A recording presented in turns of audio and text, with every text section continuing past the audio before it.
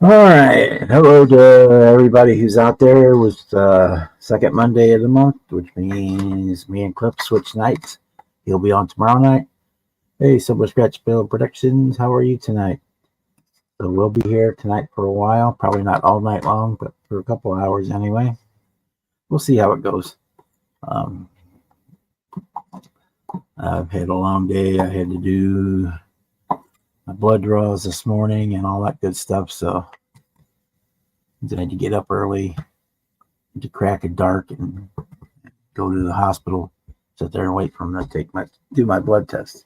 So anyway, we'll find out in a couple of days how that's going to go. But in the meantime, we are working on our Mustang here. I'm basically to the point where I'm going to start masking and whatnot, getting the canopies and stuff put on so that we can get it into primer and paint.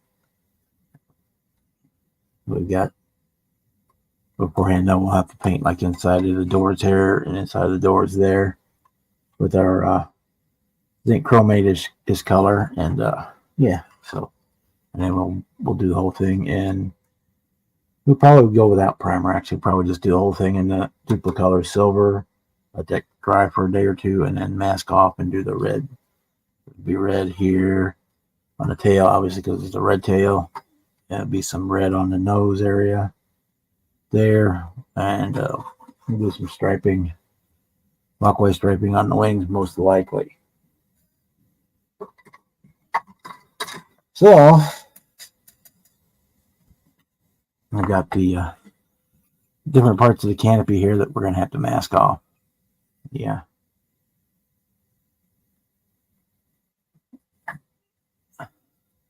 And we're using our washi tape to do that. It's not a difficult process. If they're real complicated, the best way to do it is with the, for me anyway, is to use bare metal foil. But this one is not a complicated paint scheme, so we should be all right. This is like this back section just has basic frame. There's not a whole bunch of cross members or anything in it.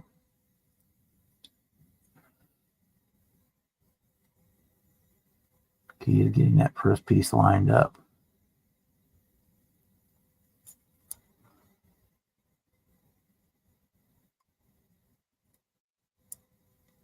Everything else goes off of that one.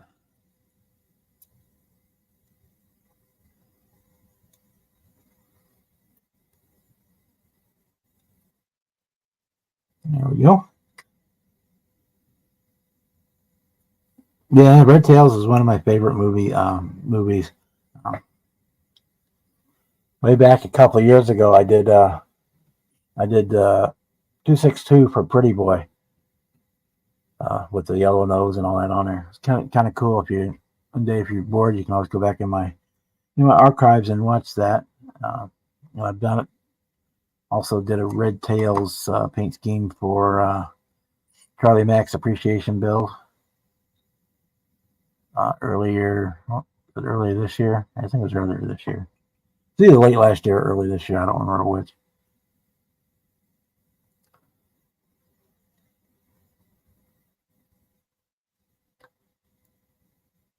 I mean, the movie's not super correct, but it's parts of it are fairly accurate.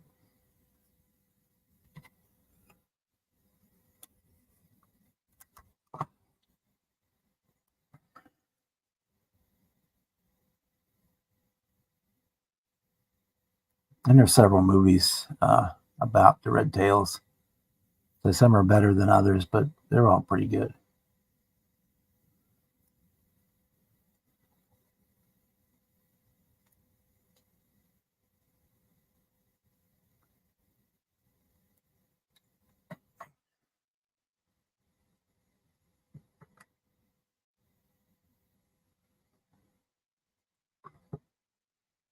And once we get everything I can got done on this one tonight. Hey Dominic, how are you tonight? Or this morning, I guess it would be for you. we'll probably move on to the little go-kart that I'm going to work on, and then I'm going to start on another car that I think is going to be really super cool when I get it done. But we'll probably get started on that one, cleaning up the body on that. But I keep that under wraps until we get to it, because I haven't even shot a video on it yet. You guys will get to see it first.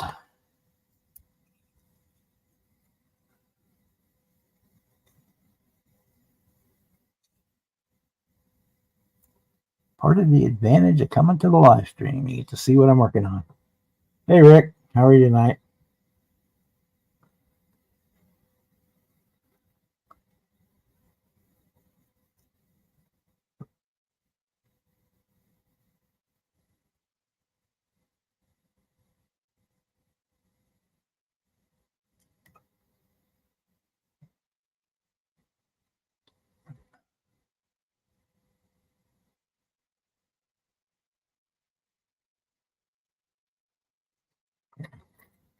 My scalpel, here it is. And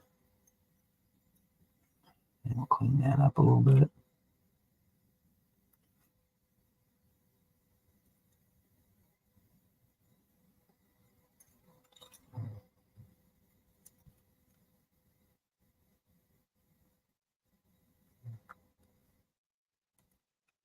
And one thing we'll do, I'll show you when we get there.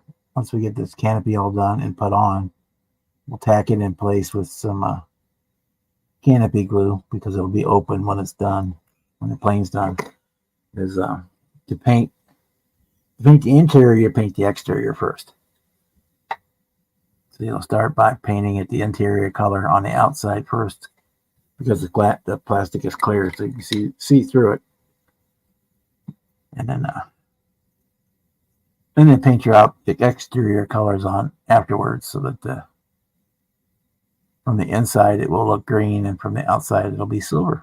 That's kind of a cool technique to do. And it's a whole lot easier than trying to paint the inside.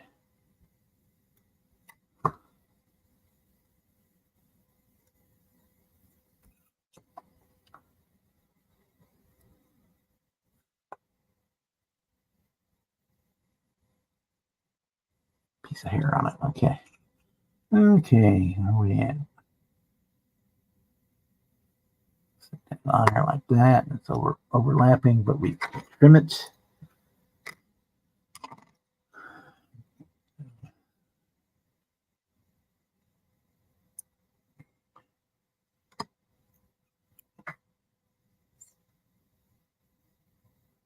Yeah, sometimes I feel like I'm on European time.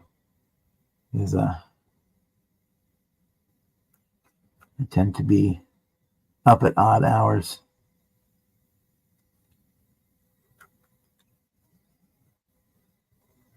For a long time, when I was still working, I was actually on Beijing time, because a lot of the people I worked with were in China, so I kind of got used to being on their time schedule, or at least partially, so that I could make any calls, or, well, we mostly text messages, but emails and texts, we could get responses and everything right away. Otherwise, you'd have to wait.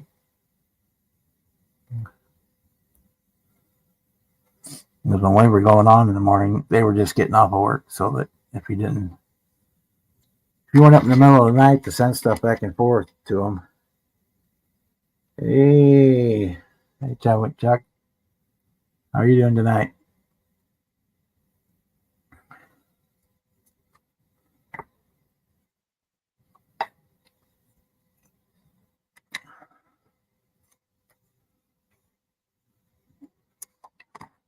And what I was doing was a Chinese manufacturing company had their website going. We're getting it set up, and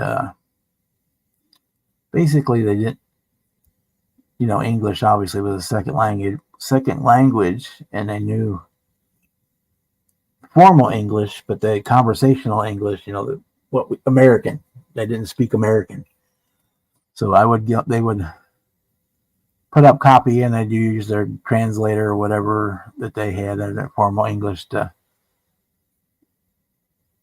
make a description for the product or whatever it was, and then I would go through and rewrite it into American English.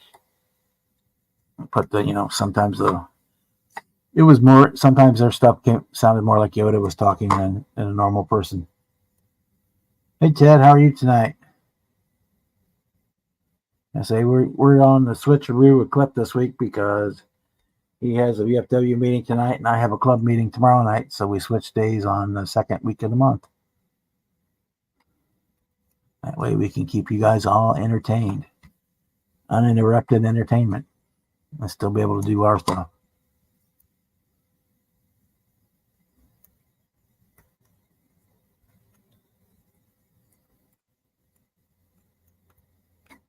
Using this tape like somebody else is paying for it. Well, actually, I am paying for it. I'm going to have to order some more.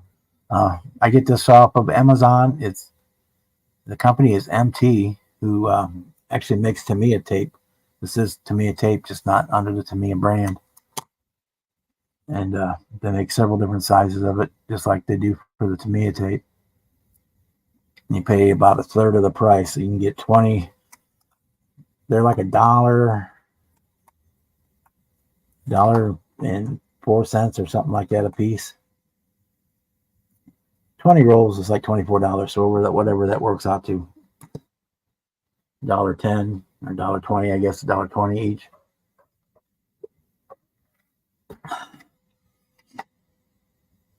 For the things with the 2 mil or 5 or 6 mil. These are 6 mil. Yeah, for the 6 mil. I mean, but I just had my original thing. I just keep refilling it with the washi tape. Just back from Michigan.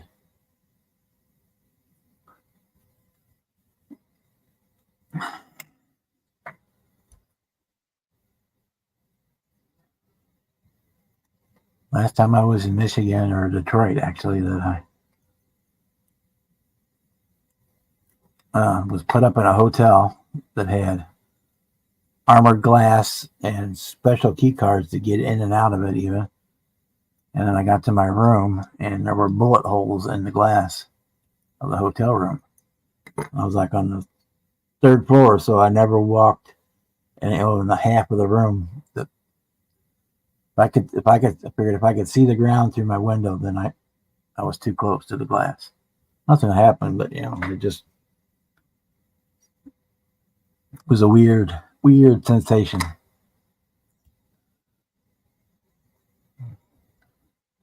I guess being a country boy, you're used to more responsible uses of weapons, and it was a tool, not a weapon. If it had to be a weapon, it could be, but it was a tool, and you took care of it, and we were careful where things went.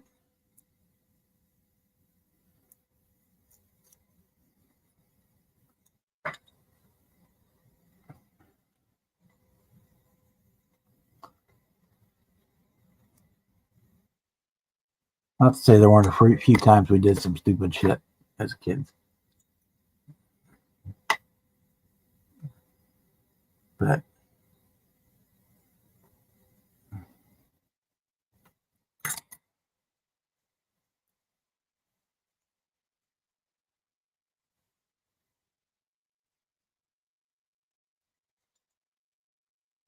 hardest part on doing these sometimes is actually seeing where the frame is at, because if it's not real pronounced, it's kind of hard to see where it actually goes.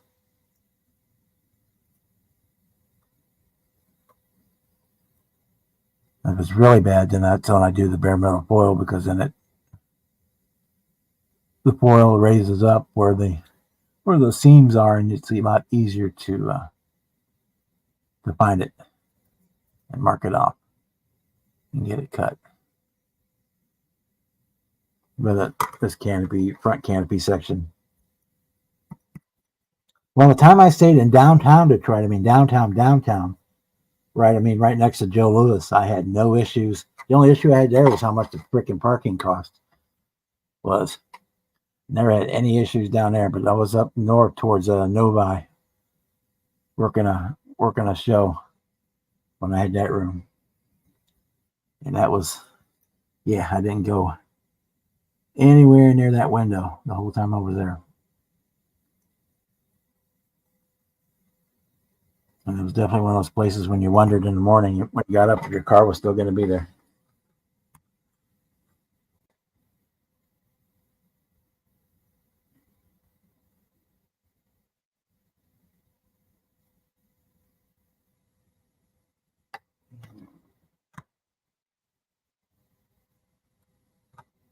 So, yeah.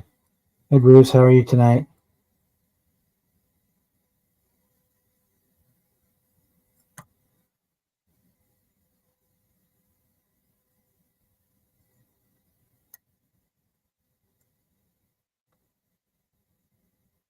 We have Scratchy to something in the green room.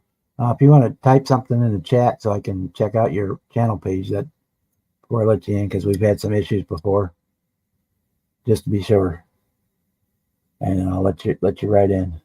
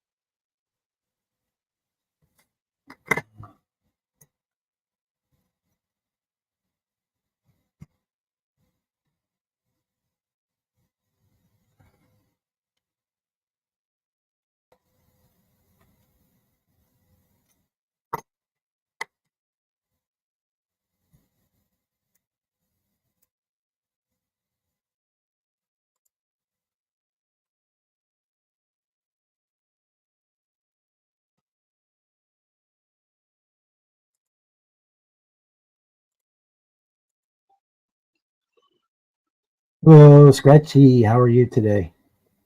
Hey, I'm doing good. We're just here hanging out tonight. Yeah, I Going in. thought since I pop in every now and then and see you guys, I thought Okay. I'd show you guys what I've been working on. Sure. Be happy to see it. Always like eye candy.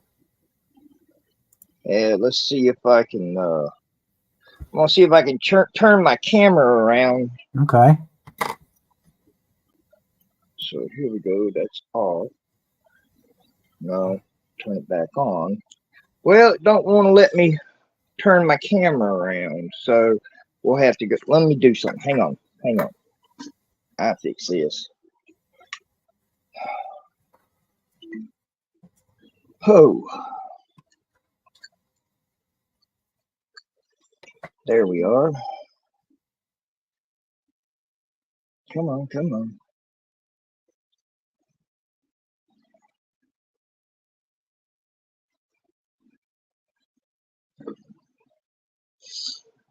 Hmm.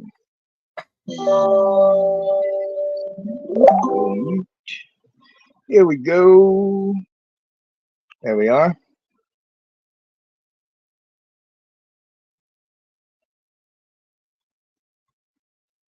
Come on, TV. Ah, hey, there we go. All right, now I can see what I'm doing. All right, so this is what I have been working on for the last couple of weeks.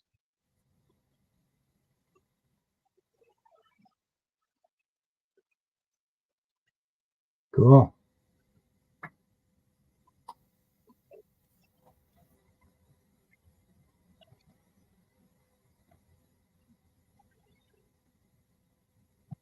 That's awesome. Yeah, the trees are armature wire with hot glue to make the tree form. Right. The canopy is cotton balls Okay. drenched in a glue and water mixture. Yep. Then uh, the, the the coloring is sawdust Yep. and it's all painted. They are, they are pretty hard. Yeah. Yep. Yeah, I've got a bag of what you call it, you can get the poly colored green and do that for your trees too. Yep. And then use this like Woodland Scenics ground foam.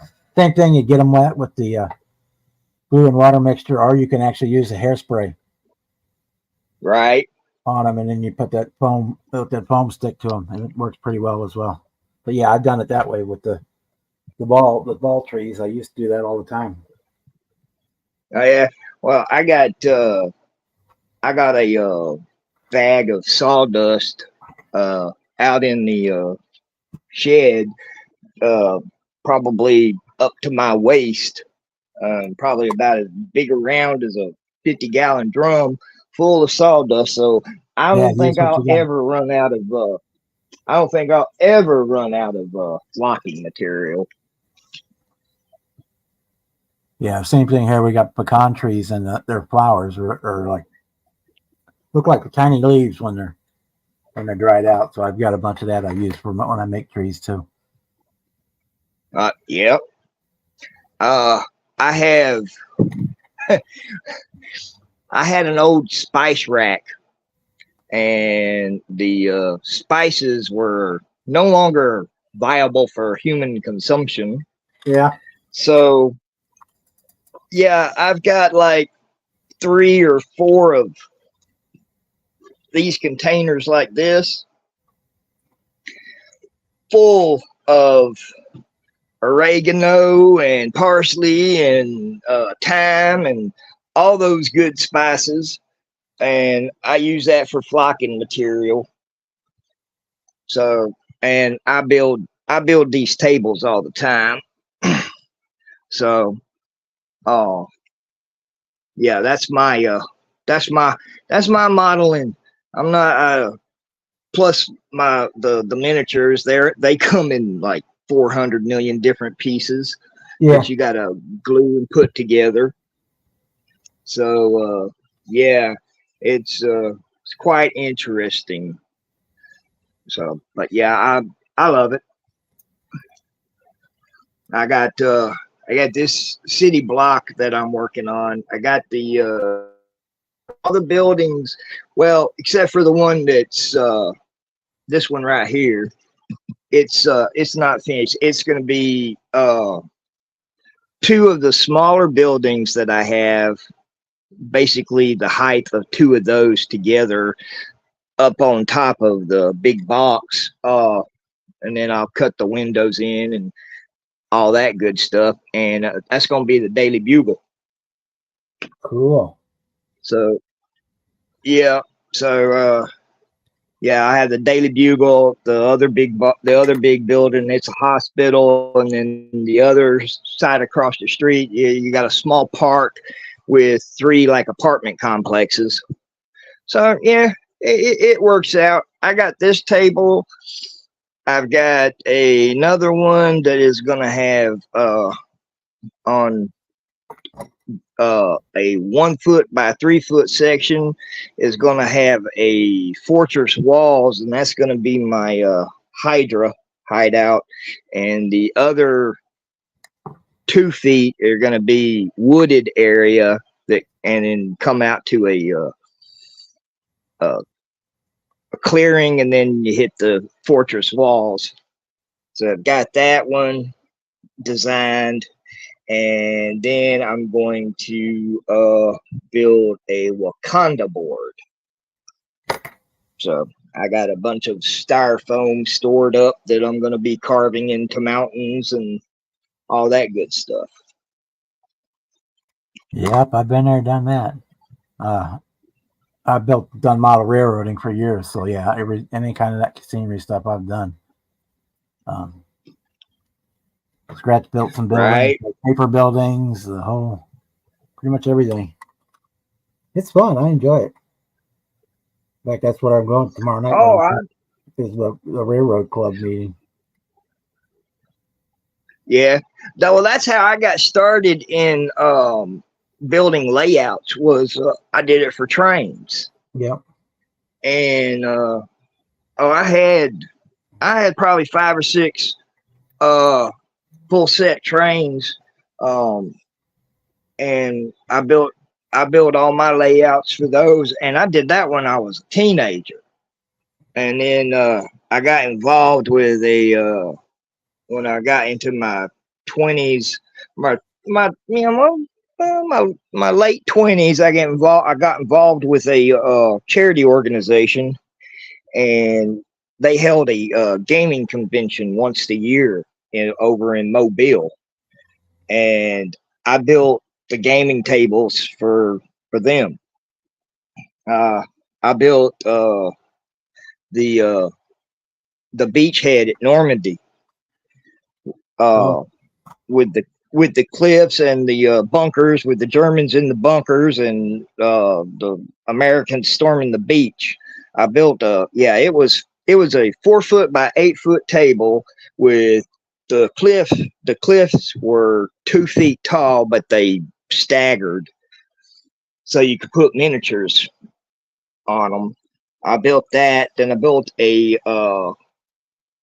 4 foot by 8, 4 foot by 8 gladiator arena with the center.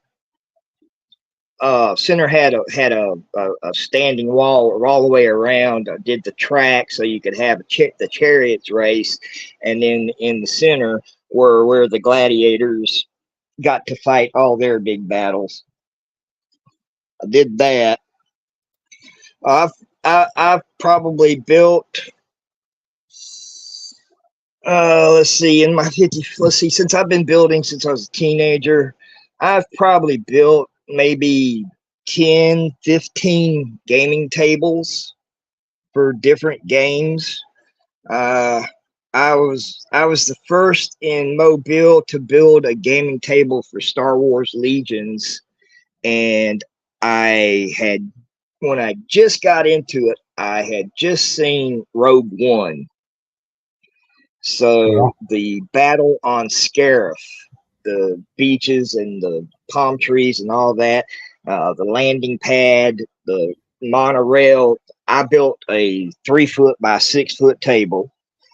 It was on top of a 3 foot by 6 foot piece of glass, and I painted the glass to look like the water.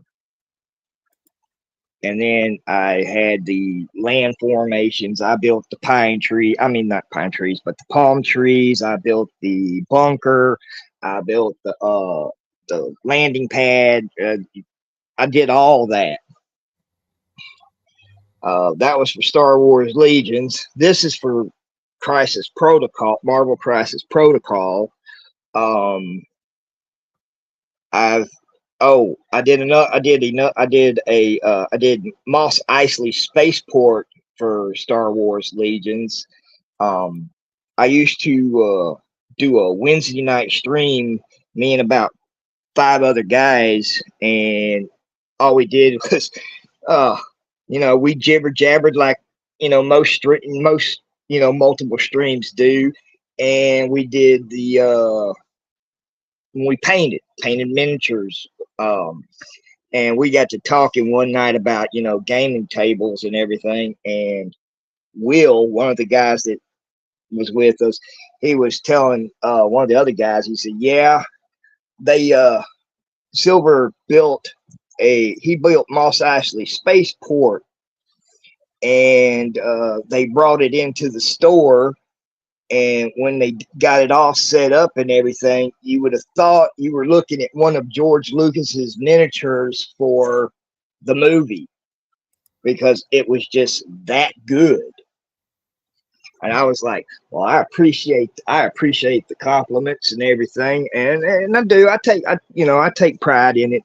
For when I'm building it for somebody like this one right here, it's a little bit of a mess, but this is for me and my nephew.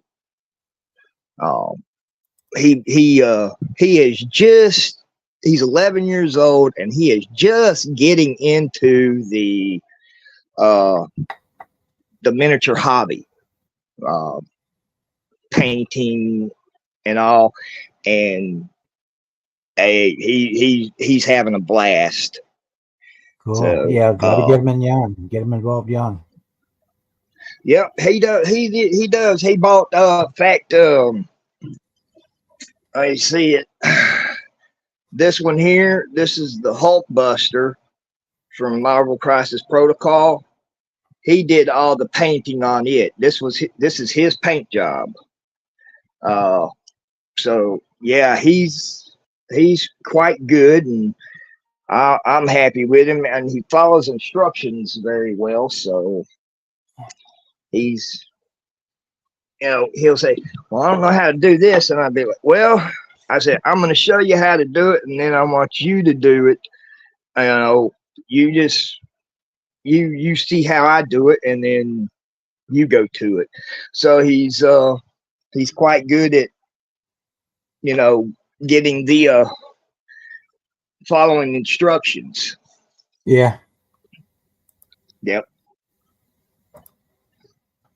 Now he's over at his dad's this week, so I have a whole week of finishing painting, doing brickwork, constructing another level for the Daily Bugle, and then I'll paint all the rest of it. I still got the one building that is painted.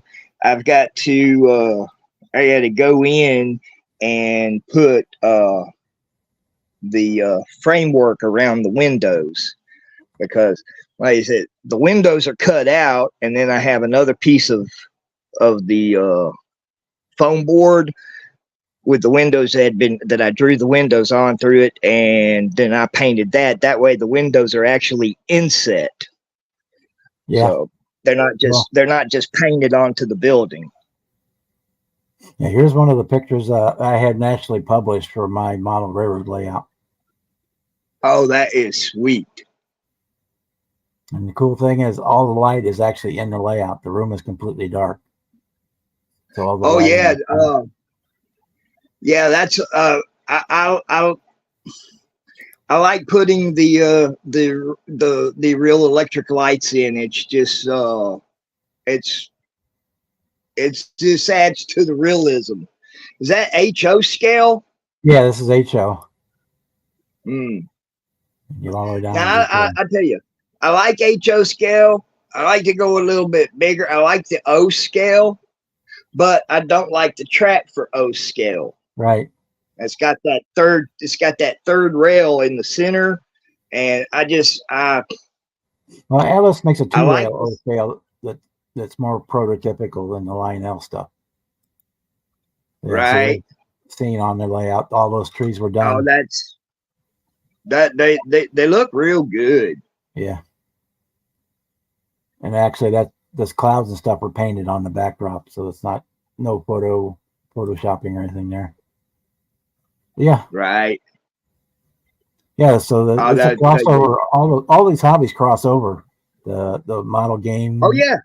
The tabletop gaming, the model railroading, building actual models. They all the skills and techniques cross over. So building rocks and cliffs. I agree completely. Water and all. I mean, if you think about it, it started out okay. The very first war game that I ever played was the Green Army Men, and it was I can't remember who put the rule set up, but it was very simple rules. But now with the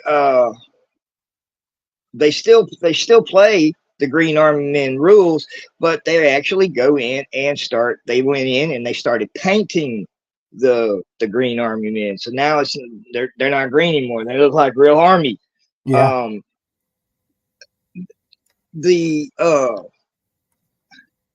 Take your model car. Well, all right. Hey, let's take your red tail that you're building right now.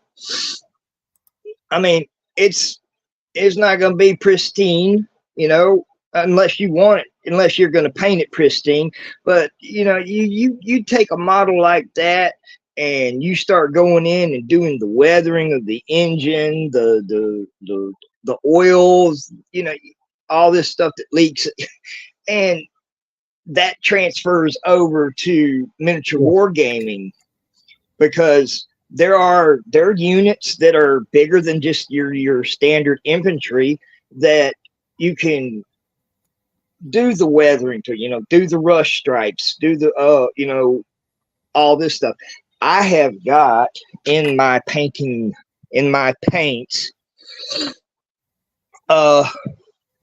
let's see, 5 years ago, I took vacation, and well, it was a staycation. I stayed home, but I helped my dad paint his house, and he made a mistake, and the paint we used to paint the house was to paint the deck.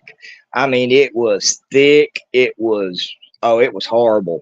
I mean, I had to add more water to it just to get it down to consistent to where I could paint the walls. Well, I got probably a 4 or 5 ounce jar, little plastic jar, full of all the top part of this paint that it was just like sludge. Yeah. Well, I took that sludge, and because when I saw it, and I was like, this is rust. This is the perfect for caked on nasty rust, and I have used it. I built I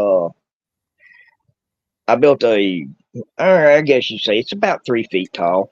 I built a big Titan, and all of the pistons and joints like that all have rust on them. And it was basically, and I just put this stuff, I didn't even have to paint it.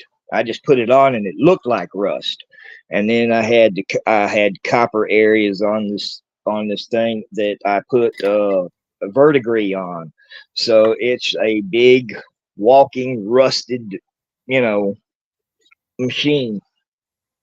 So yeah, you get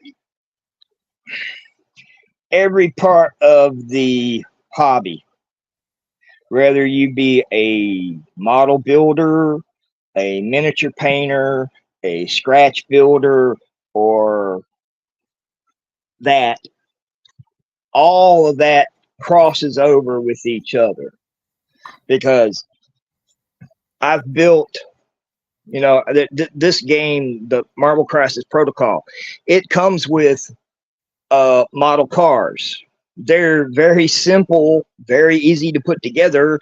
It's, you glue the top onto the bottom. There's no interior or anything like that, and you can glue the 4 tires on. Yeah.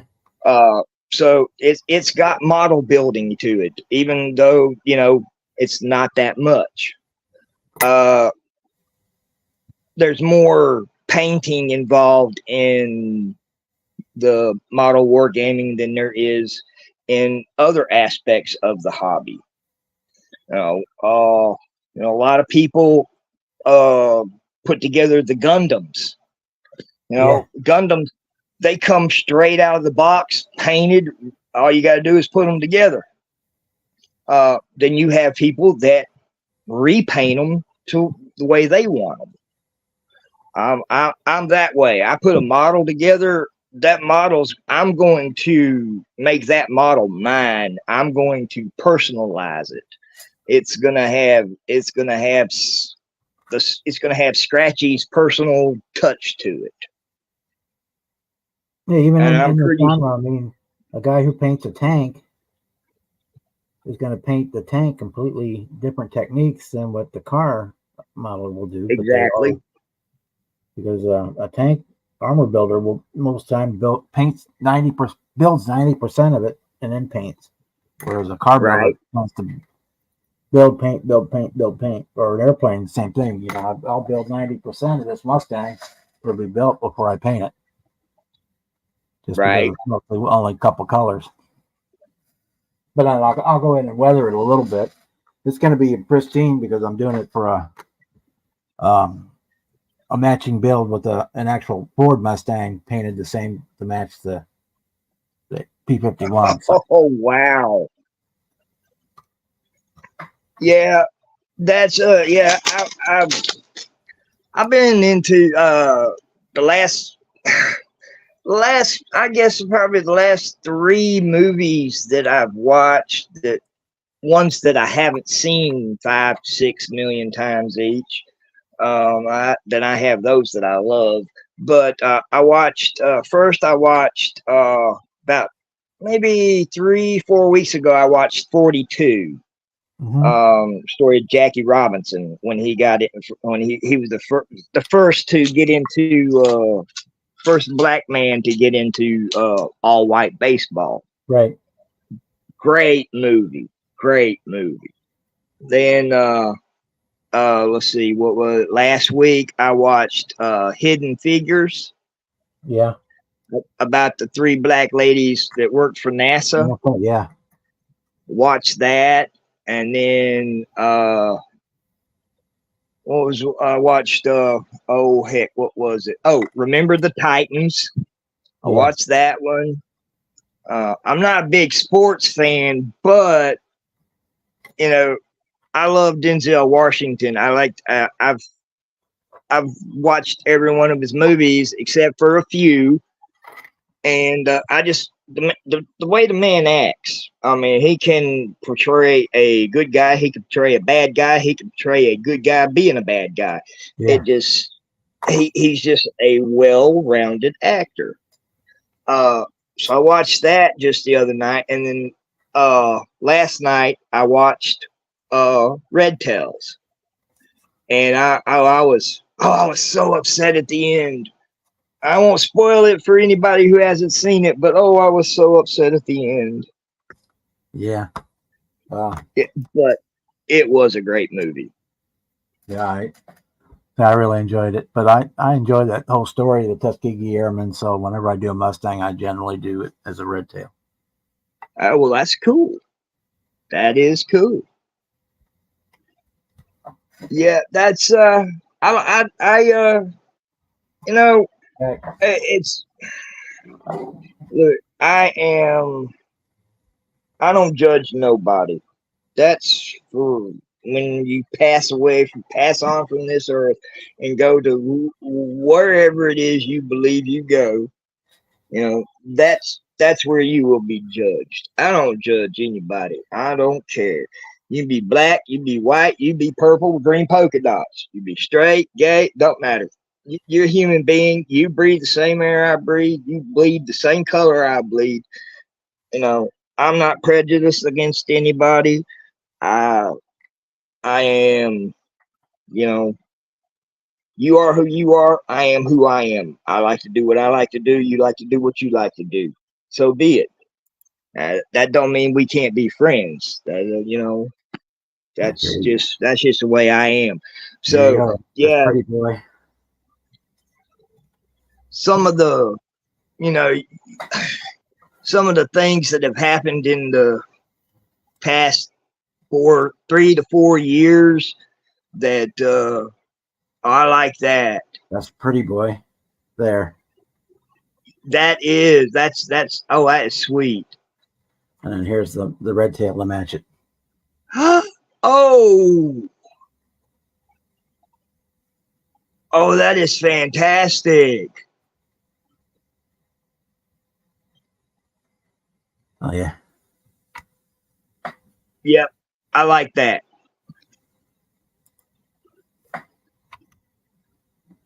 That is cool.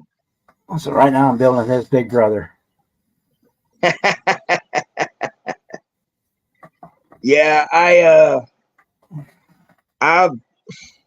you see now. I love to watch shows like this, seeing what everybody's building and all.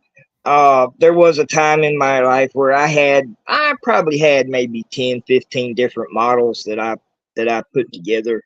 But me and a couple of friends of ours, we were always into the what do you call them? Oh God, the rat tails. I think it's Uh-huh. what it's the model rat tails that had the goofy looking figures driving huge figures driving these Oh, itty bitty teeny oh, the weeny rat pink, cars. the Rat Ed finks, Ross rat yes. pink, yes. Right.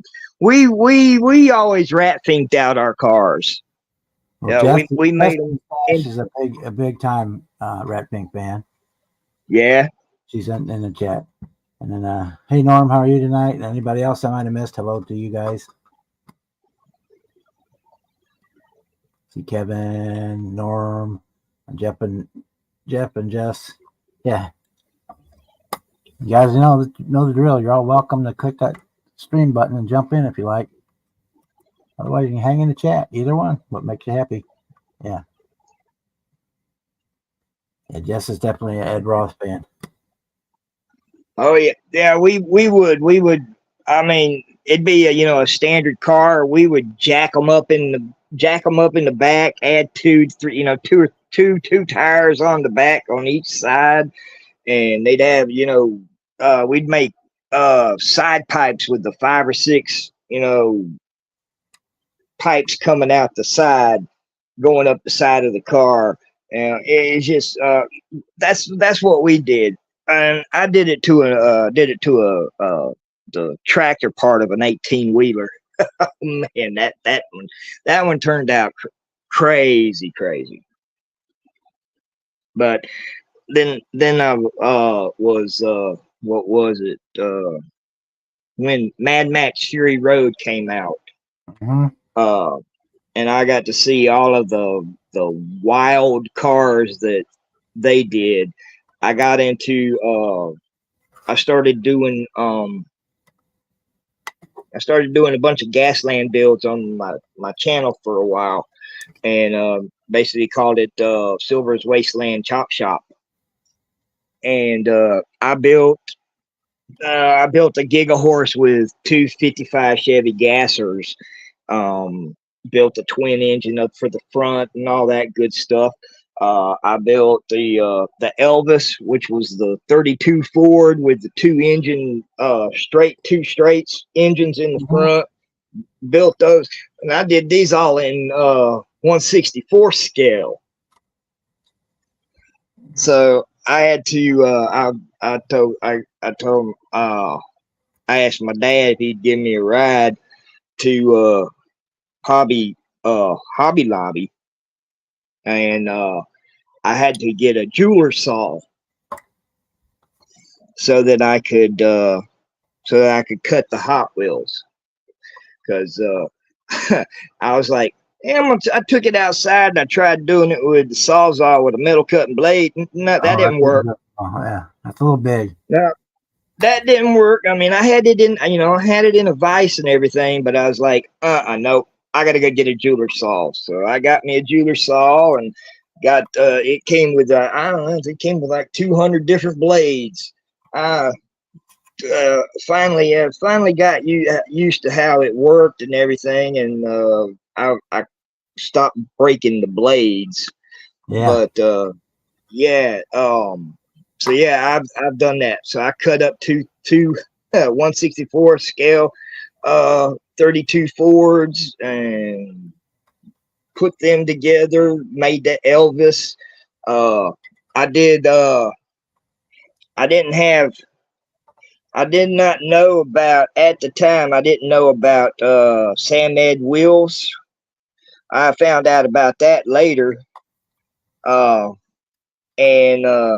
I made my own wheels. I had a set of like big mud bug wheels, and I took it and I pressed it into clay, and then I baked the clay, and then I used hot glue to fill in To make a casting. the mold. I made castings of wheels. Did that for the wheels. I tried it with the engines. It didn't work too well with the engines, but for the wheels, it worked real good. And with a coat of primer on the hot glue, it paints up just like any other model. So, yeah, I did quite a few of those. I did a war rig. I did well, I did one called the old ball and chain. I had the dragon chains in the back of it, and I'd gotten my key brush and I put I, and then I did I did a couple of videos with the car going slammed and watching all the vehicles chop up each other, and it's pretty like it. I feel like doing stop motion. I just gotta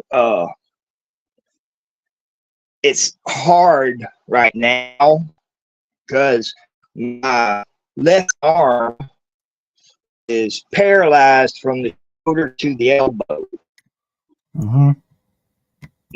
I can't move the top part of my arm. I can move the bottom part, okay, but the top part I can't move. September will be a year. I fell getting out of the shower, and I hit the wall pretty hard, and it ripped my arm out of socket.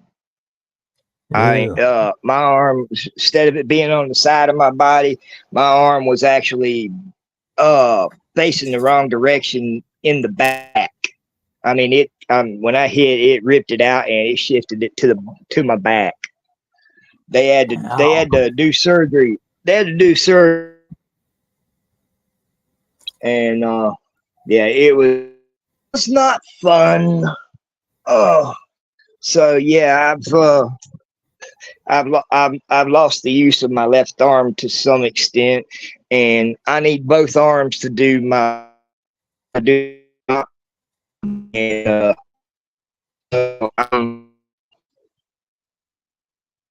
so very one right now. Have help me out, so I've got hopefully before Christmas this year have a new motion out. And You're fading in and out. You might need to reload.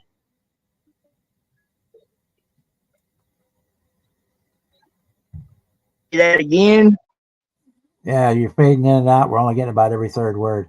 So you might need to reboot or reload it. Yeah, go out and then come back in. Hey, Jason, how are you tonight?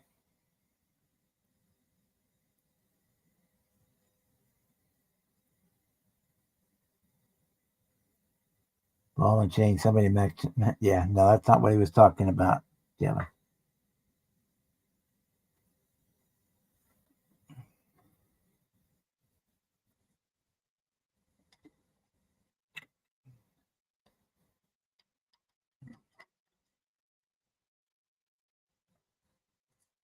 It's not the ball and chain he was talking about.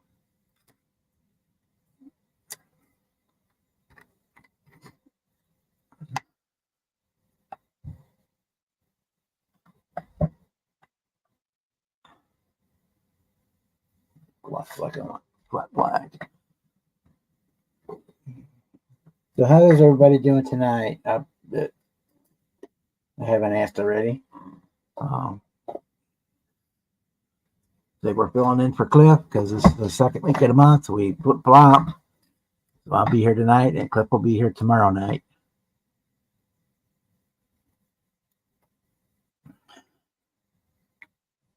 So I got a couple projects going on. Waiting for the glue to dry on a canopy of that Mustang. So I'm starting on those little go-kart here, which came in that 60 Chevy that I dubbed for a seniors build.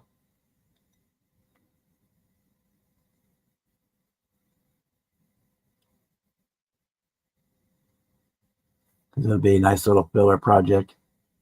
And then later on, I'm going to start another project this evening. If I get to it. If not, we'll start it next time. because it's going to be really cool, I think. Hey, Norman, we'll get you right in here. Hey, How are you Bob. tonight? Not too bad. I figure I'll jump in to keep you going. The Mustang looks good. Yeah, it's going to get there. Yeah, I got the decals in for it and everything now, so I can. And the 07 GT 500 should be here tomorrow, I think. Tomorrow or the next day. Cool.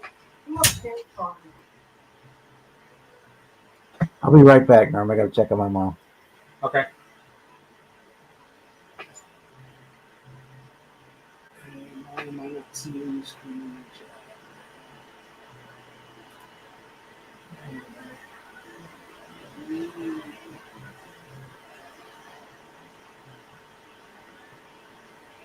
You looking forward to coming back, Mike? Or would you rather stay where you're at?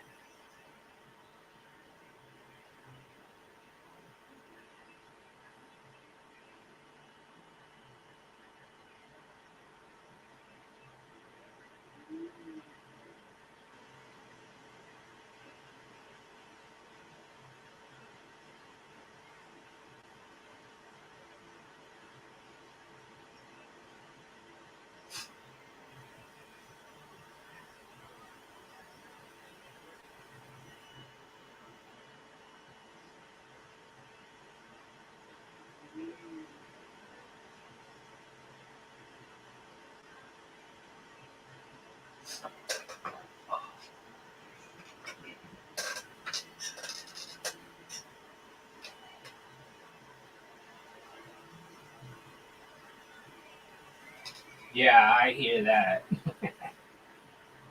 Sometimes those are the only good things. You know, you miss just the things that you love the most.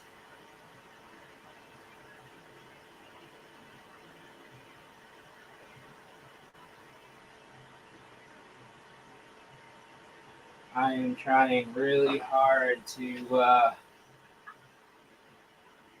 get this done for Acme, but I am not sure if I'm going to make it or not. I just have way too much detail work that I plan on doing to it, and it's killing me because I'm also designing at the same time. I did these designed these trunk hinges to go on the trunk. So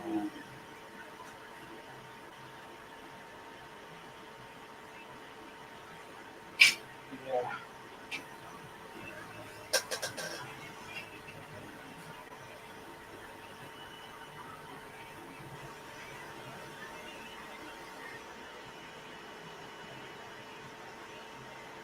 You'll love that Gettysburg, Mike.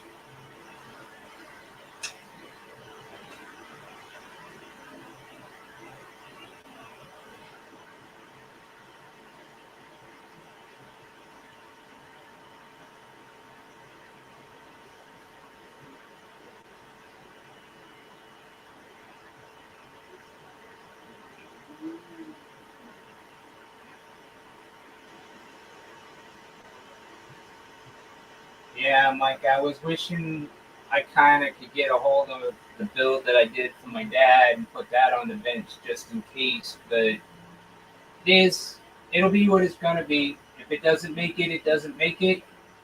If it makes it, then I'll be happy. But I'm only bringing it if it's done right. So if it's not done right, then I'm not taking it.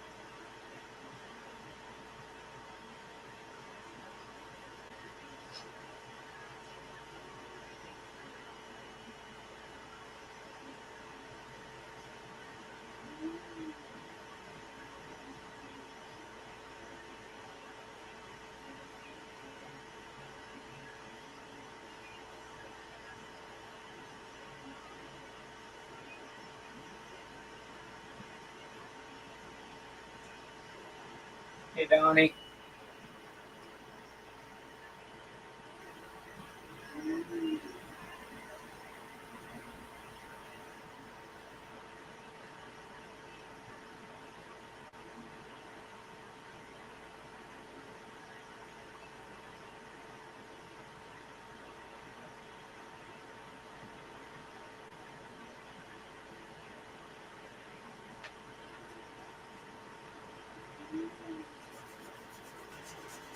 Sorry about that, guys. My mom's smoke detector was going off, Oh, that ain't good.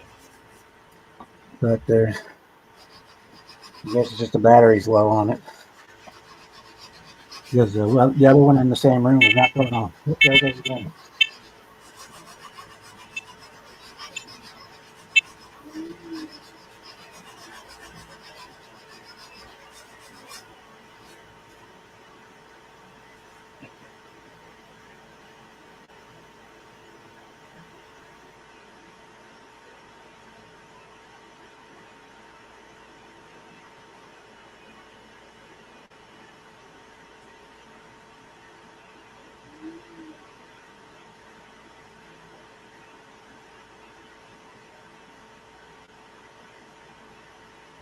Yeah, sorry about that. This is one of those ones you gotta break it to make it quit working. So Pretty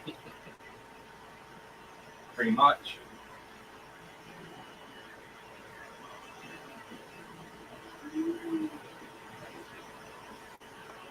you can't change the battery in it. So you have to break the tab off on it. And there you go. Don't work no more.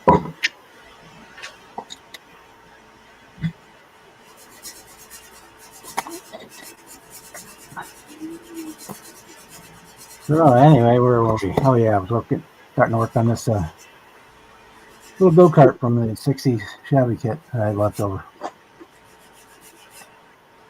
Working on a little go-kart.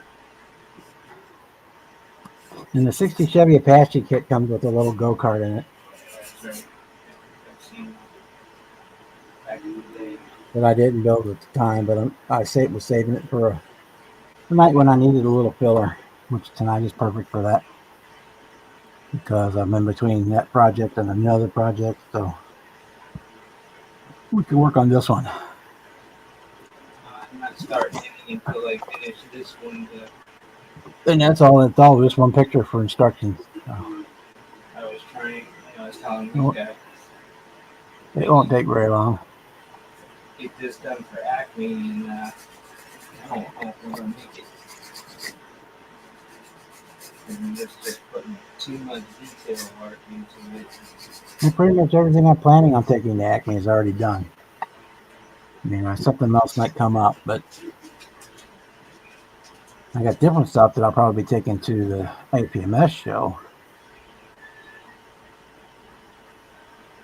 But those are a different animal from Acme. Yeah, Acme. Sort of say Acme, like the zits on your face.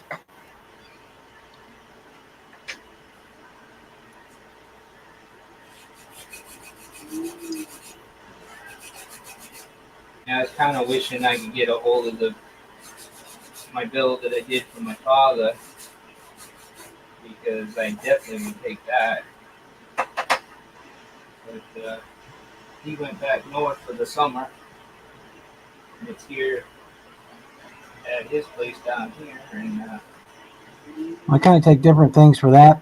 One, because they'll only judge one build in a category. So if I take 3 Pro Streets, they'll they'll only judge the one they think is the best. So I'm just wasting my time right. bringing the other ones. I mean, if people get to see them, I'm fine with that, but they won't be judged.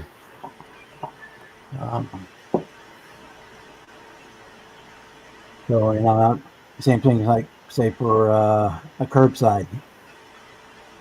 I had that problem last year. There was only 2 of us that entered. And so I got a first and he got a third. So one of my other ones was a second, but I have no idea which took second, but since you can't win more than one.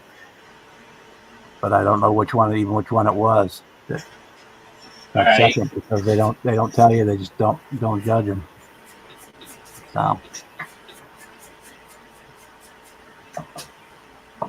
So I take more of a variety of items, but I only take one for each category. So like I'll only take one competition racer, and I'll take one street machine and one stock car and a stock build car, one curbside. Or Zach, I I never might take. know. I had to ask Tom. I'm like, are we allowed to bring anything else besides the? Because I know it said Mustangs and trucks. Oh, you can do anything, any cars you want. Wheeled military vehicles. They have a category for that. They don't want tanks and stuff, but you can have. But they have commercial trucks, the big semis and stuff. They have pro. They used to have a pro street category. When it gets closer, they'll put up a list of the categories and stuff that they're going to have. I don't know. Maybe I can bring it as a work in progress build. Yeah, you can. I mean, Just leave it in primer and. because Acme is a bet just as a public vote best of show thing. So there's only top 10, and there might be 3 or 4 special category awards or something. Like there'll be the best Mustang, the best pickup, besides the top 10, and then you might have somebody else sponsors an award that they pick out or something. But other than that, yeah. For something like Acme, the bigger prestige is if they want to photograph your car or your model for one of the magazines. But anyway, it's more about just being there and having fun. I mean, I don't care for winning. Hey, Jason, How's it going, Hey, guys? Jason. going.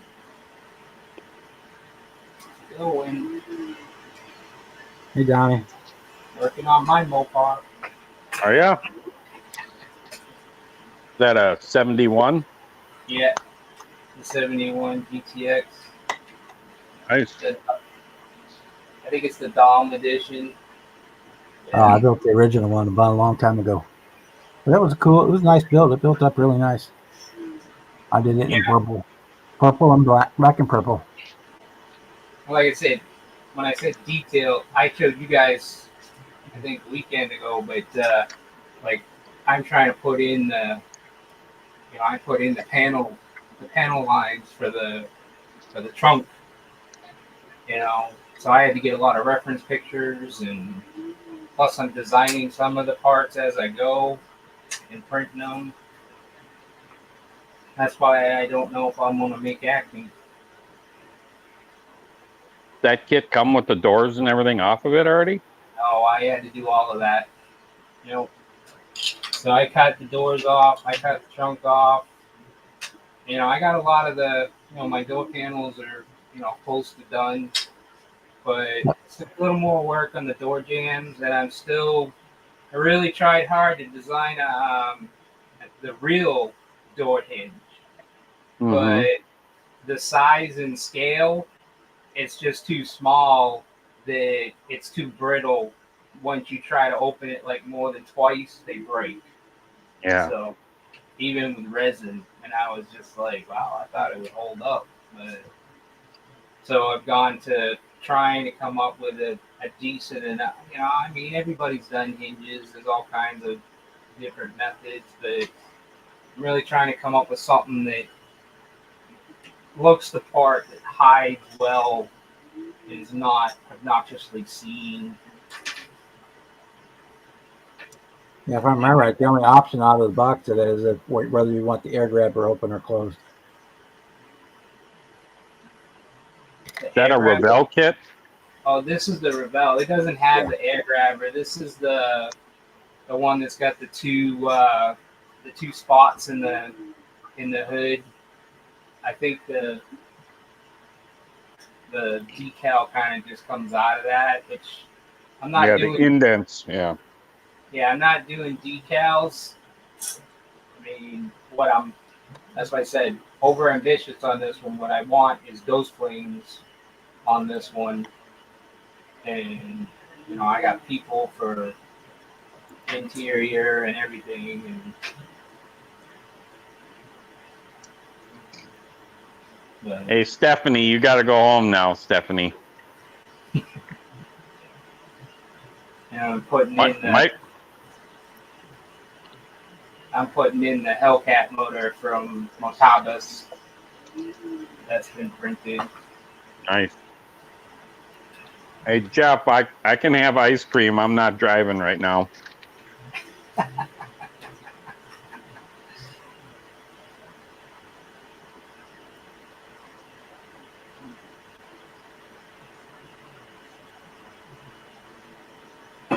So is that for your street machine build then, Norm? It was last year's.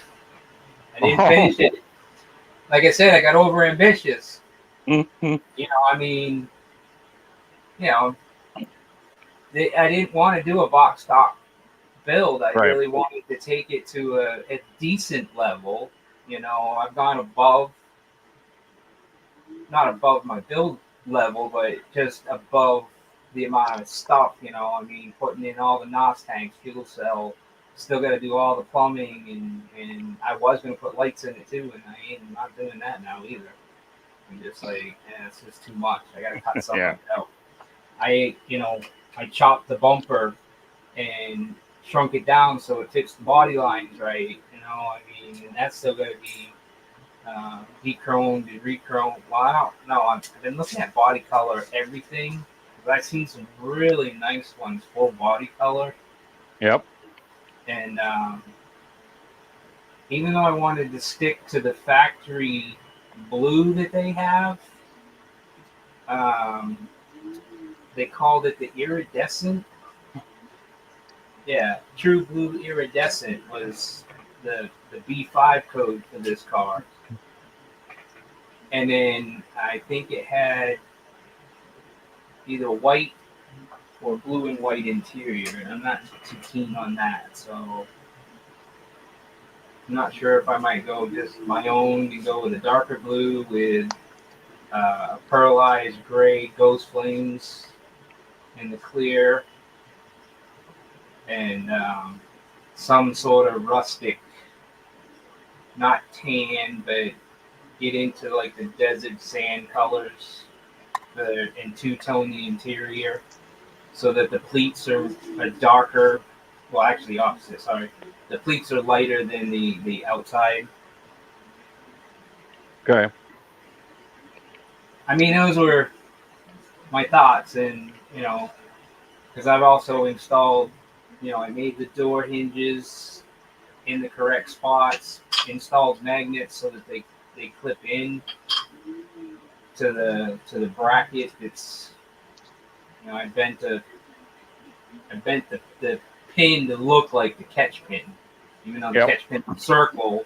I went with a flat, just to mimic, because I mean I probably could have gotten a finish nail and ground it down and put a finish nail in there.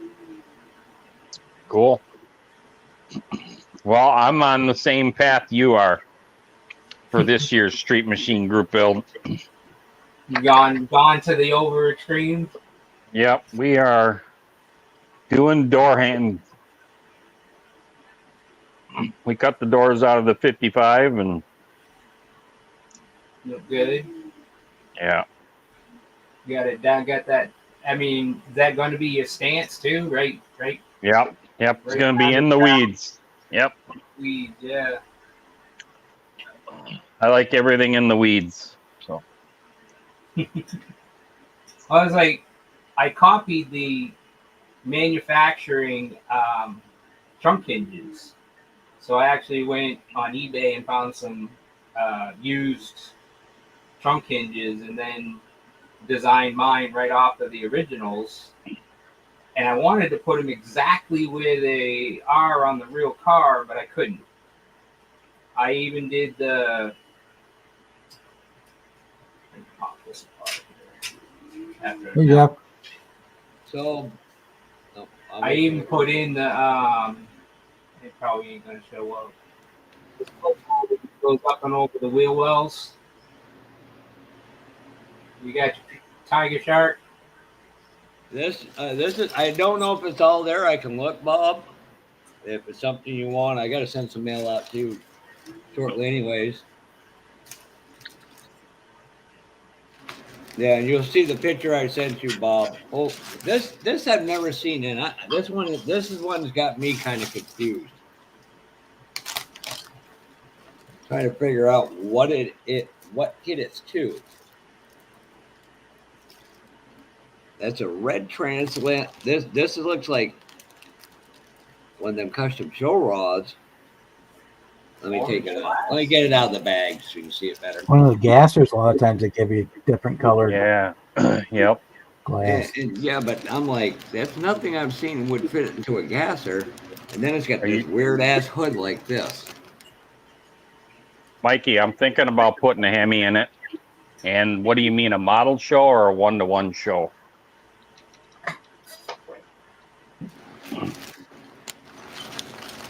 Or, you know, the other thing, Jeff, didn't they make some Hot Wheels model kits that had that orange glass too? Yes, they did. I'm not sure, so that's why I'm like thinking is I'm trying to remember one. you want to take me off large screen, that'd be helpful too, Bob. You don't need to scare people away. He was letting you show all your goodies off. Hey, I'm Jeff. telling you what, I'm about to go shirtless here. Freaking crazy. Hey, I Jeff. know I'm going to hell now. Chuck wants you, Jeff. Colored glass you got there? That's the is. Studebaker with the dual Hemi or dual superchargers sticking out of it. Oh, okay. So send So, it yeah, to I don't know Chuck. what I'm talking about though. He's probably got one. Send it to Chuck. Oh, I got one around here somewhere. Oh, that's all right. I'm literally going to box this all up except for that glass in that plane and send it to Jess, unbeknownst to her. And I'm going to move. As far as model shows, Mikey, I don't know. My first club meeting is going to be this Wednesday. So I joined the clubs up here. So I'm sure they'll have some info to share on what model shows are coming up. Anybody see this Auto Modeler magazine that's coming out? I think Spotlight Hobby has something to do with that. Yeah, they're good. Spotlight Hobby's the first ones that are carrying it. The first issue is supposed to be out on in August. Well, they said that Lucas was sold Steve's out got a for video you. on it about it on his channel. Yeah, a kid that's been to the NNLEs. He's from near Newburgh, New York, originally, somewhere around there. Yep, He's going to be doing the semis. The first contest is going to be the Syracuse Mini Nationals that they're going to cover. I'm not sure you and Chuck could fit in there unless it's a centerfold spread. You and Cliff, I mean. I was trying to figure out what you're talking about there. And by Chuck, the way, you got a twin brother? Yeah, it's all confused. Chuck and Chuckles. Hey, Papa Z, yes, I got your shop card today and your nice little gift. I'll do a little shout out video for you.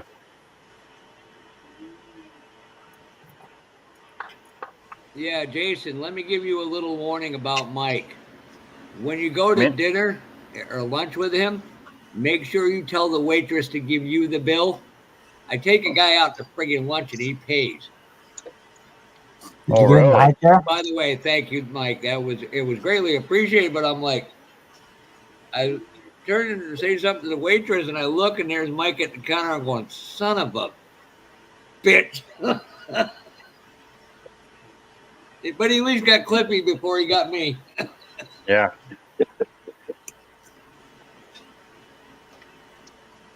You knew Mike was going to pay. Sorry, I didn't get to hook up with you while you was up here, Mike, if you're still in there. No, he did. We had a fun time today. And Jason, I'll let Mike tell you that place where we went. Yeah, the guy's getting a little stupid on his prices, but even Mike was like, "Yeah, I want one of this." So did you spend some of Mike's money? No. No? Christ, We're gonna call him Mini Snap. He literally left my house with a snap kit. Did he And a really? And a Johanna at the top of that. Oh, Fred's snappy, so we call him Whippersnapper. Yeah, thanks again, Rick. That was really cool that you. He's a mini said snapper. that. Mini snap. Oh, Lord. Did you hear that, Stephanie? Stephanie, he's called Mini Snapper now. Mike, you just lost your woman. She's up here. She's not too enthused with your new nickname. Oh, Lord, I'm not saying a word. I'm keeping away from that one. Damn. He's been giving me crap all week, so I had to start that the other day. I said, yeah, well, your girlfriend's up here visiting me.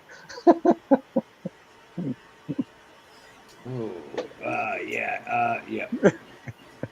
Nope. No, he even said it in the chat. He knows. I would say a joke, but yeah, that one would get us shut down. She calls out Jason for me. I'm sending you the bill. Well, just wait, Mike. She's going to start Stephanie's model auctions on Facebook when she gets home.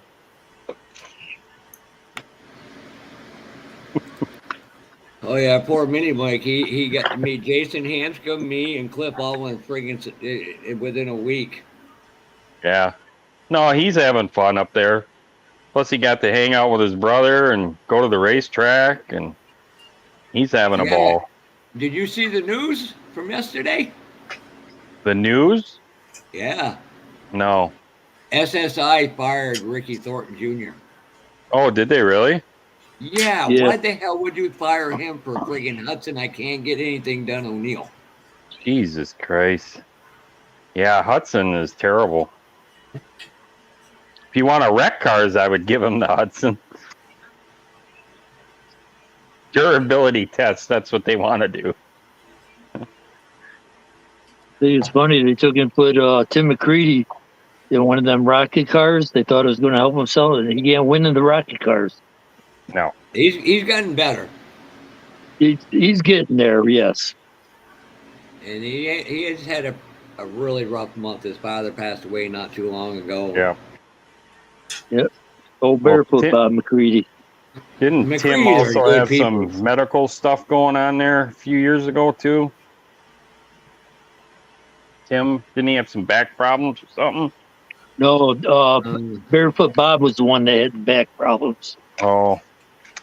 His father there. I've always liked Tim. He's a hell of a racer. Yeah, I ended up having to put new tires on the Comet. Took in the car so powerful, it ripped the tread right off it. Yeah, I seen that picture. One of the Firestones. I think it was one of those leftover Firestones that they had problems with the tread staying on them. That's what I said to Mini Mike the day you posted that. I said, it looks like a Firestone retread. Oh, my God. You were running Firestone had trouble with the tires delaminating there. Yeah. 250 people were killed by that before they did the recall. That's what you get for driving Ford-owned company stuff. Oh, you didn't know that? Ford-owned Firestone? Those tires were on that car before my father bought it, and that car sat probably 6 or 7 years in his garage. Yeah, those tires don't like to sit, that's for sure. No. I'm just lucky as all hell it didn't tear up the quarter panel. Oh, that's what I said. Especially that big chunk of rubber where that thing would have been flapping. Oh. It locked the tire right up and sent me towards the ditch. Luckily, the chunk of rubber came free before I got to the ditch. Yeah. And it's also lucky I was there at the time I was, because another hour and a half later, that road would have been wall-to-wall cars through there. Oh, you mean rush hour? Rush hour, yep. Yeah. Well, I'm glad it didn't cause a bunch of damage to your car. That would have been pretty sad. I got the new tires on it, and I took and went to the show. And the guy comes up to me, "Hey, you ain't got no brake lights? Damn pressure switch for the brake switch or for the brake lights went out." Oh, So no. I just got one of them from Speedway today. So that came in fast as all hell. I ordered that on Thursday and come in this morning. That's awesome. Hey, Mike, I know we didn't finish up that conversation about outlaw paints. You said they told you they were coming soon. I know you send them the order at the end of the month. They get mixed, and they said it's like 10 days to get them here, 7 to 10 days. The Outlaw paints, are those the ones that Cliffy was using? So he was No, using the Inspire. This is the stuff out of Australia. Oh. So Outlaw's going to Outlaw paints now?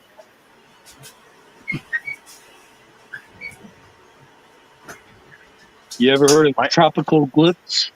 Yep. I have. I've never used it, but I have heard of it. I just ordered a couple things to paint from them to give it a try and see how it works. Chuck loves it. I mean, sorry. Ted says he uses it. He likes it. The Tropical that's Glitz. right. Ted does use that, yeah. Comes with a good recommendation then. I got the colors I got was Seductive Plum and what was the other one? I think it was blue, but don't quote me on that now. Because ain't those Tropical Glitz, aren't those a House of Color brand paint? They carry the House of Color candies. Yeah. Okay. The candy concentrates. And then they got their own candies that they use too. They don't have a whole lot of colors in the candies, so.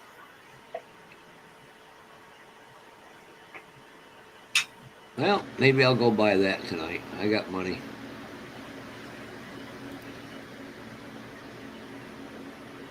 Yeah, they got some that are ready to spray. I think that's the ones Ted uses. Yeah. I don't know if I should get a Mercury Comet or another Johan kit. Let me find it. What year is your Comet, Chuck? 62. 62? Yep. Yeah, this is like a 72.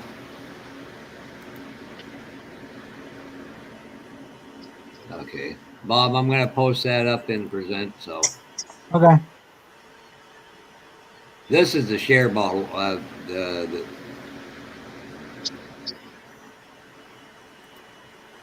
Got, let me see. That's. Oh, did right. you? I remember that, Mikey.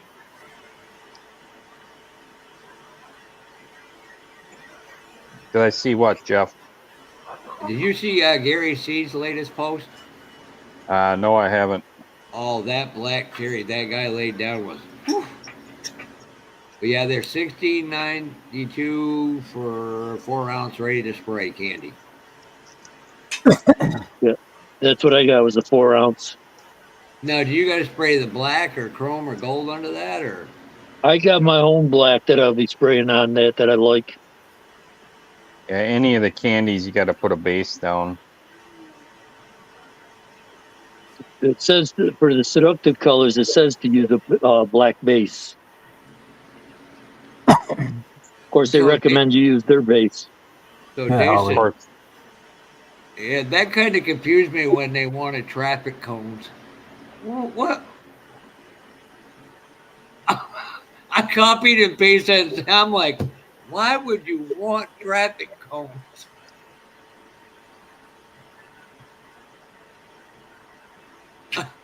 I'm like, yeah, no, that ain't happening. I figured you might get a kick out of it. Yeah. I was just like, a dog, really? I don't know why.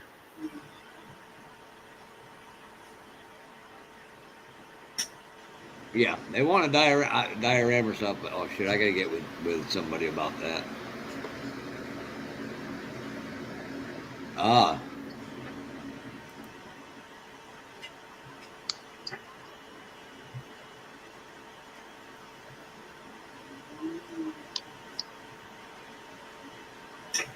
So, from what I can just gather, I just read that the 5 owned by Shepard, they're building a car for Ricky Thornton tonight. Oh, really? That's good. Oh, this is gonna get real interesting. The guy who got the guy fired so he can get in the car. Got the next guy fired so he can get back in the car. I have a feeling it's Ricky wants to keep 25 to 30%. He should. I think it was like $2 million or close to $2 million in the past 2 years he's earned. I don't understand that whole deal. That's the only way you can make money anymore. Is you got to drive for somebody. If you're trying to do it yourself, it's not a moneymaker. Exception of one little guy out of Illinois. And one guy out of Minnesota. Who's the guy out of Minnesota? Mr. Brent Larson, my buddy.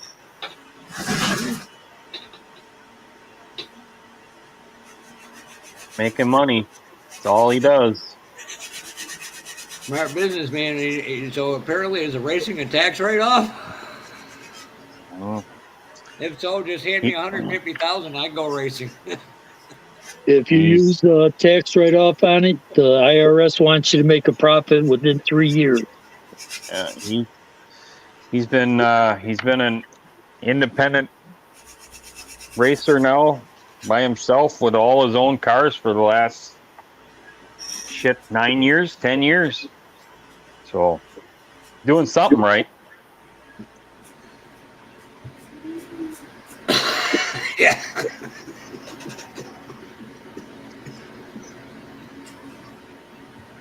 See, that's the problem. We got all these millionaires, Carson Hostobo being one of them. Family is funding his racing. That's the only reason the kid's got a ride. Sam Mayer from Minnesota, from Wisconsin, it's the same way. Josh Berry is one of the few that didn't have to bring a major sponsor to get a ride. Well, not saying he ain't got sponsors. I mean, you need sponsors to help pay the bills and wear and tear, and we all know those motors ain't cheap. Tires ain't cheap. Then you get in somebody else's wreck, and God knows what else the bill adds up to. So. Was it 8 years ago when a guy named Austin Terrio was driving for Brad Keselowski's truck team? Just to drive the truck, it was $100,000 plus crash damage. Yeah. Yeah, so I could only imagine what, and that's now about $300,000. I was gonna say it's got to be more than that. So they say in order to be competitive in one of those dirt late models, you need at least $100,000 engine, if not more. Yeah, they're all basically running cup car motors these days. So yep. You got Clements. Who else do you have? The idiots from Hunt the Front talk about him. See Winger, Ricky J. Thornton, of course Joseph Joyner. Forget who the hell who's leading the field right now there for points.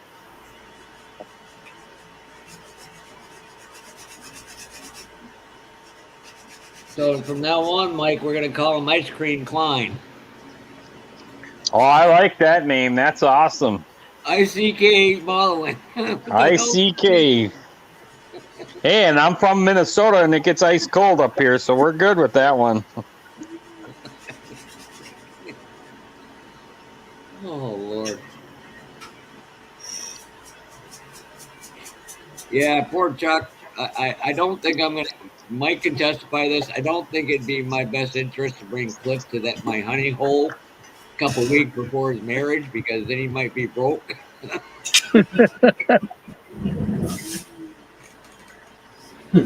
Broke and divorced before he got married. I'm on a spending freeze until after the Nationals. Yeah, you're on a retirement budget now. But it's not like you really need anything. And like I he's said, got a whole hobby shop up there. Yeah, well, Be honest with you, I really don't need to be buying any more models. Does that mean I won't be? Oh, hell no, I will be. No, because it's like crack. You just want more. See, Jess, I don't need the intervention. Chuck needs it. She did in a group text. She goes, "Yeah, we need to do an intervention on Fafa." No, you just want to get into my house and take my good kits. I know you, little shit. That's pretty sick comment there, Mike. Yucky. Oh, perverted SOB. Oh, damn. You perverted SOB. Nah, he's just mad you got to it before he did. I know, he's just mad because I ate his ice cream bar. He didn't get up here in time.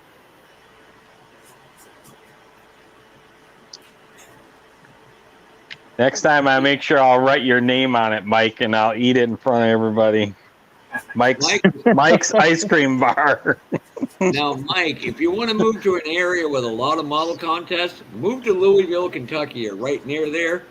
Because if you watch Tim Brown, how many damn shows between Indiana, Ohio, and now Michigan does that man make? Missouri ain't that far either. And if you would have seen the pictures of them prices that friggin' Bob showed me last year, you've been crying.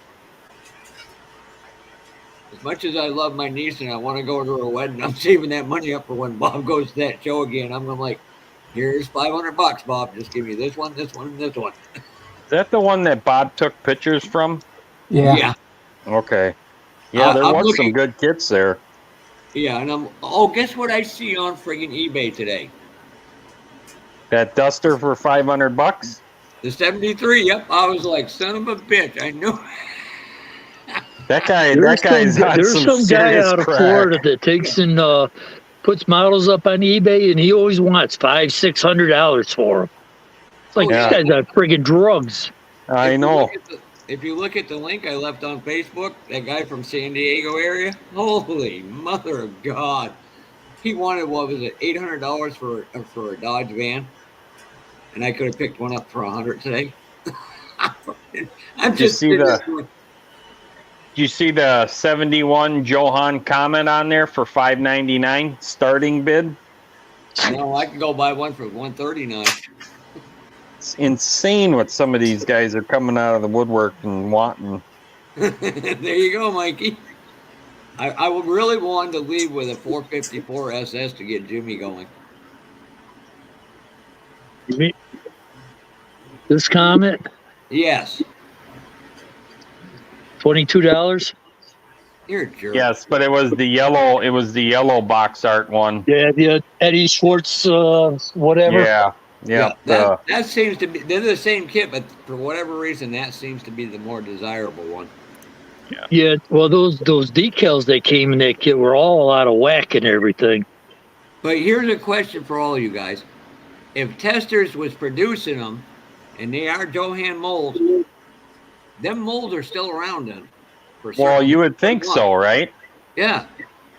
Well, some of the molds were sold off to Testers or somebody else who ended up to be Testers or ended up with them going to Testers, but not all the molds were. That guy that took and bought out Johan, he said he had to sleep in the factory in order to keep people from going in there stealing the molds and selling them for scrap metal. There was that, and then there was another urban legend that said they were sold to somebody in Boston. They put them in a warehouse, and supposedly they were rusted and decaying, too bad to be saved, so they scrapped them. So Yeah, that's one of them. I don't think any of us will ever know the full truth. Yeah, the what I just said was what the guy that actually bought them. He was at NNL East there 6 years, 7 years ago, and Is he that was the telling us atomic that. guy? Yeah, I think it was McCormick. In all Yeah. seriousness, we need to go to that place Kevin Smith talks about the state of Ohio owns now. We can sneak on that property and get out of there. We can fill everybody's truck and get the hell out of there in one shot. We're good. And just remember, we're going to bring Mini Mike because he can't run as fast as us. Well, you let Kevin, you bring Kevin Smith with because he'll be on his lark. Yeah, we could do that. he'll be walking his dog on his lark scooter. They'll catch him first. Sorry, Kevin. But he'd rat us all out, bastard. Well, that's true. Kevin probably would rat us out. Well, knowing Kevin, he'd rat you out because you're his favorite. Hey, Jason. You're not worth it, right? You're only getting a half of one.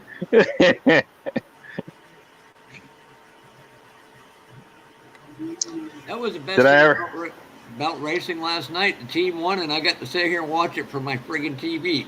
There you go. Yeah. The crew chief saw me today, and all I got was middle fingers. You bleeping asshole! You should have shown up. Nah, I'm good sitting at home. Yeah. I kind of regret friggin' selling that one off or trading it off. Which one? The AMC Time Machine Rebel, but it was the one with the cartoon box, but it also had the full drag parts in it along with the stock parts.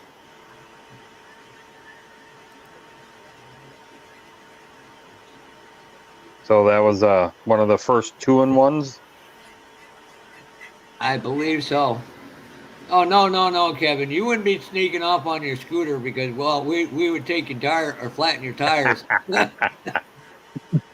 We're already one step ahead of you.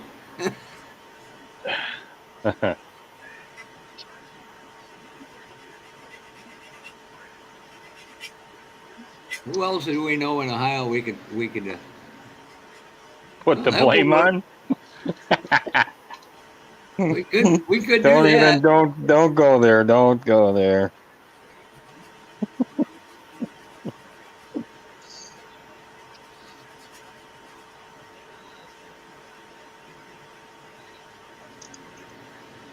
I was going to show Mike a kit.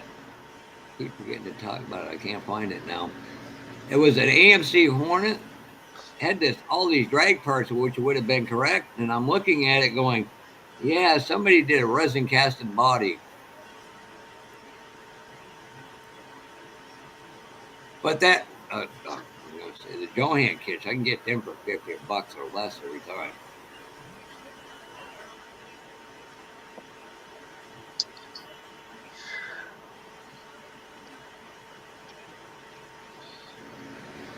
Oh, for God's sakes, I got to get off eBay. Yeah, that can be a bad hobby there. Yeah. Yeah.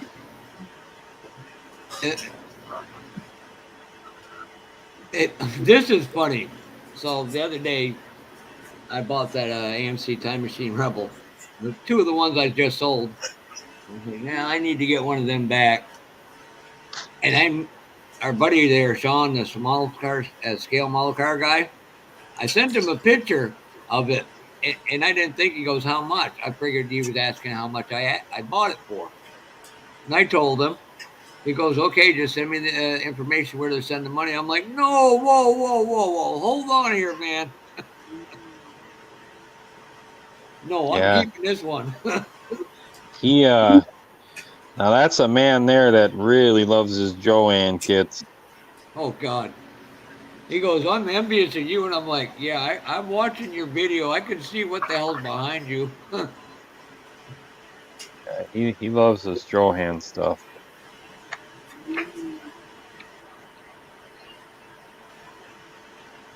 Which is cool.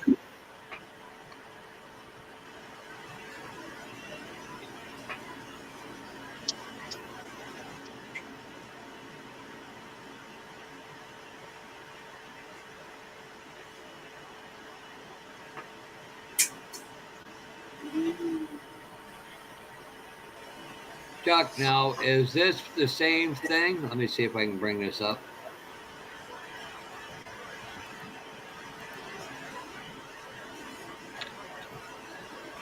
And that's still going to bring stupid money.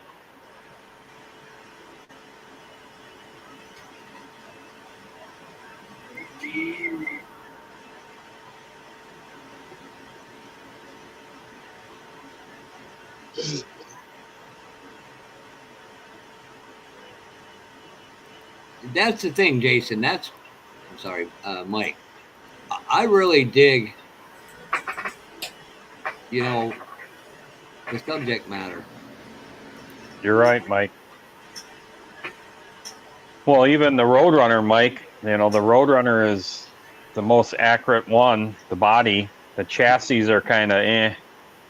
Even the CUDA, the 71 CUDA, that's very accurate body. I've been told the Comet is really good.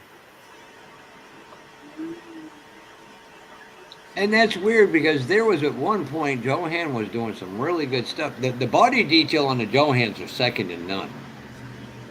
Yeah. Well, back in that time period, nobody was really doing a whole lot with the chassis and stuff. Yep. Well, everybody was doing metal axles and whatnot.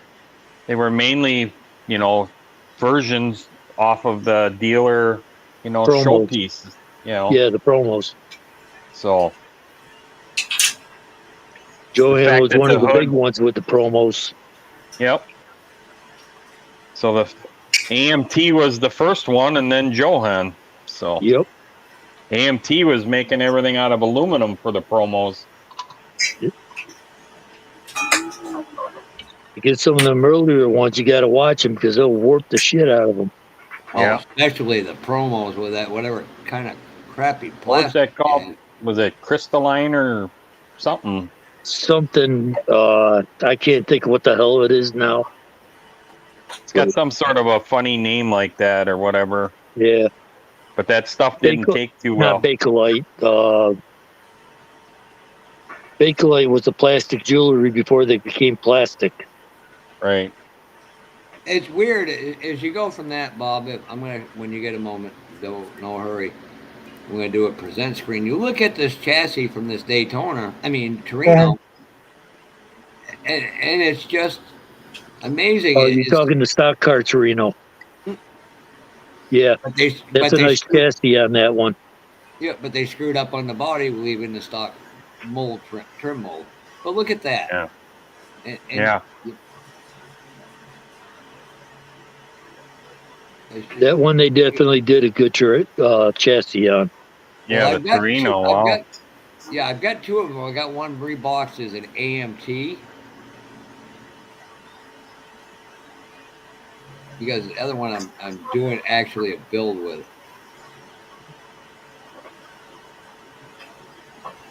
Yep.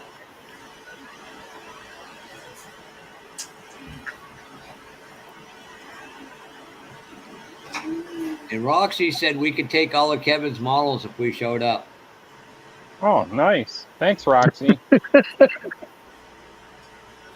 We're going to have a lot of models. I'm getting all the ones from Stephanie. Me and Bruce are going to split them up. Now we'll get all of the ones from Roxy that Kevin owned. That'll be awesome. Chuck, you want some? Yeah. I gotta come up with more room before I get too many more. Well, just start adding on now. That way you'll have it all done by the time we get them up there. So, Jason, are you? Wednesday I booked my my flight down. Did you? Yeah, this coming Wednesday I'll book it. So I'd like to Knowing me, it'll be last minute. I'll book it. Well, you got to be careful because if you have to fly to Greensboro to pick that car up, then you got to leave yourself a day or get in I think and out. I think the car might be on hold. So Oh, she wants the deck more. she wants she wants something that costs a little more than what we have in the budget for. Tomorrow we What's gotta that? go pick up Happy the wife, Jeep for my happy wife. life. What's That's that, when Jeff? Jason, that's when you pull out. Well, you got a big and more expensive toy. Now I get the $90,000 motor. No, I'm good Oh, that with doesn't what work motor that I way? got. No, don't work that way. If I had the money, I would have bought the car that I drove this weekend, but I don't have that kind of money either. So Well, stop buying all the Mike. Friend of mine used to build models for or not models, but motors for the modifieds that raced around here. Yep. And guys would come up to him and say, "How much is it going to cost me for the motor?" He goes, "How fast do you want to go?" Yep. That is true. Yep. Oh yeah, you want wait till the day that we can pray to get Rick Zink on. I promise Rick, and I'm going to fulfill that honor. I will never look behind him on his shelves again. That's it right there. Acetate. Yep. 100%. Yes. Yep. Thank you, Rick. Screw it. I'm going to go buy that model. Is that Johan model? I'll show you this one. Oh, Torino? wait. You're going to buy the Torino, Jeff? No. Friggin' shit. They said it sold. Ah, you already missed it. Missed the Torino. No, I got two of them, Jason, literally. Oh. Here. Let me go. Give me a second. You're going to buy the $500 Duster. Fucking like hell. The $600 Comet? No.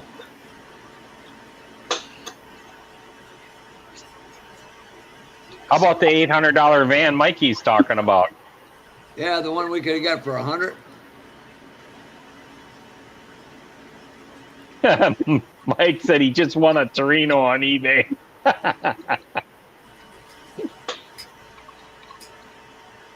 No, I don't want to pay that much, so.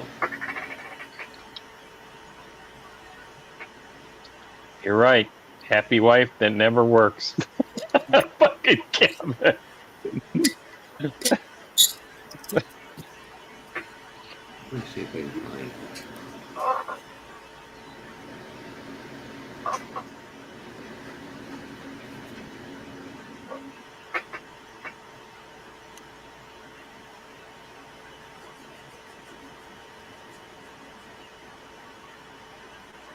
No, this is more Mikey right here.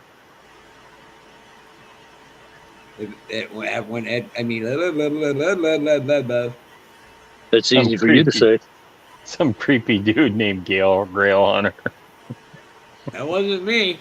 Some bastard's freaking copying me now. This is more of a Mikey car right here. When Bob gets the chance to hit the share button.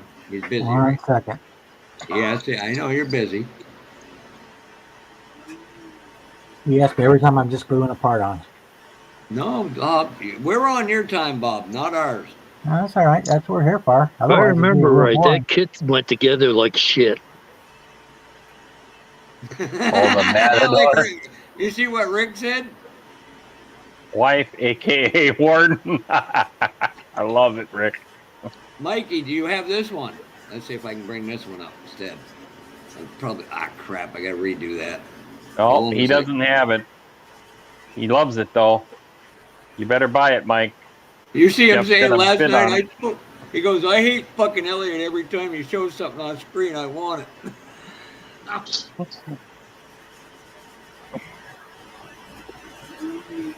This one is the Matador X. I think I shared.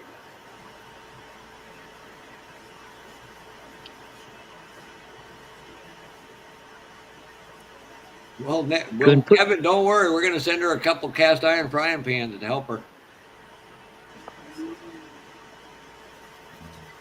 Well, like I said, Bob's busy at the moment, so when he hits the minutes, hits here, share it. This one's a little funkier looking. There you go. The hell? Rick, my father was married 55 years, and he goes to a comedian, Carol Wright. He goes, the government should constitute cruel. Being married to the same person for 55 years is cruel and unusual punishment. I was like, you said, what, Dad? I said, what? I'm like, damn. All right, let me get that off screen.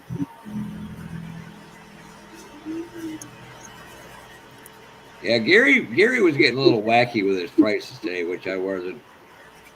I'm like, yeah, I'll just go to. Then you had the Mighty Matador, which was a pro stock.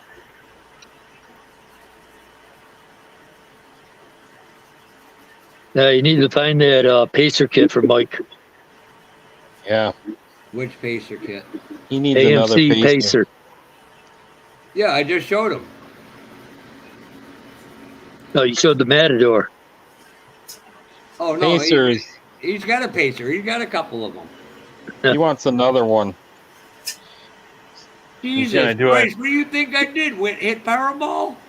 He wants to do one like Wayne's World, but it's gonna say Jeff and Mike on it. You're just being a fucking dink. I can't. I'll have to text you what I really want to say.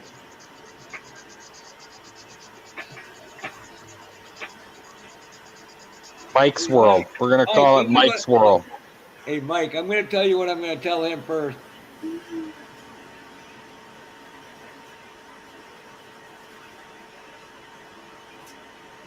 Don't believe him, Mike. He'll never answer a call for me again when he sees that one. He's just stirring up stuff, Mike. Hey, so did you get your pedicure yet, Jason? I'm working on it right now. Oh, no. Manicure is your fingers, pedicure is your toes. Nope. You know where I'm going. I'm waiting for somebody else to get that. Not me.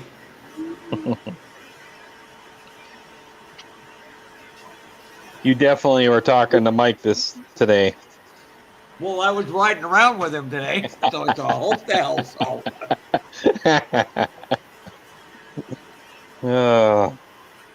Is Mike wearing his manikini? Oh, Lord.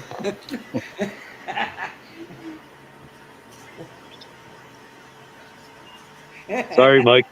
You know what? He may be short, but he's a stout little fella. No, Kevin. We just want the model kits. You keep the warden. Mike's all right, regardless of what Jeff wrote on the bathroom walls. I was in my paces. Poor old Rodney got the death penalty. Who? Rick said poor old Rodney got the death penalty. Sucks to be him. It could be worse. You know, you could be a former governor of Arkansas.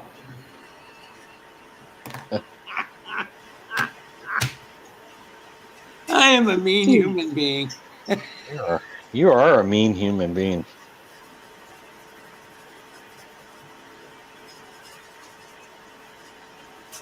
Picking on Chuck, picking on me, picking on Bob. It's all right, I pick back. I'm an equal opportunity asshole to everybody. Let's get it straight. I guess I'm lucky so far. Yeah, you're lucky, Norm. Oh, don't worry, Norm. I'll get you eventually. If I don't, he's still trying to. Trust me, Gilly and Cliff aren't too far behind me. He's still trying to build up to you, Norm.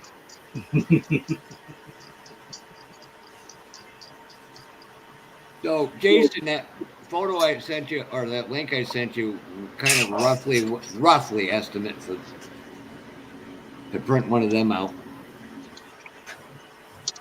Just send it right now. No, I sent it a couple days ago. Oh, okay. Bro. That truck. And yes, Norm, I pick on Walmart greeters too. Walmart greeters, me too. Welcome to Walmart. Get your fucking shit and get out. Yes, sir. I'm on my way. I had one lady said something about, well, I need to see your thing. And I was like, well, I need my W-2 form. Which one's going to show up first? Yeah, I love that. They watch you paying at the register because you're right there, and you got the bag, and then they want to see your receipt. Mm-hmm. I said, well, if you got a problem with me, then you should hire your damn clerks back and start scanning again. Otherwise, I'm not showing you my shit. It requires paying them $15 an hour. They don't want to do if you're in that. California. Yeah, I heard that California McDonald's started it with $20 on the minimum wage. Oh, yeah, yeah. Hey, at least I can see over the counter, Mike. Fafa is a Walmart greeter. No wonder their business is down. At least makes sense why their business numbers are down. I could see Fafa. What the hell? There's no models in this store. I ain't working here. There ain't no models. Yeah. How the hell am I supposed to sell anything?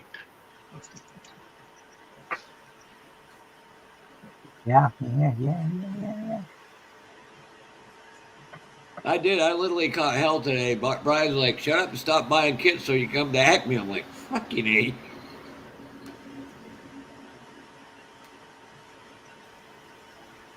You gonna buy me a kit if I go to Acme? No. But me, you, and Jamie and Cliff should ride down together. That would be a fucking blast. We probably crash about halfway through Virginia. I'm just not sure all the Yingling from Pennsylvania would make it to Rick. Hey.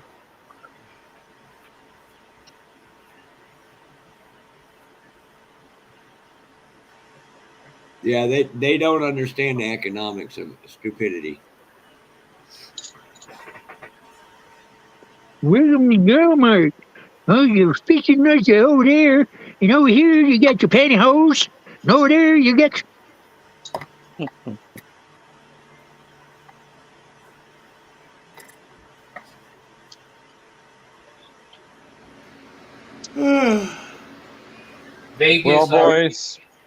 Vegas already started. They automatically take the tip themselves. You're not even allowed to basically say, no, I don't want to pay it, or I only want to pay this much. They have a set amount. Yeah, they take the 18%. Yeah. Something like 18%. Yeah, I wasn't sure exactly. Couldn't remember, but I'm like, yeah, I'll be taking cash. No cards. We had some place up here that not too long ago was trying to. They were wanting you to pay tip to the waitresses, and then they were charging you 18% gratuity on top of it. Yeah. There was a place up here that was just rolling the tip in, automatically forcing it down the people's throat, and it didn't last very long. Word got out, and next thing you know, people were stopped showing up. So, basically that's what it comes down to. It's like, if you think you're gonna mandate me, especially if you get the worst server in the world. Yeah, and the thing is, I have no problem giving a tip if the service is good and they're doing their job, right? But I'll be damned if now the fast food places, you go through the drive-through and then they want to know if you want to add a tip today. It's like, no, I'm driving through. Yeah, exactly. Before you know it, they'll have a tip jar on top of the ATM. Yeah. Yeah, right. We only used to do that with parties of over 6 or 7 people. We would add to the gratuity automatically because the server would have to bust their ass and then they'd get stiff all the time. So Well, I can see that with parties, 100%. But you should be able to put the value in there that you want, or if your service was bad, Yeah, I don't give a instead of an 18%, I'll give you like a 12% or something. Yeah, 10. Yeah. I'll give you a tip, but I ain't giving you like the Yep. set amount that you think you deserve. And you didn't.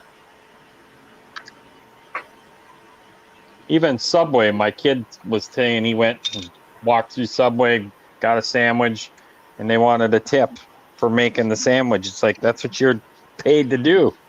Yeah. You got that right.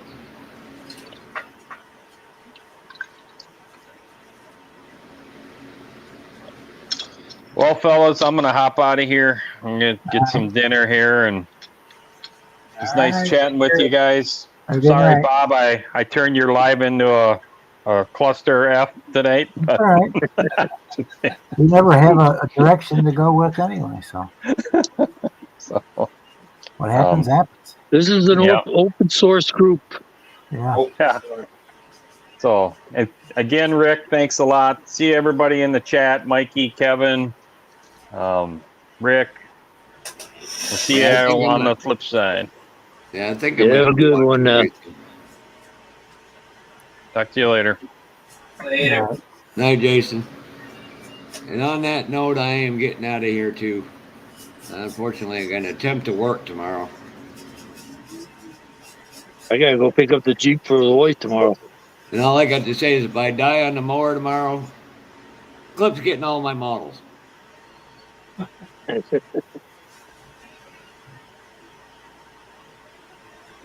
It's always good seeing you, Papa Z and Bob and Chuck and. Take it easy, Jeff. Not normal, Norm. No, never normal. Come on now. All right, y'all have a good one, gentlemen. You too. All right, yeah. You too. Later. Thanks for the good time too, Mike, and lunch.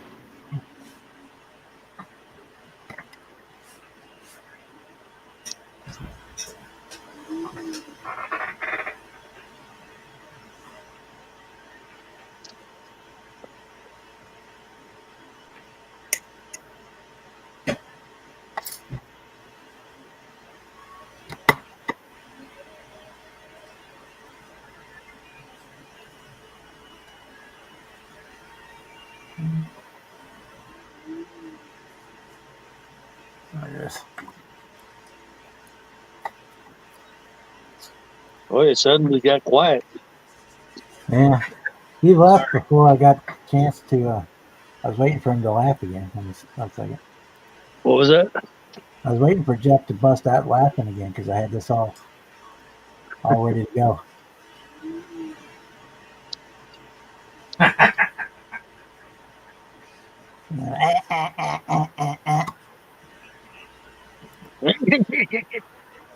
I had it all queued up, ready to go, but then he didn't laugh anymore.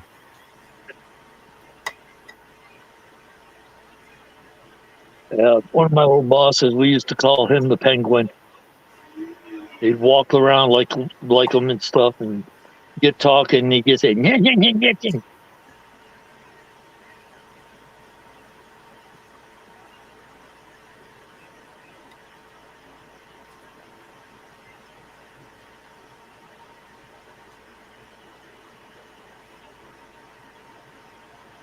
Now, welcome to the party. We'll say we're filling in for Cliff.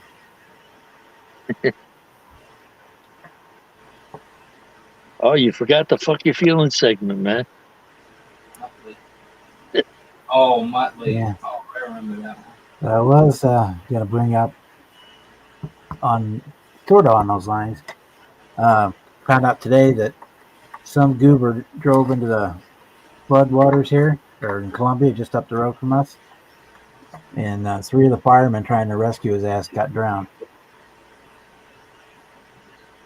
today.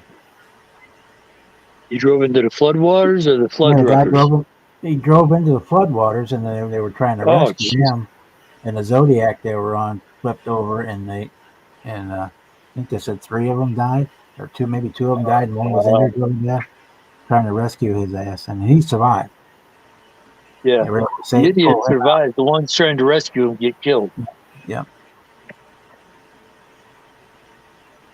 That really sucks.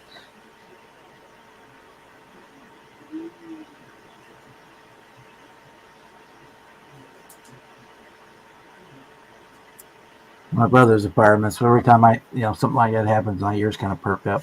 But yeah. Yep.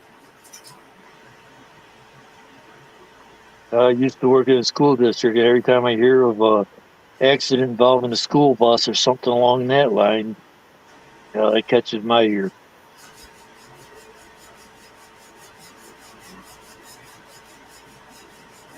Years ago, when I used to paint houses, I couldn't help it. I'd look at the paint job, and it's like, oh, they screwed up there, they screwed up there. And my wife, why do you let it bother you?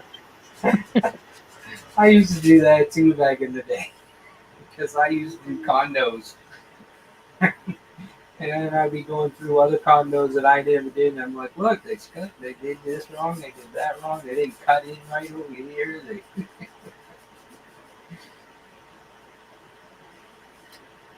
They rolled this out and waited too long, and then painted brush that.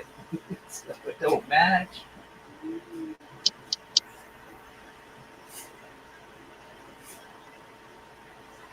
Doesn't work that way.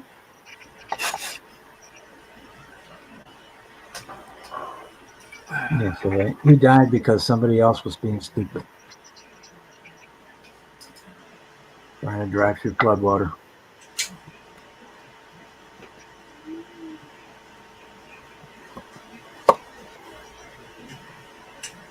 Okay, what else we got next? Let's do the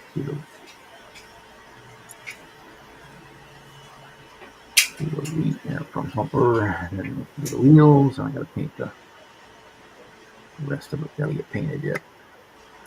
Then we go back to the Mustang.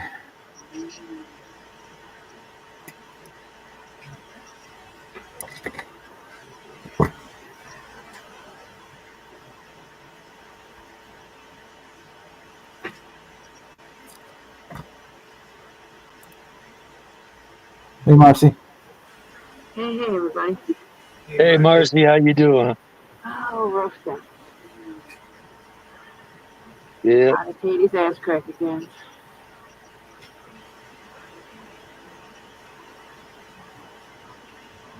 Yeah, we're gonna get the leftover crud from the hurricane. Gonna be here late tonight, early tomorrow. Yeah. They're saying possible rain after 3 a.m., so when I leave work in the morning, I'll be running to my car. And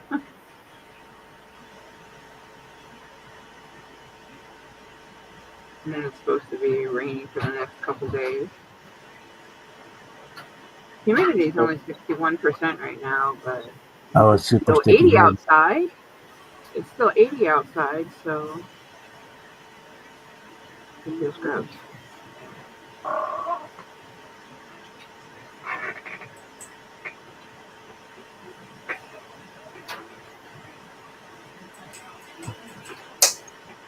Yeah, we're in the heat for the next couple of days here.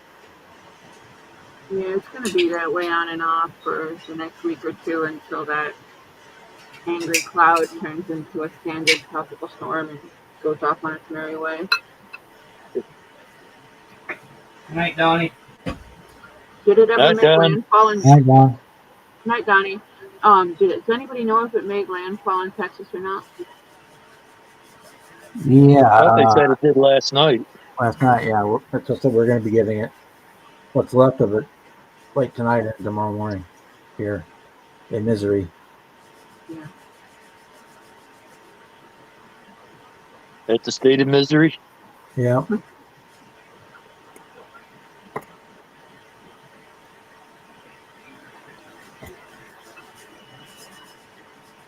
Yeah, I didn't look at any news today, so I don't know what other damage it did other than Curacao.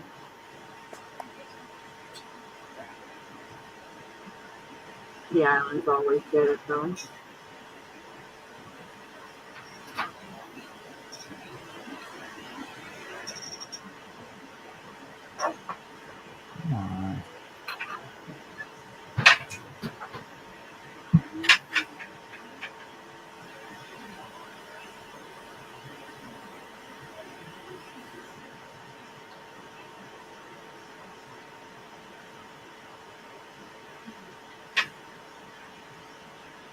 Okay.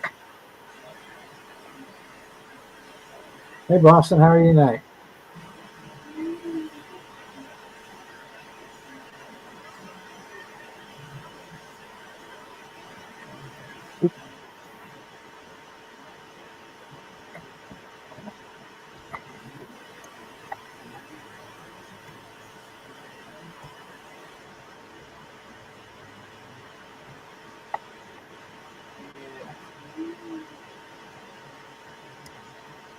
People disrupted from that again. I hate hurricanes.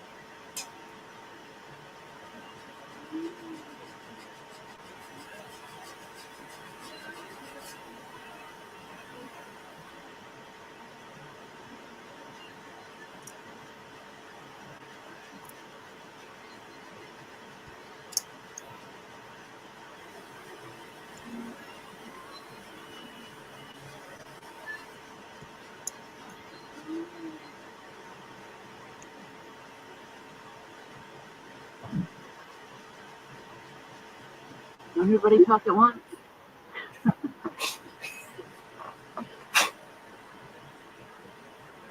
What are you working on, Norm? 71 GTX, Plymouth GTX, the Dom kit. I'm hoping make the story shorter because everybody's heard it a few times. So I'm trying to get it done for Acme, but I've done a lot of customization, and I'm not sure if I'm gonna be able to make it. Well, just keep chomping along. If you get it done, you get it done. If not, you take it to the next one. Yeah, that's all I can do. That's what I just wish I had other builds that I could have had something to take, you know. But, where it's a bigger show than anything I've been to. I Just kind of. take anything. I mean, Huh? just take anything. It doesn't matter if it's great or not. Nobody cares.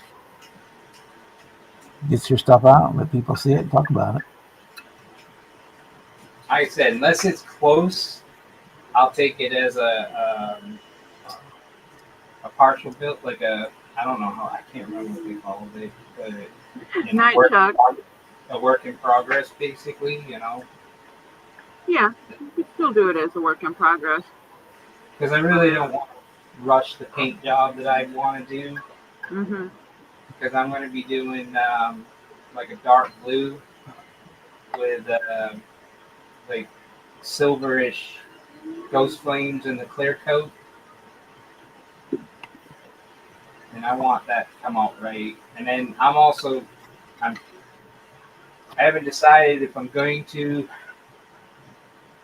struggle and do it where I paint the body already all done, because I'm wanting to sand and fill all the lines of the tub bucket inside here. I don't want any seams showing. So I want everything to be like all the joints closed. The doors open and everything, so I kind of want everything to, basically showcase itself. Mm-hmm.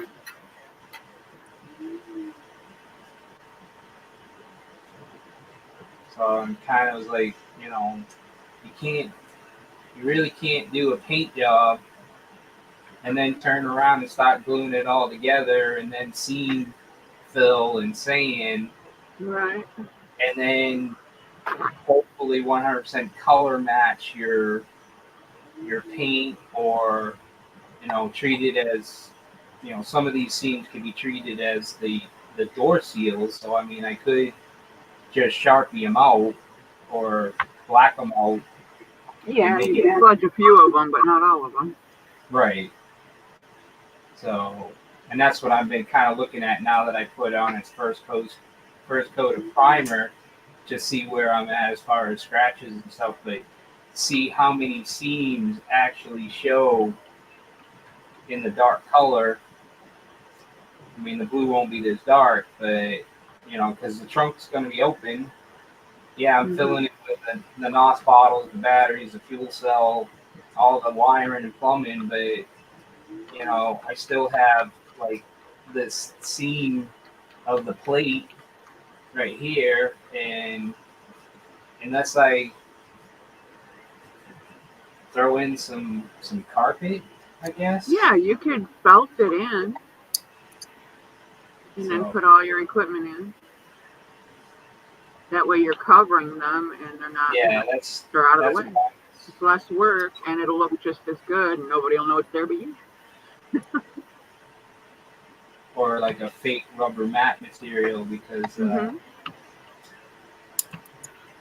I mean, those, and because like, I'm still not dead set on, I mean, my interior colors, I really wanted it to be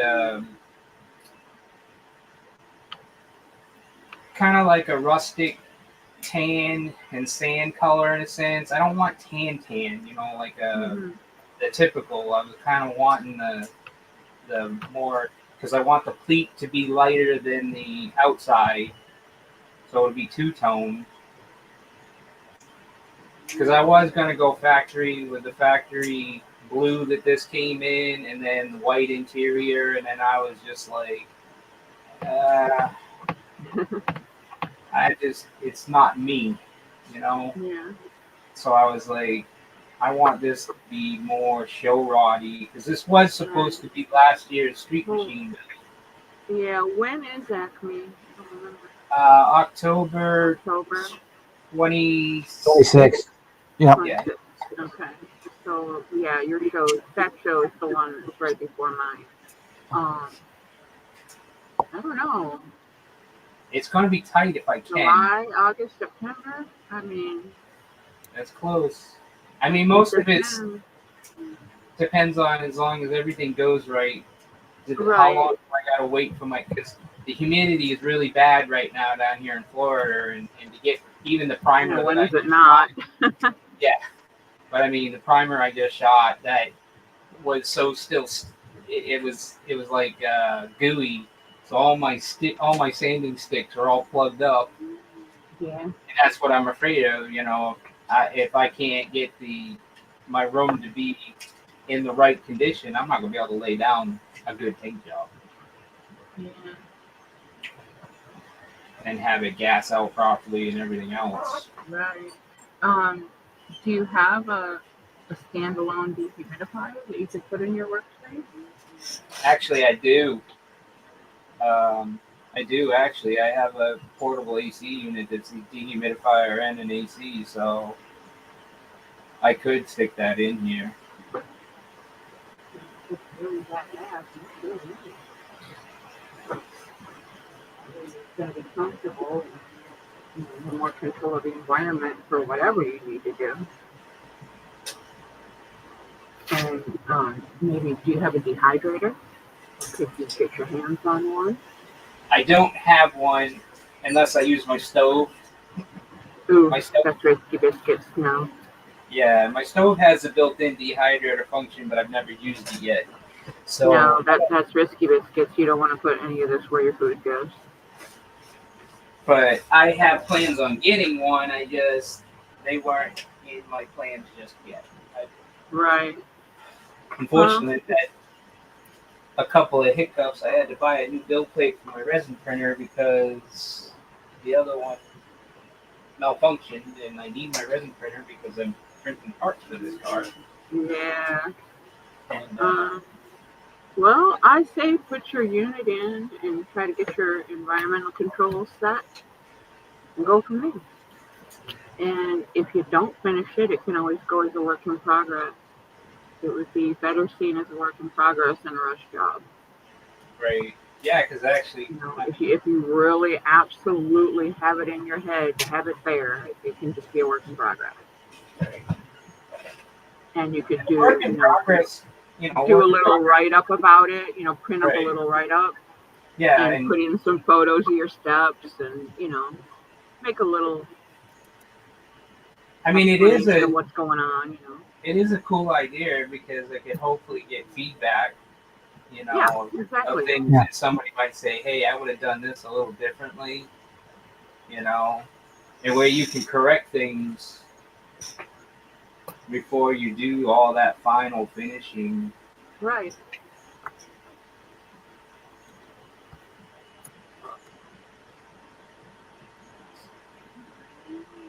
Heck, even I would, if you don't want to put it in the show, I would still bring it with you and take it to the hotel on Friday night. Because then I'll be all us guys there. Yeah, I mean, yeah, I still might. That's true. I never thought of that either because Tom and Fred and Pappy right. and Skip Matthew and all all Ryan, all those guys. Tom would be somebody. That'd be a brain to pick right there.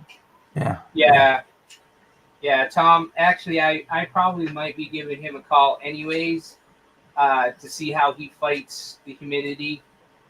If he's already got that kind of an establishment in his house already. Right. And he can paint. If you've got the unit, use it. You're going to benefit from it either way. Because being in that wet environment is not good for you either. Oh yeah, I know.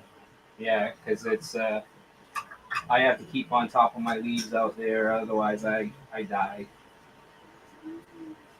This stuff starts molding around here, and it's just like hell to be sneezing and breathing in.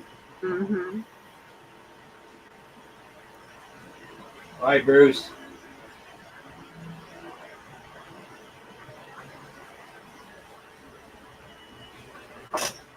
I've got 4 different microclimates here in each row.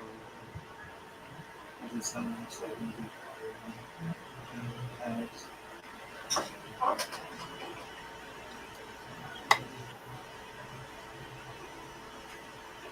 Yeah. I mean, if my building continues because of my deterioration and takes away from my RC hobby a lot, Boston, I probably will go that kind of route, and get the what do they call those new AC type systems, the split units that for each room, and then they got their own dehumidifiers and stuff. Click the wrong button and ouched myself. Yeah, I figured. I hit refresh and I had the StreamYard tab up. Good.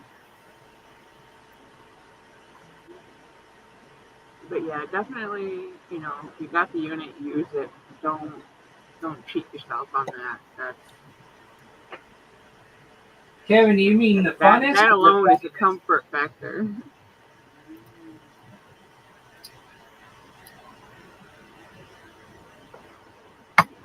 No, that's funnest.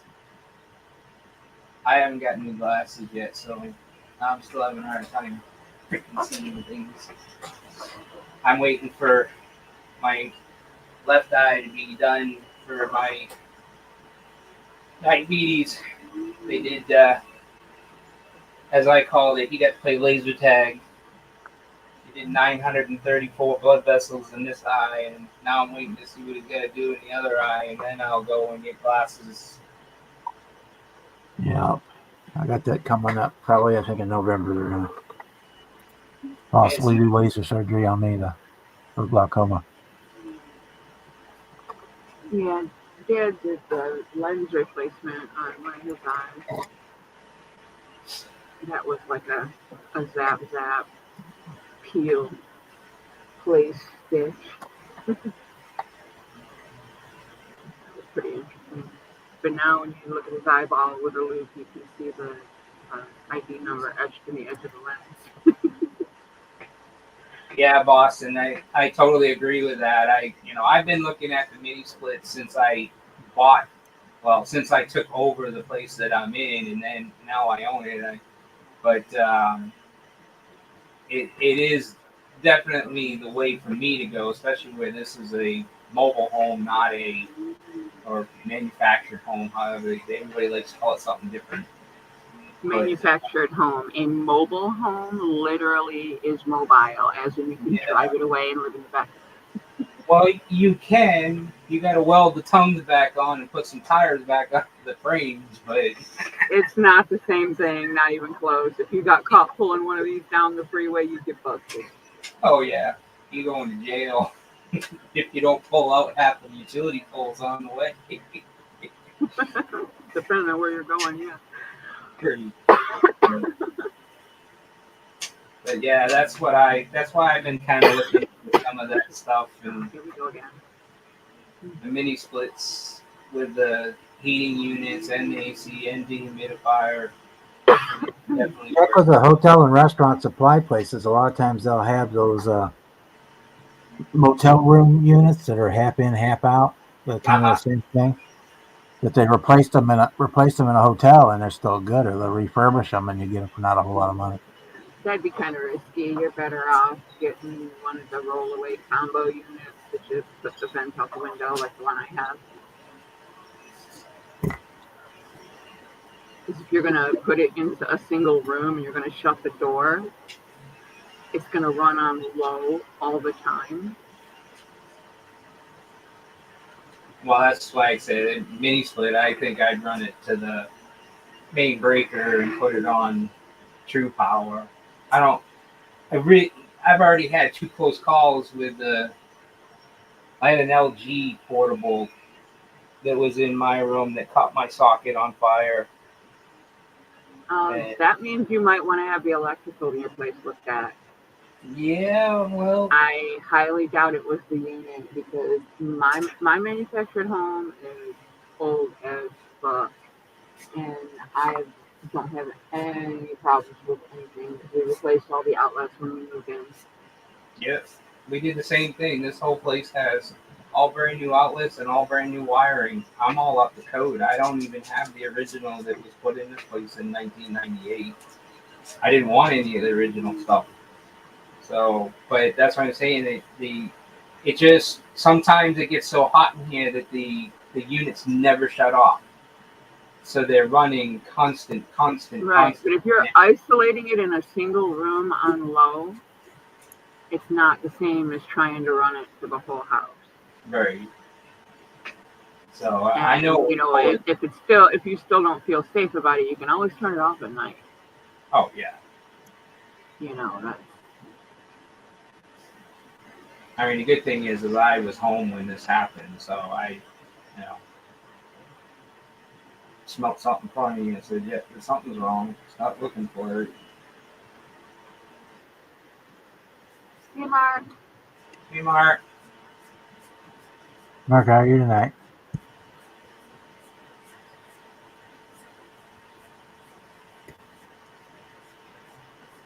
What winter? Florida ain't got no winter. Boston.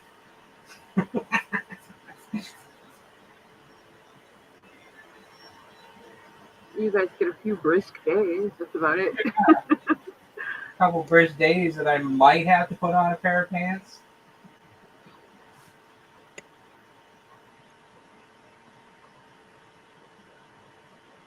I'd be able to live down there if it wasn't so freaking humid all the time. Yeah, that's what kills a lot of people. The heat wouldn't bother me at all. The salt and the humidity. It's kind of like tears up my skin and my hair. And when the humidity is way out off the chain, I'm drowning in my own lungs. I can't do it.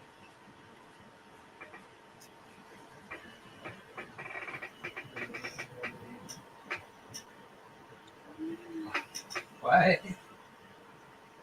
Oh, that I don't have winters, Boston? I moved away from the New England area for a reason. You couldn't pay me to not have snow. I couldn't do Christmas with palm trees. That doesn't work for me. Yeah, there is still time. No flamingos and Santa hats for you? Huh? The no No flamingos flamingos or or Santa Santa hats? hats. No. No, no. No, no, no. I complain about it, but I like my snow. I'm a winter baby. It just doesn't work with me when it's 30 below. That's bullshit weather. I thought they made this opinion this year. Exactly, Boston. I get to do. That's another reason why I moved to Florida, sir. So I could do my RC stuff year round. I didn't get shut down for 6 Shit, I months can do after. RC stuff year round. We got indoor tracks, man. There ain't nothing we don't do in the wintertime up here. Yeah, but that's racing. But flying helis and flying planes, especially the So big for stuff. 2 months out of the year, you can't fly the planes. What do you do? You do something else. But it sucks sitting on a simulator for 6 months out of the year to keep your skills up.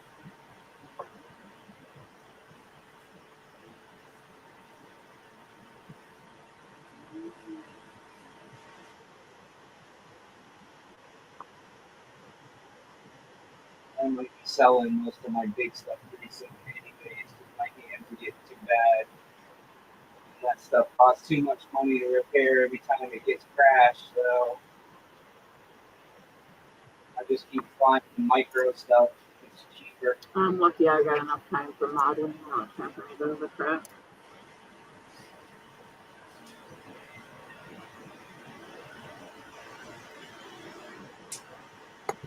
The only reason I have any time for modeling is because I cut down my work hours to get through that.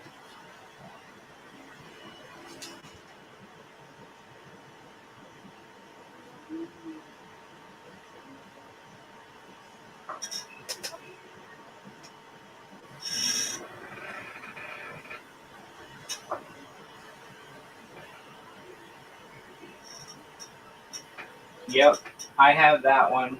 Real flight.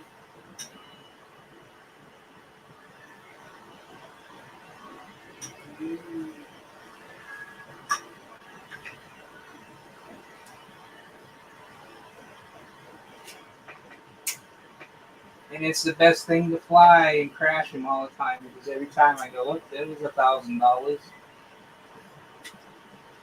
Yeah, I could find better things to spend my money on than that.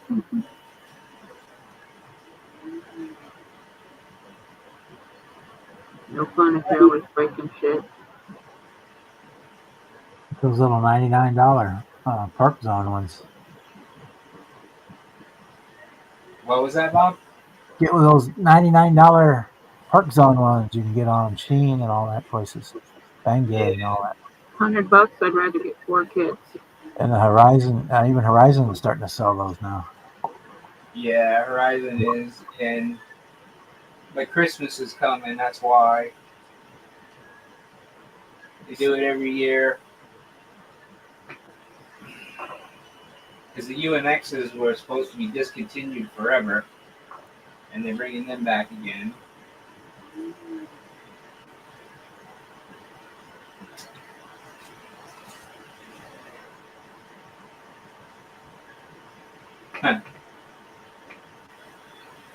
Yeah, the new electronics there's some stuff out there that's totally See you, Rick. way out of my wheelhouse. Later, Rick. So they got those little Mustangs with like the 12-inch wingspan that fly on the 1S battery. Yep. And those are great. They got the safe technology in them, all that for like $100. Yep. And $100, I can get 4 kits. I would rather have the 4 kits. I have the Corsair of that one, but it's way before the ASX came out, so it doesn't fly itself. You let go of the sticks, it's going to come down.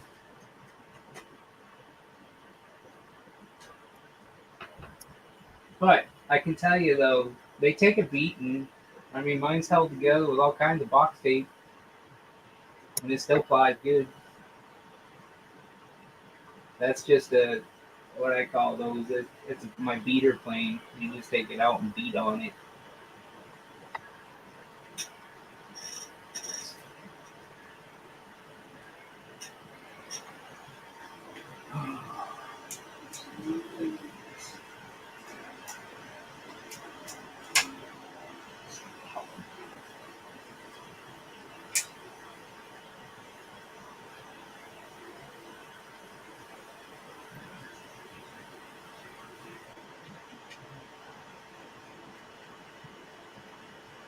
Okay.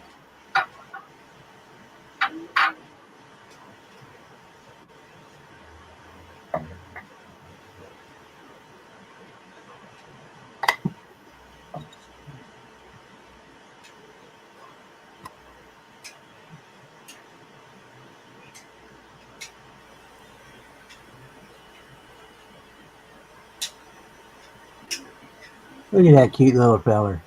Oh wow! Itty bitty. Did you do the plug wire? Nope. It does have two 1-cylinder 2-strokes in the back of it though.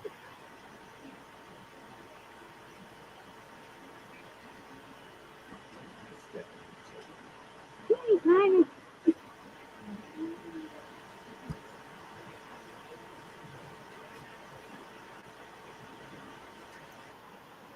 Let's knock the steering wheel off because it wasn't dry yet.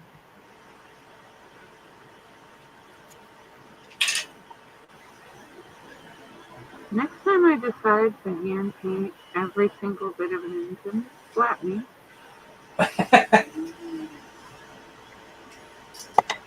On an engine? Yeah. I usually paint the whole thing the base color, and then I'll pick out the details. But Well, I primed it all in one color, and then I started picking out sticky stuff.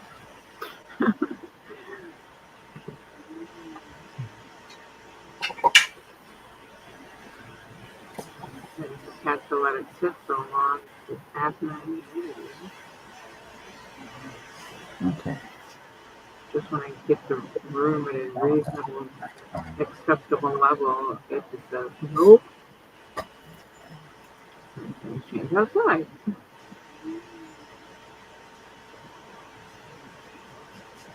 Another reason why I went out of here back to the real house. Real house is less fucking maintenance, more consistent utility bills, and easier to control environmentally.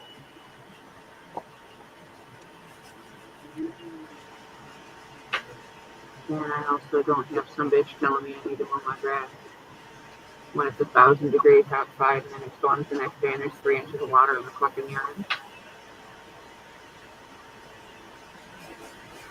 If you want to go swimming with your lawnmower, honey, be my guest. I'm not.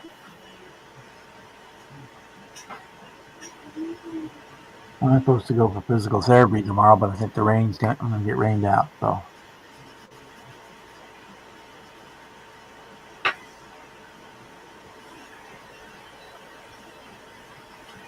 What kind of PT are you doing? I have to walk for 45 minutes in the saltwater pool at my sister's house. Well, you could always, you got a mall or someplace where you can go inside and just walk around for a while? No. That's like the north, the closest Walmart is 30 miles away. If I do it in the saltwater pool, with the extra buoyancy, it takes the pressure off my discs. Yeah. Okay, you could go for a little while, at least it'd be something. Yeah, I'm supposed to go every other day, but I went twice over the weekend, so if I had to skip a day, I can. Well, Friday doesn't really count because I went up there for the 4th of July fireworks because they're up on top of the hill. Rather than try to fight the crowds downtown. So I got in the pool while I was there for about 45 minutes to an hour. I would have gone today, but I had to go see the vampire and take 4 gallons of blood out of me. Yeah, and use about 6 drops. They took everything out of me except for a stool sample over there. It's a frag. They didn't want one of those.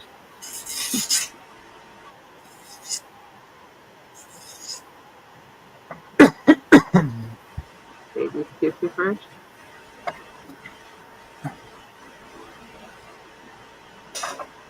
And I have to go back to the doctor next week. Get the results. Well, I'll be online in a day or two, but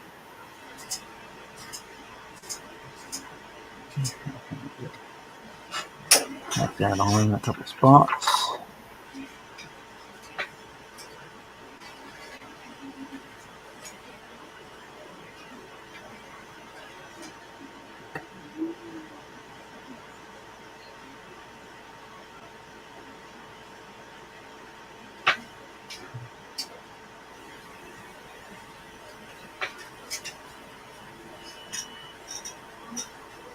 Yeah, they make pool heating systems. I know a neighbor that answering Boston's question there.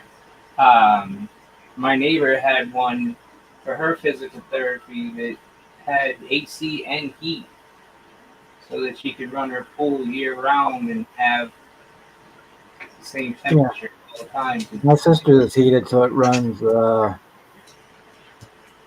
from the 1st of April to the last day of October, and then she shuts it down over the winter.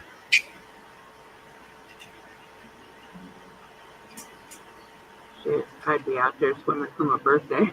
My birthday is the end of November.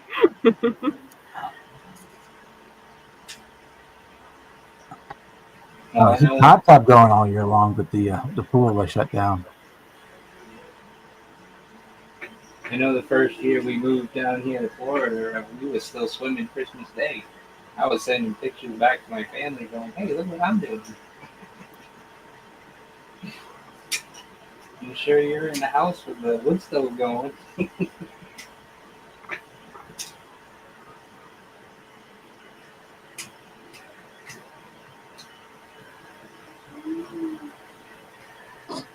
Yeah, by the time the end of October gets here, it's a little cold to be outside and be wet, even if the water is heated. You just run back to the house faster, that's all. I know for, what was it, the year before last, I went to Louisiana to visit my brother for his birthday. He turned 50. His birthday's on Christmas Day. And it was 19 degrees out. And he dared me to jump in the pool. And I said, I'm not problem jumping in the pool. I've done polar bear thing on New Year's Day. Jump in the frozen water. I've done it. It's stupid, but I've done it. I said, you jump in, I'll jump in. Oh, we got a polar bear club up here. They cut a hole in the ice in the river every year and we jump in that shit. We go up north. I did it once, decided how stupid it was, and then that was the end of that. Yeah, I tried it. It was like, the initial shock was just like, okay, cool. I did it. We're good. Yeah, when we have normal winter around here, I wear tank top, shorts, and flip flops to shovel snow. Boston, is that a duck in your pool or is that a duck in the lake?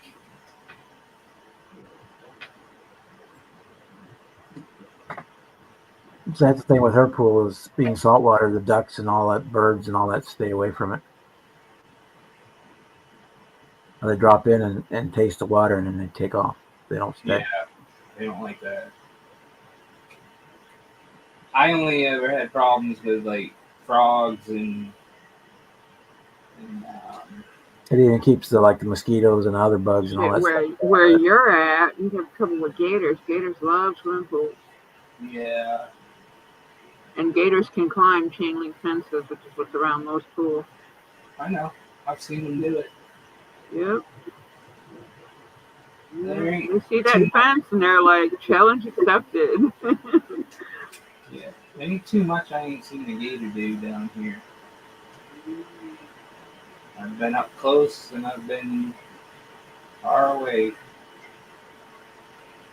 Yeah, they sizzle nice on the grill too.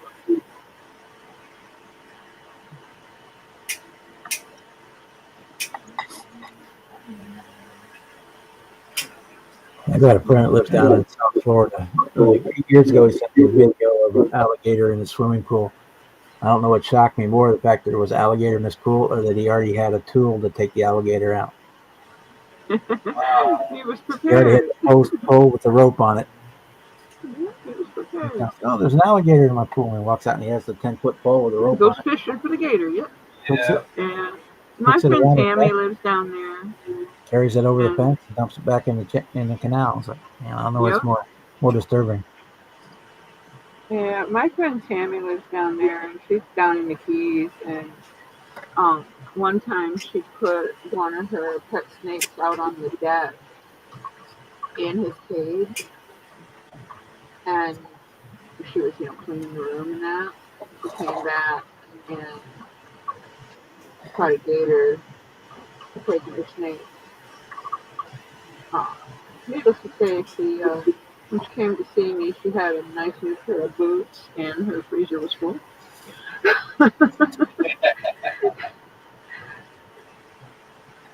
She went out.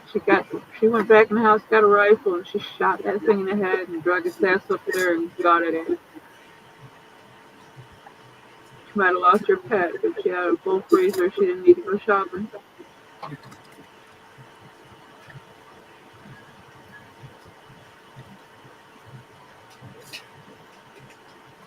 All the years she lived down there, she'd always put her snakes out like that on the porch. Never had a problem.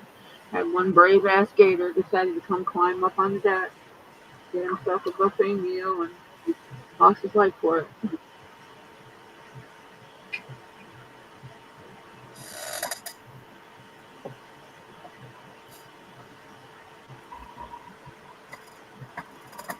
I'm gonna mute for a second while I spray this.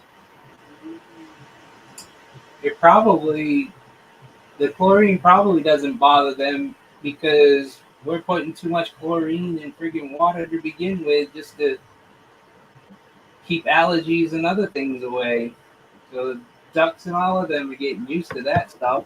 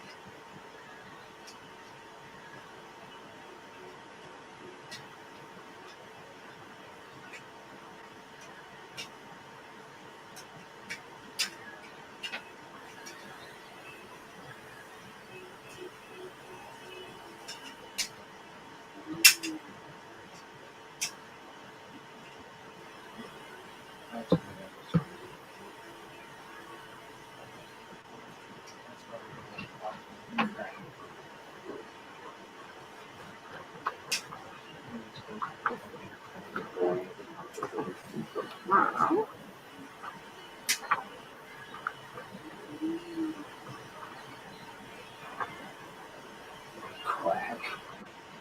Are you running your printer on?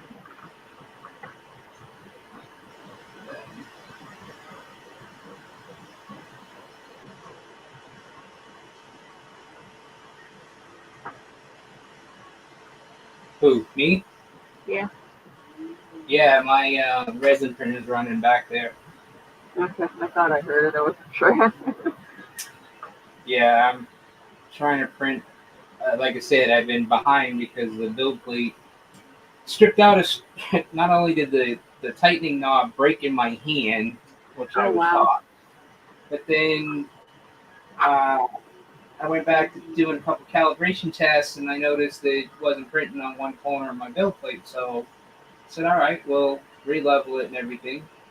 And somehow the screw is stripped in the front corner of the build plate. And I'm like, great. And I really didn't want to go out and tap it and hope that it works. So I just ordered a new build plate with the, having the knob and everything. And it's all fixed. I'm trying to catch up on a couple of the parts that I need for this, because I'm designing some more parts. What kind of printer? This one here is the Hope Mage or Mage by Creality. The yeah, Creality are notorious for having really soft pieces. Be careful. Yeah, I mean it's not my first. I'm pretty much a Creality person because all my PLAs are them, but I might be switching to Elegoo. We'll see. Yeah, I like my Anycubic. I have had zero trouble with it. Everything that's gone wrong has been user error. I mean, this is like I said, this is the first time I've had, I cannot not expect it from, assembly line, cheap labor, everything else. So, I mean, I'm not mad. It just I wasn't expecting it. So it's not even an assembly line or cheap labor. It's the quality of the metal that they're using. That has nothing to do with those people. Right. It's a different function altogether. Because at first I thought, because I decided to try new resin, and I think this one's Anycubic resin, because I like Sunmove, and this was on sale, and I said, oh, let's give it a shot. And then I started having problems, and I was at first blaming it on that, and then I'm like, well, let's go through all the relearning because it's a different resin. Try calibration tools first, check that. Well, calibration is pretty much right on with the tones. I use the tones or something. You're breaking up. Oh, am I too close to the mic? I don't know. You just kind of faded away and broke up. I heard that you used Anycubic resin, and after that, I couldn't hear anything. Yeah. I don't know. Now I got a dead spot in my head. But, I mean, I'm trying out new resin. I mean, that's where all this stuff really kind of went left, hard left. And I thought it was resin problems, and it ended up being, damaging. Yeah, resin is resin as long as when you're in your slicing software, you've indicated what machine and what resin type you're using. Yeah. And you might need to fiddle your settings the tiniest bit, but beyond that, resin is resin. Yeah, I use all Anycubic stuff. I printed something really cool. I don't remember if I posted it on the page or not. I have to go back and look. But it's a vase, and it looks like a tree stump. Got a face in it. What size is your build plate, though? I have the M5S, so it's a I think a little bit different size. And I had to cut the vase in half to print it. It was huge because I did a max to the plate on both pieces. I didn't want a tiny little cup. I wanted the size of the flower pot. It turned out really cool. But it's in two pieces, so I'm gonna Hey, Edward. put it together. Hey, Ed. Yeah, I'm thinking of going up even bigger. I'm on an 11, and I was looking at, I think it's Frozen's or another company. They got a 13. My third printer's a Frozen. I never took it out of the box. It's over here in the corner. I have my two Anycubic stuff. And I gotta go. I really don't want to, but if I want to print anything big, I need to. Because my flower pot, I had to cure it out in the sun. I totally forgot that my larger my wash and cure station, the big one, is in storage. I did the same exact thing because when I threw it out on the table and 2 days in a row, and it hardened up all right. It's fine. I have a smaller curing station on the floor I'm not even using because I'm like, I made the same Well, most of my stuff is fine in that one. Yeah. I can't Most put the of car what I've been bodies on printing is here. fine in that, but I printed this pot, matched to the build plate so that I could have a nice size flower pot, and it's like, fuck, my big washing kit isn't here. What do? Okay. Scrub it in a bucket of IPA, scrub the fuck out of it, shake it to death, make sure nothing's trapped inside it because it's hollowed, and lay it out in the sun on a towel. Go out every 2 hours and flip it over, So it's like, it took 2 days, but it worked. Yeah. Actually, right now, we had good enough weather. I didn't check it, but I was trying to recover some IPA, but I'm not sure if it really will work. So I put it out in a mason jar out in the sun. It's been out there for 2 days. I want to see if it cures the resin and gives me back a little bit of the IPA. But I don't expect it to work, so. No, there's people that do it. It should give you something back. I don't want it for when you filter it, that you do it through a paper coffee filter. Yeah, I mean I have filters in here too. Yeah. I just want to kind of use it for like the first stage because I'm so tired of buying bottles and bottles because you get so much resin that stays on your parts. I even let them drip dry, like in the station for a little bit, but you still, once you put that in there, there's a lot of resin that you're wasting. So I want to kind of have a pre-stage where I put, get some of the main resin off of and then get a good clean out of my good IPA to really clean the part so I get a better cure looking. So I'm tired of getting glass overs and you're just not washing them long enough, that's all. Have you tried the water wash resin? I didn't like it. It's messy and nasty, and it just got all sticky and really wow. And, yeah, I still ended up putting it in. Maybe it's your environment because when I used it, I didn't have any trouble with it. So. Yeah, that was the first one I tried with Sunlu, and I was like, I got water washable regular resin, and the only reason I've been with Sunlu with the other products because they were the first ones to start with the ABS, and I've been using ABS because it's stronger. But now I'm like, their prices are starting to jack up a little, and I'm like, so I've been looking at other manufacturers. So I got an Elegoo and I got a Anycubic to try out, and that way I kind of know if somebody puts something on sale, I can just turn around and say, well, I already know this works good, and I'll buy it, Right. Because I don't try to stock too much of it because it'll go bad in this kind of environment here. It'll go bad, period. It's not, Well, with the heat, it can get. It'll go off even quicker where you're at. Right. So I try to buy as I need, and then somebody hits me up saying, "Hey, I need this, I need that," and then all of a sudden it's like, "Thank God for Amazon, next day delivery." Next day delivery, yep. Yeah, that's where I've been getting mine. It's quicker than getting it from the place directly. I mean, I can order it from Anycubic, and I've done that when their prices have been better than what I found on Amazon, which is most times. Later, Boston. You're going to make din.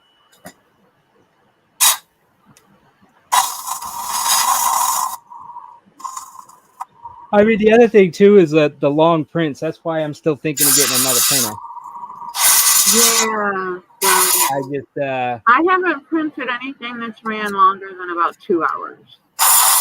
Yeah, I've done up to 14 hours so far, and those were like doing a bunch of the car chassis and stuff. A lot of parts on the build plate.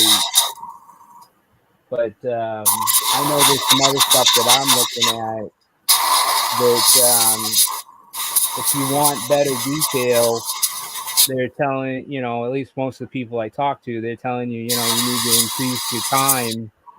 So when you're increasing your time, you're slowing down how long it takes to print something off that, most people squeeze off, a good miniature and they don't mind certain things. But, if I want something that's like well, when I print the 0 75, lines. I print the 75 millimeter size figures, and they only take a couple of hours tops, hour and a half, and they come out nice.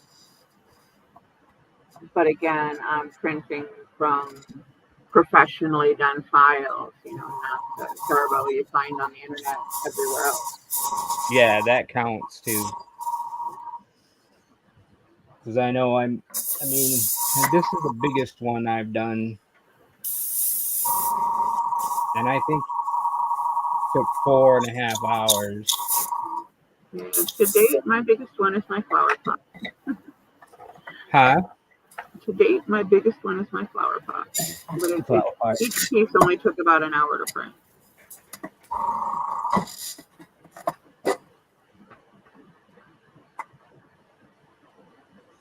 But man, PLA though, I've had prints take up to 3 days. So I'm not used to. I'm used to the time. I don't really care.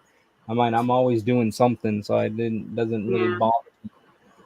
Something I found though too is the longer that you run your machine, the hotter it gets, and that can run into issues too. Yeah, I did feel that in my resin. My resin got hot as fuck running those two pieces for that pot.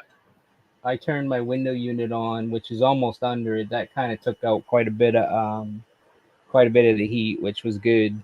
But I was like, ooh, I'm like, that got a little warmer in there than I expected it to. Yeah, I was kind of surprised it got that warm.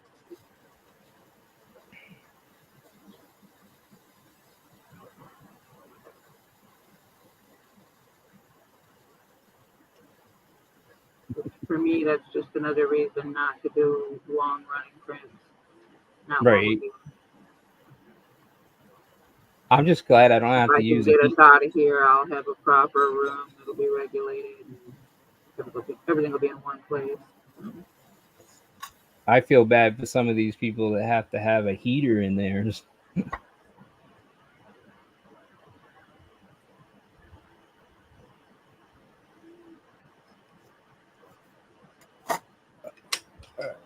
Give me a second. I gotta step away for a minute.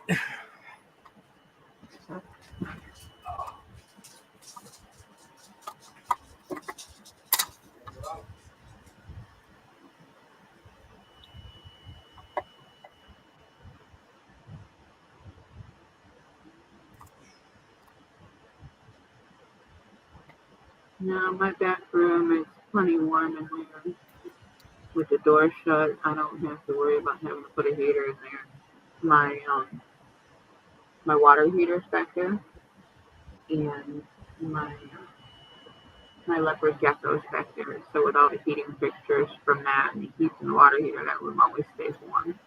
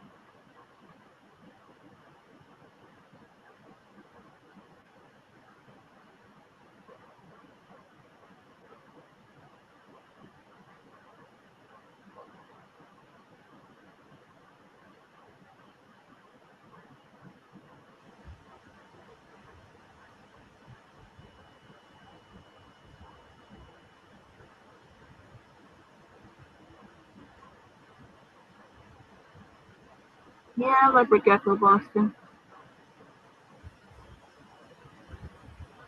There used to be two. My older boy's ex-girlfriend abandoned them, so I took them. And the one died a couple weeks ago. The other one's doing okay, but she didn't know what she was doing. She didn't raise them right. And the one's got issues, but it's happier than it was.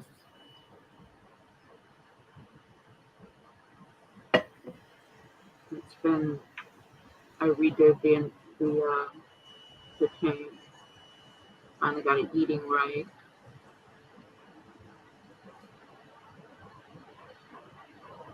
So at least it has a fighting chance.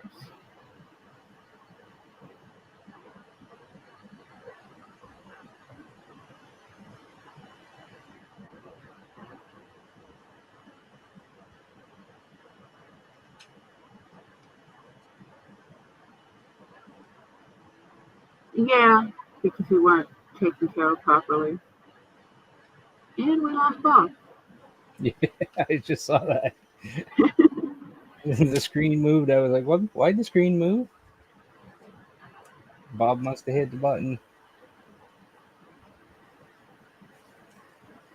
All right, well, that's figured out now. Finally, beating the hell out of me.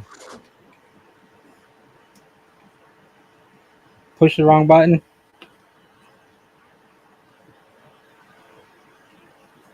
No, my overhead camera keeps knocking out. Oh. I have to get it fixed. I'll get a new one ordered in. Just been doing it more and more lately.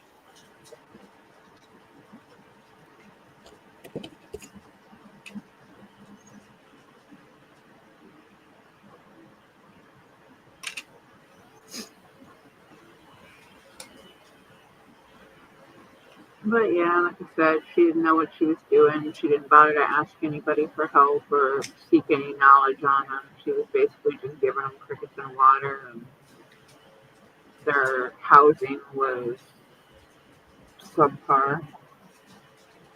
And what I've got the remaining one in is more on the utilitarian side, but it has enough hides. It has, some fake greenery and whatnot.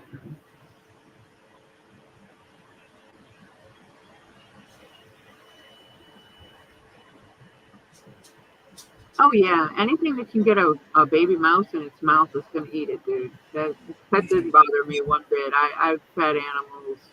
I've had snakes. I baby animals going to other animals. That's what makes the world go round. It's no different than us eating a burger.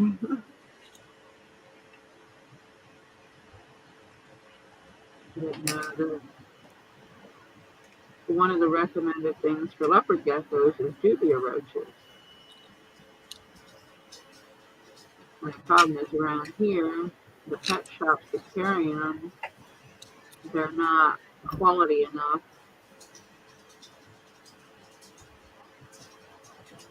And I'm not going to pay what they want for them.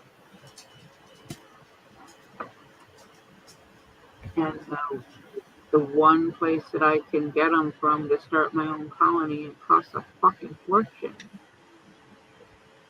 And I'm not going to pay, $60 for $10 to get them shipped to me. But no, they eat mealworms, they'll eat superworms, the occasional laxworm, dubia roaches if you can get them. So did I say silkworms, hornworms? The only problem is the hornworms are usually too big by the time they make it to the pet store. And that's the same problem with those. You could get them overnight shipped to you, and you get a dozen of them, but it costs you close to $100.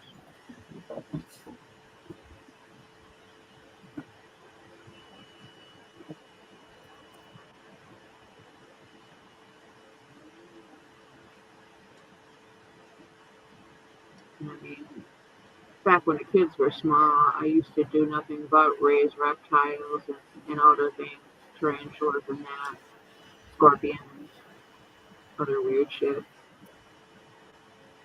But I don't have that kind of time, and I don't want to get back into that full swing.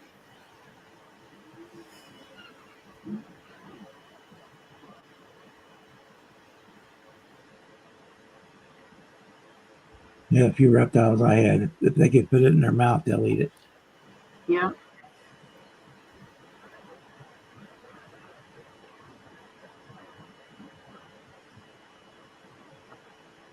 Never too particular.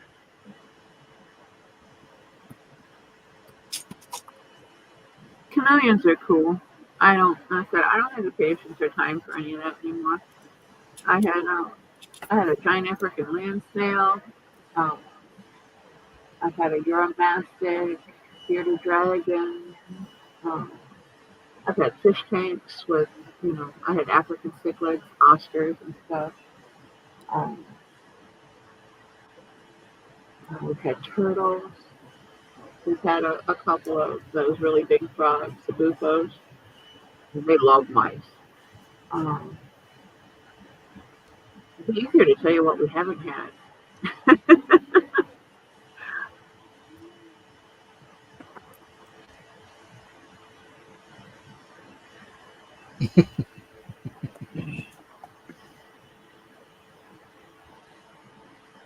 He wasn't green enough, Kevin.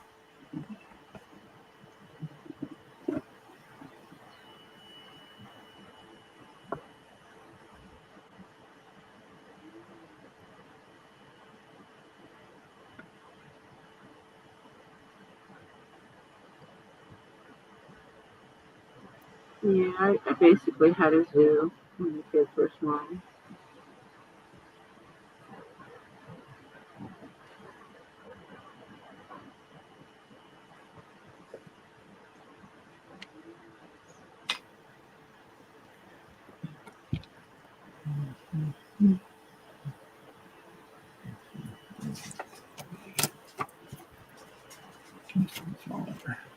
And a lot of the stuff that we had, I was always able to sell the babies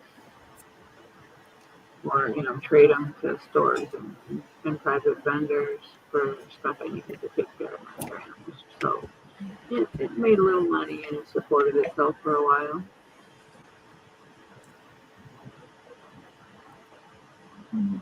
Some of the animals aged out, the rest I sold off or gave away.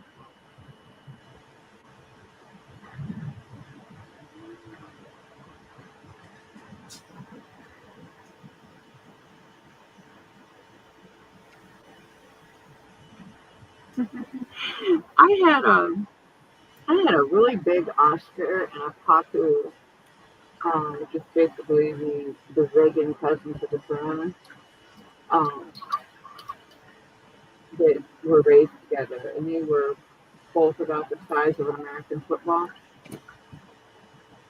And you could put your arm in the tank, and you would rub against it like a dog.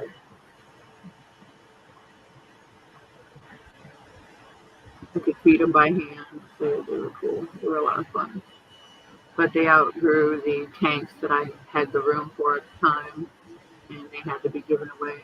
A friend of my mom's was an avid water creature collector, and he had a whole basement. I mean, the man had thousands of gallons of tanks, and he came by and took them.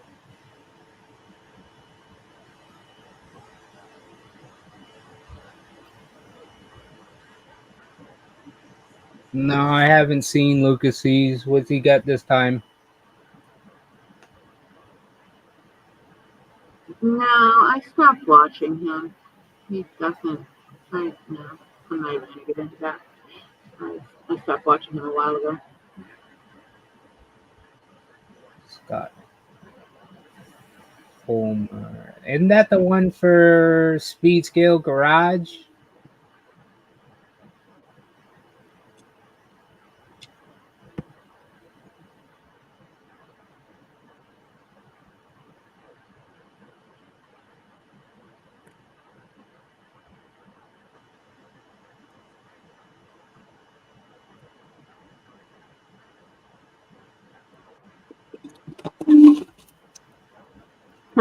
Yeah, exactly, Boston.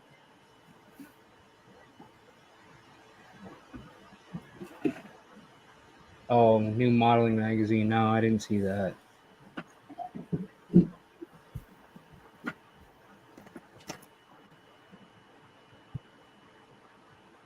Yeah, I can't remember the last time I actually bought a magazine. Sat down and read an actual physical magazine.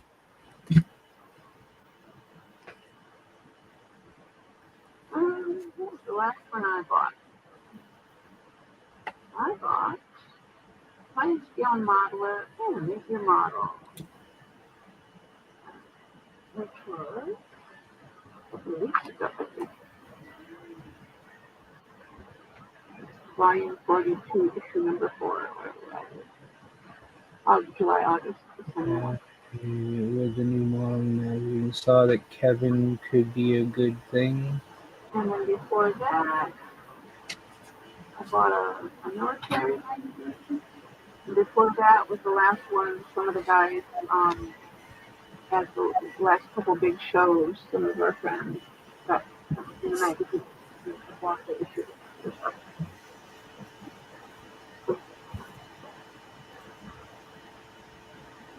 So if you got This is the one that. This is the magazine that's going to be more run by a model club, right? See how long that lasts.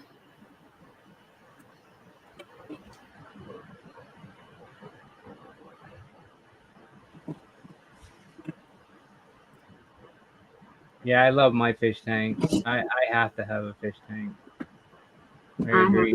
I have not had a fish tank in years, and I miss it, but I don't miss it.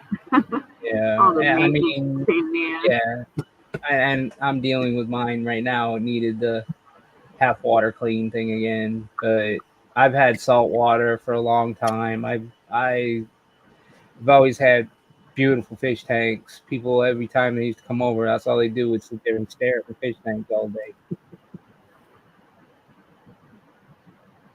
Yeah, I've got one. I've only got a couple goldfish in it. Just I keep it for humidity purposes down here in the basement. Yeah, it helps with that too. It's yeah, when we were in our apartment, it was great to have the fish tanks because it got so dry in the wintertime. We were on the top floor, so we got everybody's heat. In the winter, I could open our porch door and it'd be comfortable. Yeah, and my grandkids love it too. So I've always had younger children that it entertains them.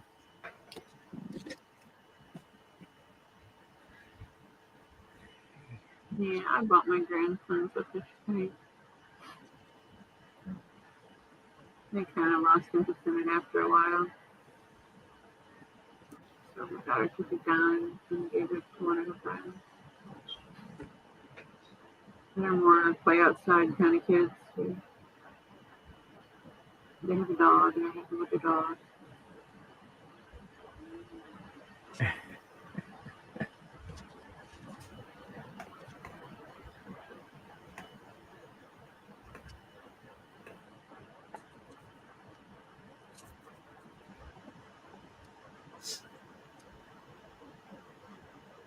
Yeah, exactly, Boston. I leave the fish tank screensaver running on my computer. Freaking 40-plus-inch monitor. I don't need a fish tank. I get the bubbles and everything. I don't have to feed the fuckers. I don't have to clean up after them. It's awesome.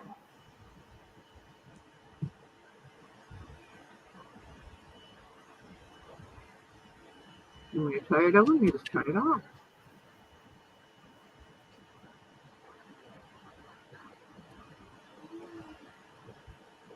Yeah, mine's the same way. I don't do any of the big tanks anymore just because I can't. It's too much work on me.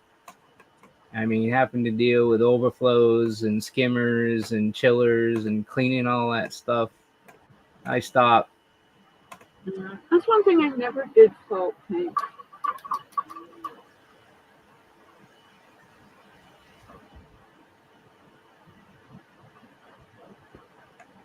Yes, I just got some goldfish and they all die off. I go to the bait store and get another half a dozen more. Right. You just go to the pet store and get feeder fish. Yeah, just go to the bait shop. 10-cent feeder fish. Yeah. That's what we used to buy my daughter all the time. And she did so good and would turn them things into something that's so big that we'd have to let it go in the ponds because it don't fit in the tank no more. Yeah, that's the one thing about carp, they continue to grow. They grow based on what they're fed, not based on their environment. So they'll just keep growing and growing and growing.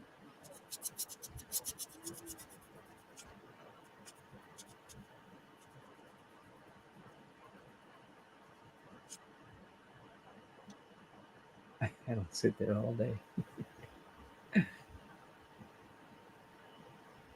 I start reading, I fall asleep, so I ain't gonna read a magazine in the baño.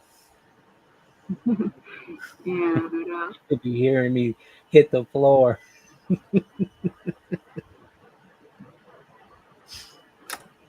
yeah, that was kind of a bummer, Edward. But yeah, I wanted to try like seahorses. You know, my problem is go big or go home. I wanted to start with one of the harder to take care of animals. But I never did it. We phased out the aquariums before I got anywhere near that. So. I had a lot of cool exotic fish over the time. I don't need to do it anymore. My friend and his family, my friend who recently passed away from cancer, Ryan Barchek, he created the Reptarium, and then he was in the process of doing Legacy, C being SEA, the aquarium, and his cancer, you know, robbed him of finishing that project, but his family's carrying the project on. It's due to be open. They're hoping before Christmas, but they've had some delays. So, I mean, if I want fish, I can just drive to Utica and hang out there all day.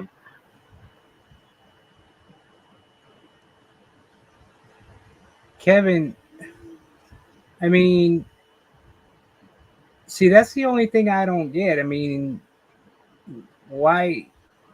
I mean, Tim Boyd and Rick, I mean, those are real carbs, not models.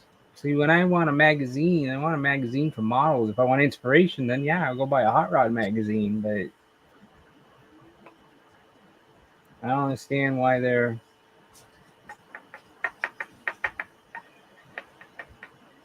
Unless they just want to pick their brain. Who knows? I got a feeling they're going to spend a whole lot of money on a project that's already been overdone. There's a lot of paper product out there about one-to-ones.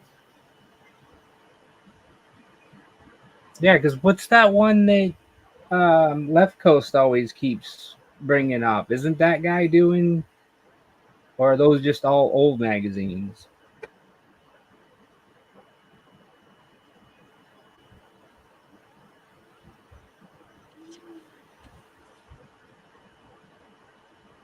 Oh, well, the extent of my knowledge on them, Ed, is that they live in a saltwater environment. I don't know fuck all about them, and you know, they make squishy noises.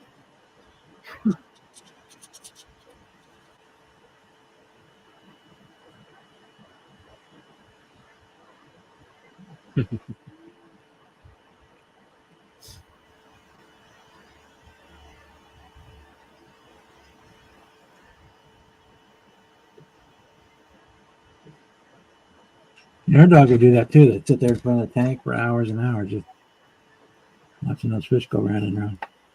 It's like watching TV. My dog watches TV. No different.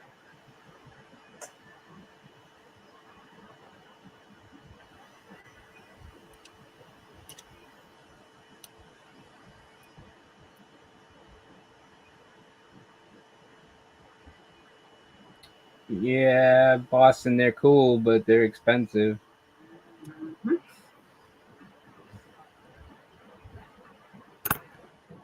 Coral and clownfish, had a lot of that. Yeah, I always like coral. They're cool. The live rock, the anemones you need, all that stuff. Special lighting. We tried to do it the cheap way, and it just did not work. We ended up still having to spend the money on decent stuff.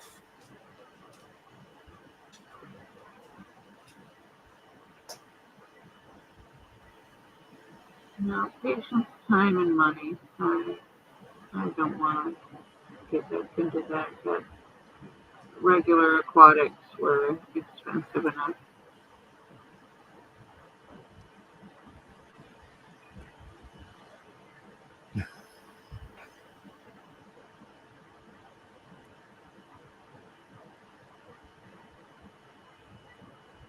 Did you just, Edwin, did it bring you back to your childhood of watching SpongeBob? Are you just trying to catch a jellyfish?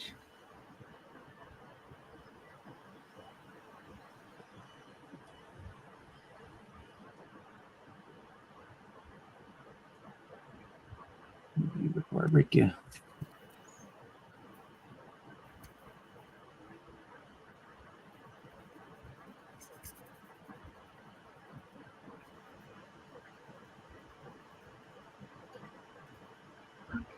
Now, where is the view?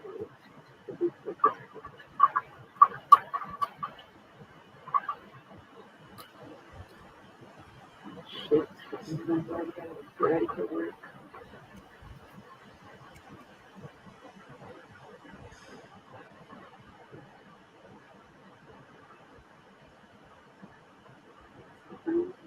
Right here. Okay.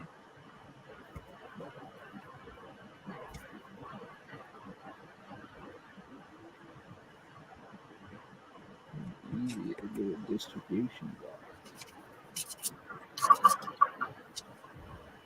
Now, I almost put my paintbrush in my glass of drinking water.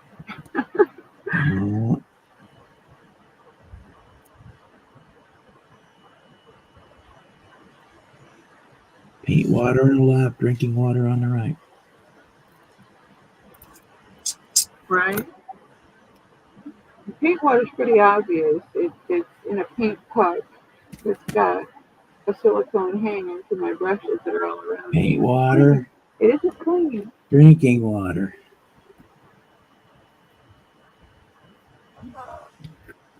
They're at opposite ends of the table.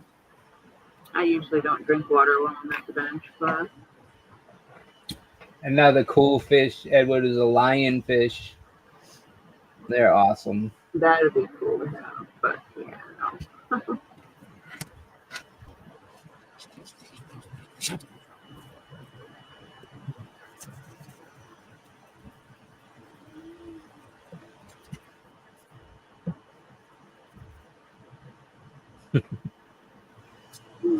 Probably should have did those opposite colors, but whatever.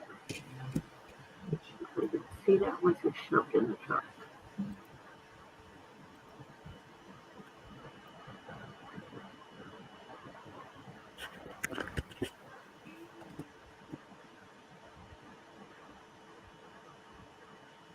Oh, lobster is tasty.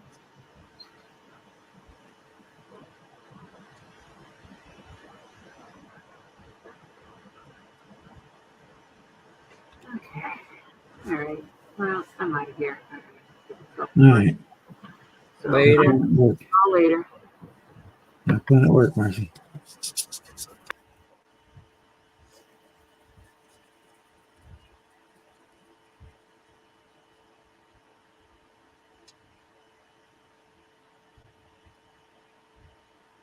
Most of my fish did eat live food, so we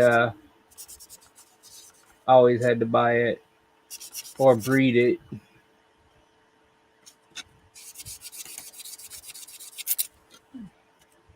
Yeah, when I had tropical fish in my tank, I always would buy the cheap guppies because they breed like nobody's business, and then the other fish could eat those. Yeah.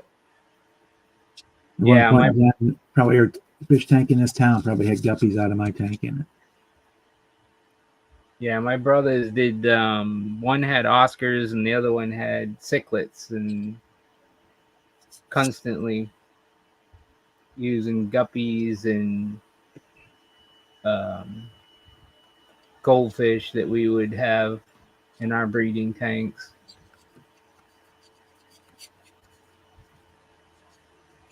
Because ours would breed like hell, the freshwater ones.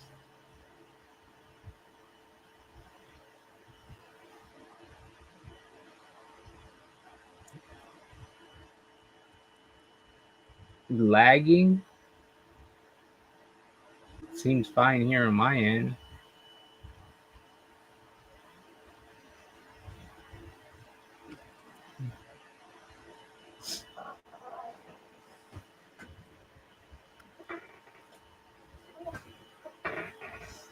You put a new squirrel in the cage? Huh? Then you probably need to put a new squirrel in the cage. Oh, yeah. You're overworking that one squirrel. Switch him out.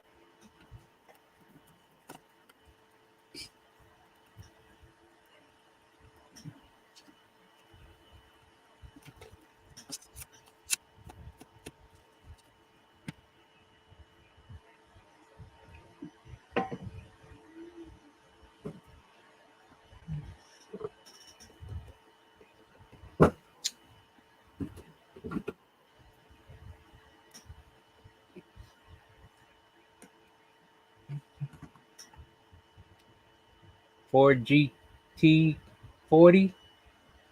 The 2017 Ford GT, yeah. Yeah. I picked it up the other day for $16. I figured, why not? Not resin, right? No, it's Revell kit.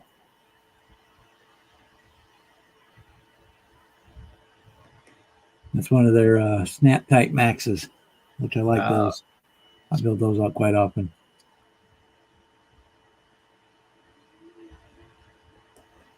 But yeah, I'm getting the seam out of it.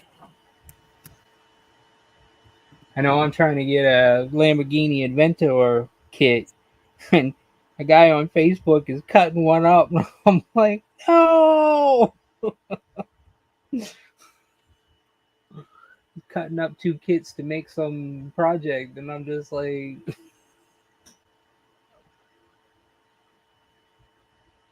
couldn't find something cheaper cut up. Make him a deal, a couple of AMT 67 Chevelles.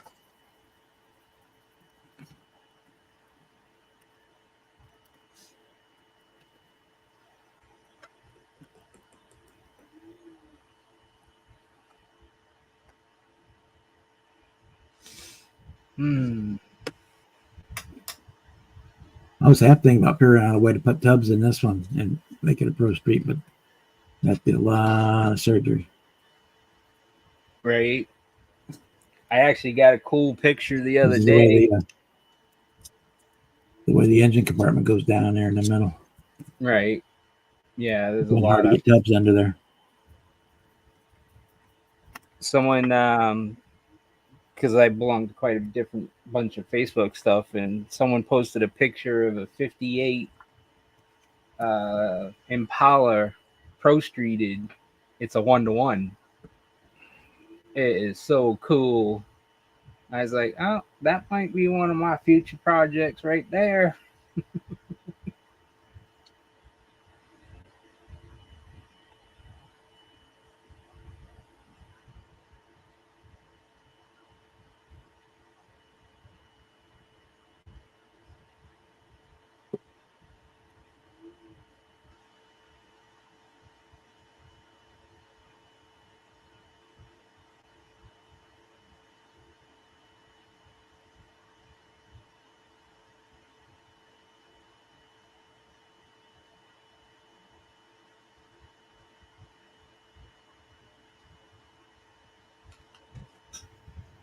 Yeah, this is a real nice looking kit. The body comes partially assembled. I kind of wish it wouldn't, because it'd be easier to do this.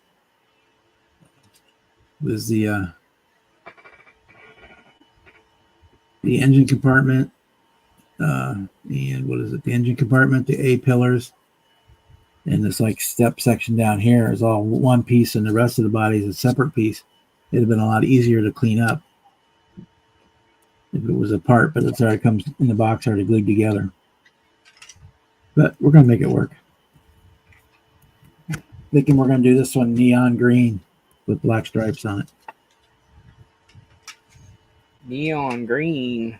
Yeah.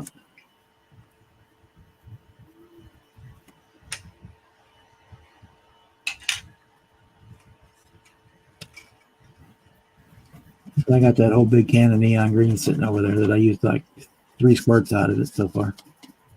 Hey, Jimmy. Hey, Jimmy. Yeah, we're just hanging out for a little while. Because this is the week when I do Mondays and Clip does Tuesdays.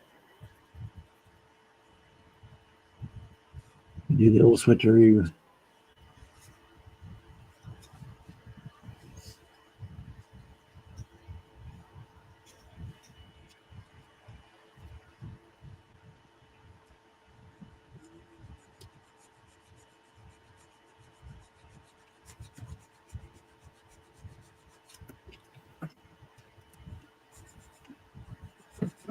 Yeah, this is the. I think I just watched his video today. This is the kit right here. Oh, actually, the box art looks cool. The easy clip. Huh? It's got like 27 parts in it, but it is really nice.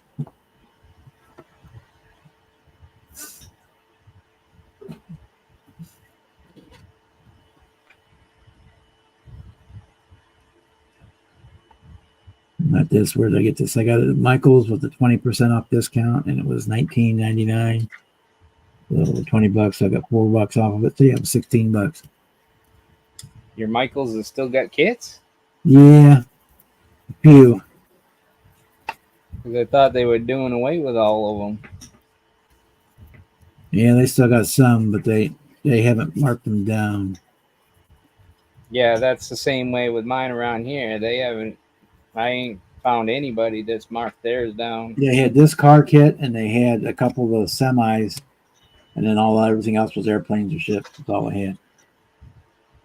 They didn't have any other car kits but this one. I think everybody passed it by because it says Snap type. Snap kit, yeah. Yeah. They can't get over that stigma that it's a snap together kit. It's only snapped together because you don't want to glue it.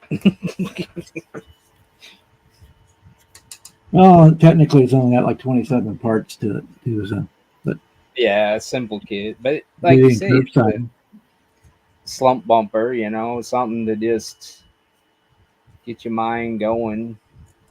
If it kind of turns out the way I think it's going to turn out, you'll see it on the table with Acme. I have no qualms about putting a snap kit on the table with Acme. None at all. In fact, I'll have probably at least 3 snap kits on the table with Acme this year. I mean, for me, I probably wouldn't be able to leave the kit alone. I'd be cutting it up, doing something to make it more than just I mean, the first thing that came to my mind was making them doors open like they're supposed to. You could.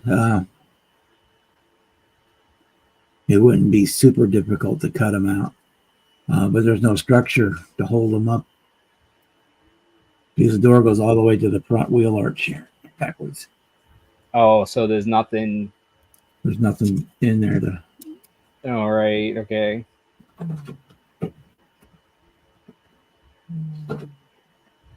Here's the interior bucket with the engine on it. So yeah, there's nothing.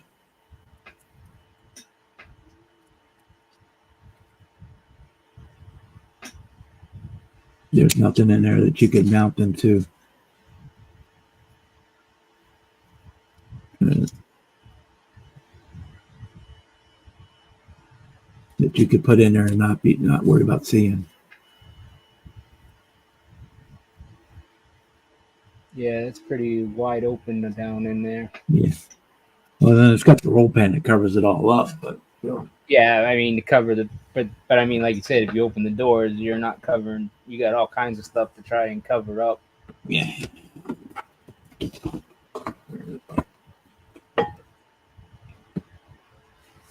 with the belly pan. It's just, which is kind of is the way it is on the real one too. There's nothing sticking out the bottom.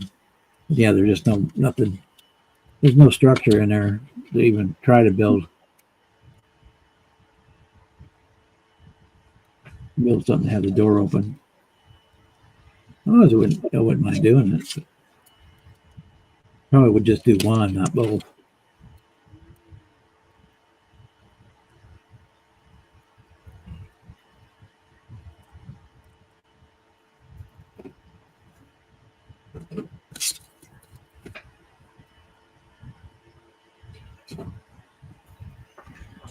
All right. Ready to go back and paint.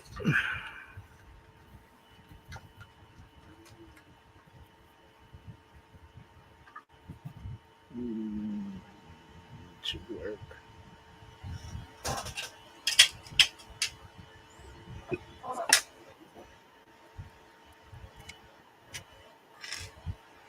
I don't know if they did this body in a full kit or not. I have never bothered to look.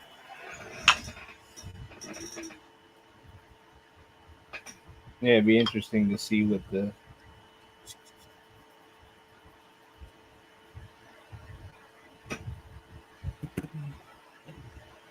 because they do make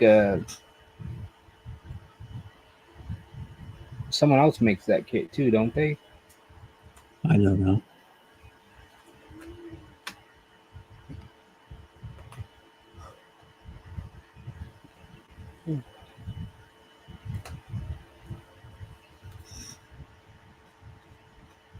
The only reason I picked it up was $16. Yeah. It'd be for something fun to play with. And then I got it home and saw how good it was. I wish they had more. I might have bought a second one.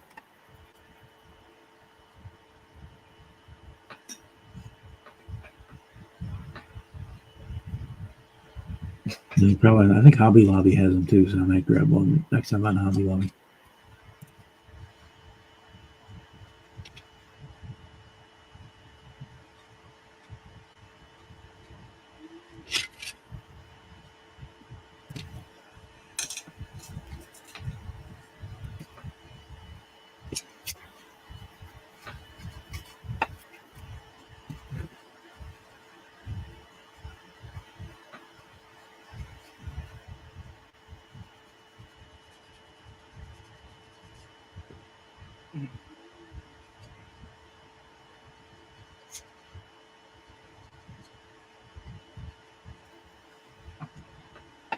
On a package tray? Oh yeah, we used to sleep in a package tray all the time when we were kids.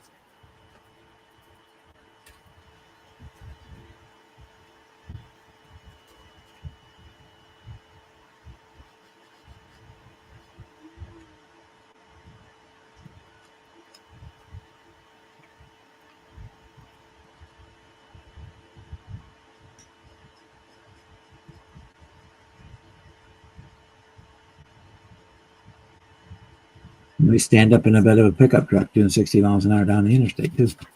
Mm-hmm. Hey, Superman with your arms out over the roof of the cab. Over the cab, yep.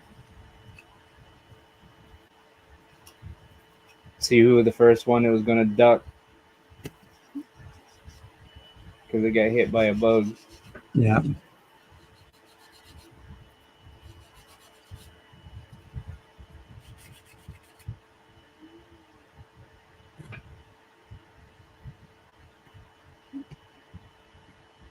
My dad had the big Vista Cruisers where the back seat faced backwards. So the road back there always got car sick.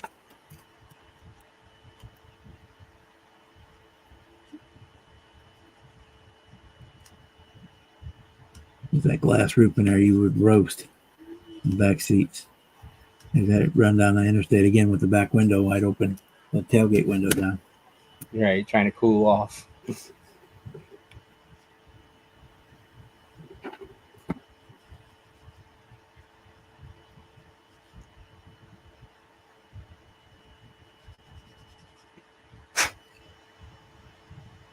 Like, I'm not positive, but I'm pretty sure we probably stood up in the back, stand up to the back tailgate of the station wagon when it was going down the highway too. I'm not 100% positive. I knew we would do it in town all the time, but I don't remember if we did it on the highway.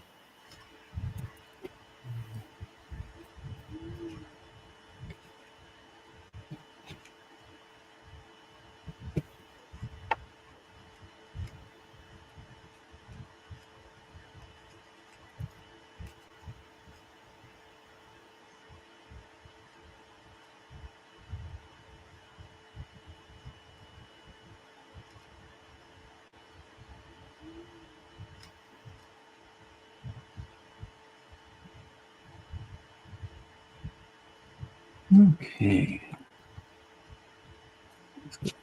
Let's it up, see how it looks.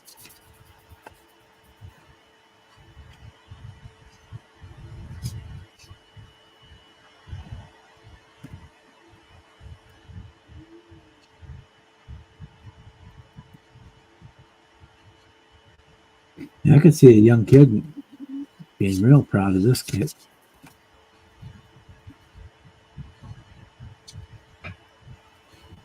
True that. I mean, it's a nice body style and everything. And it comes with the stickers, so a young kid can just put stickers on it. Don't have to worry about decals, all the stripes and stuff. But they wouldn't care about the seam, the mold lines like I do. So, and it comes in that polished white plastic, so you can just throw stickers on it and call it a day, and it looks pretty good.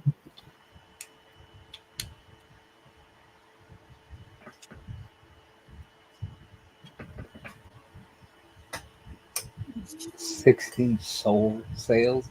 What? 6-inch soles? Shoes? Oh, stilettos? The early days of the stiletto. Platform shoes. Back in the 70s, everybody had platform shoes.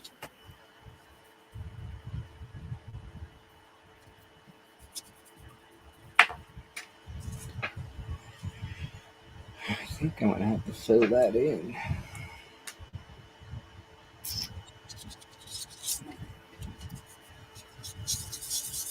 That's for the dash.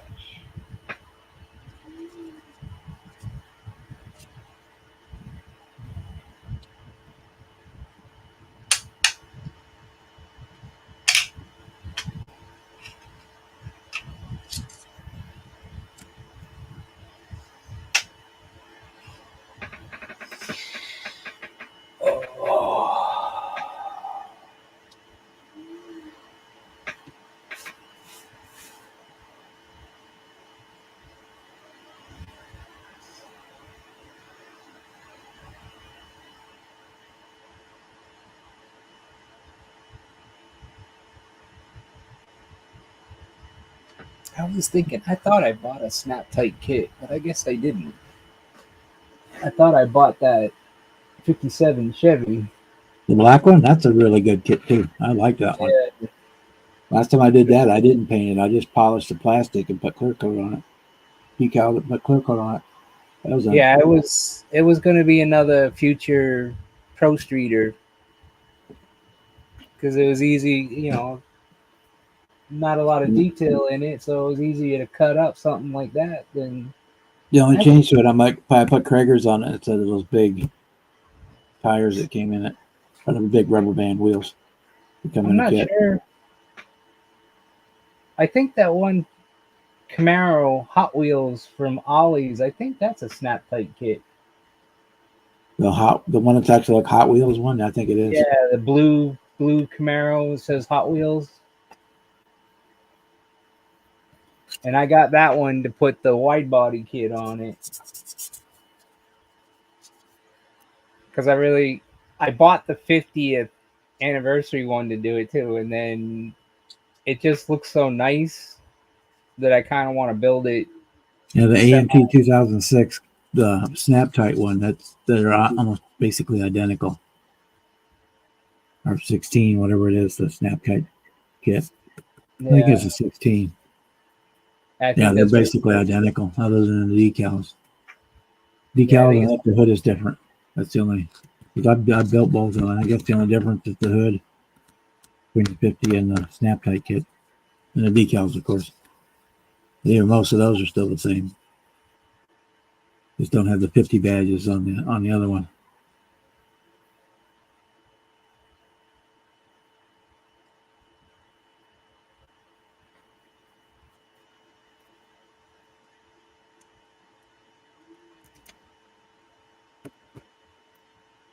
Yeah, that fake candy red on that one turned out really well.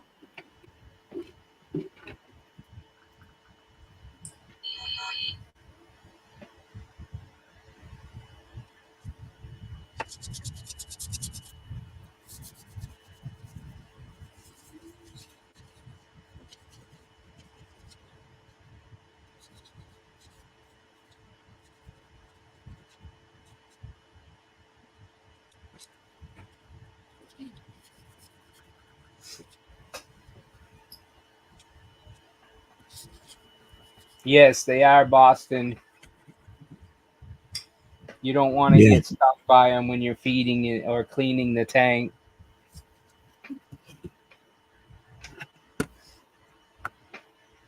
Yeah, their spines and their fins have poison in them. Yeah, I do.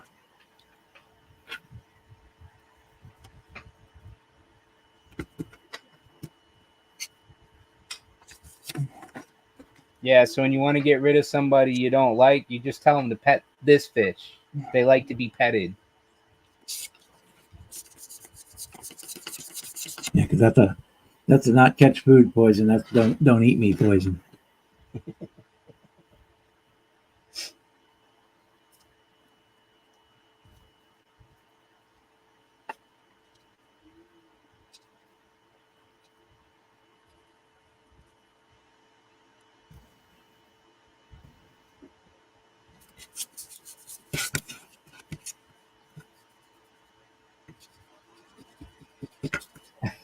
He likes to by the sheets.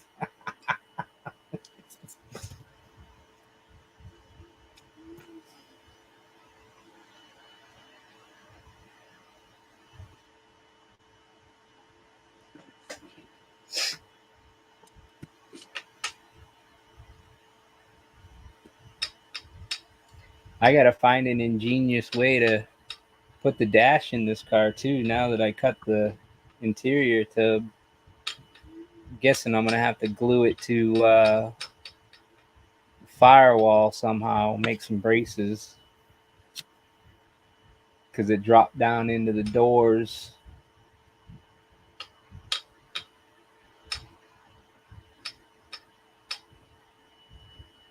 Yeah. Every time I look at it, I find something else I gotta do.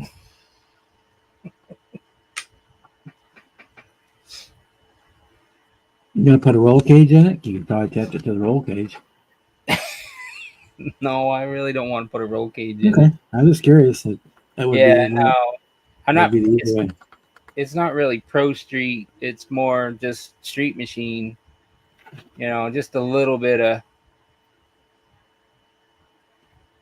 Can still be a casual driver. Kind of a weekend warrior type thing. Yeah, you know, you're just your typical, you know, upper class boys that think they got shit. You don't.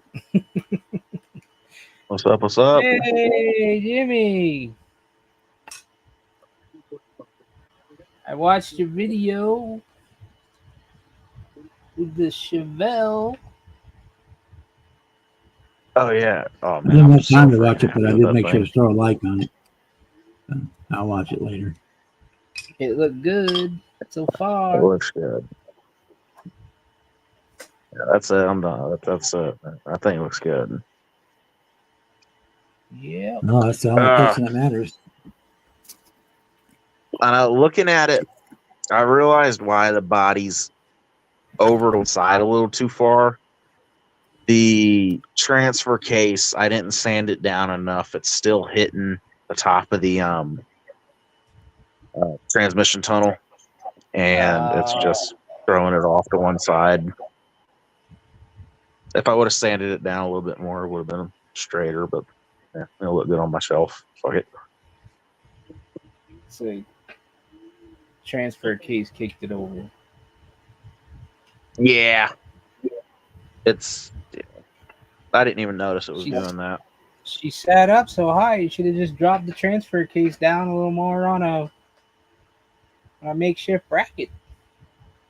Yeah, Gave it I that. didn't even know it was doing that. I really didn't. I had mocked it up a bunch of times to make sure it fit, and I guess I didn't notice it until it was already glued together and done with. Yeah, I was just dealing with the same thing on this, and I couldn't figure out why my chassis. I've done all kinds of mock-ups with it, and then all of a sudden now I was noticing after I primered it, and it shouldn't. I'm like, I didn't do anything. I didn't enough primer on it, but the bottom frame pan was bowing, and I'm just like, what are you hitting? But I figured it out, thank God, because it was driving me insane. I mean, it wouldn't really have mattered. Once I glued it all, everything would have been in place, but it was just you were pushing the front of the frame up, and I didn't like that. It didn't sit nice and flat like it was sitting. Gotcha.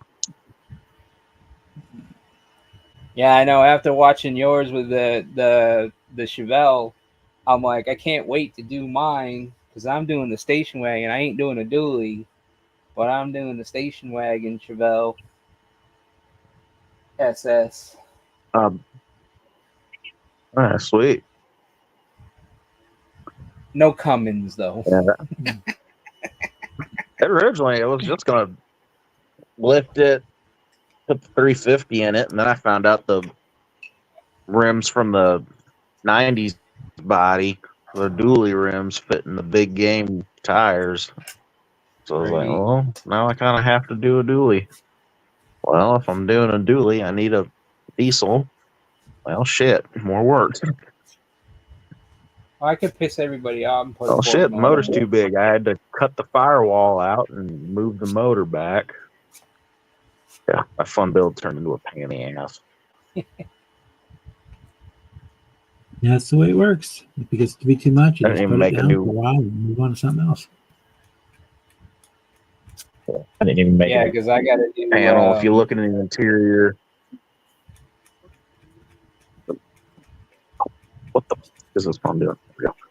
I didn't even make a new panel. If you look into the interior under the dash, you can see the back of the motor. I had to cut the transmission tunnel on the firewall and move the whole motor back. But like it.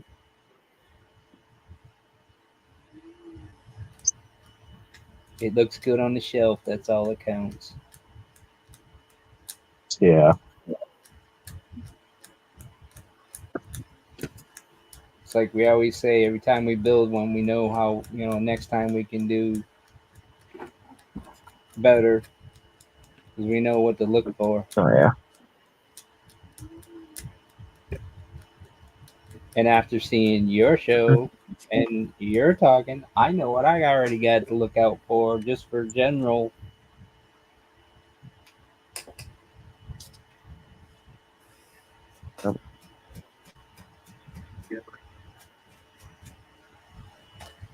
I just gotta figure out what I want to do next. I could keep the Bronco going and do that monster Bronco, Paint ever dry? or I could.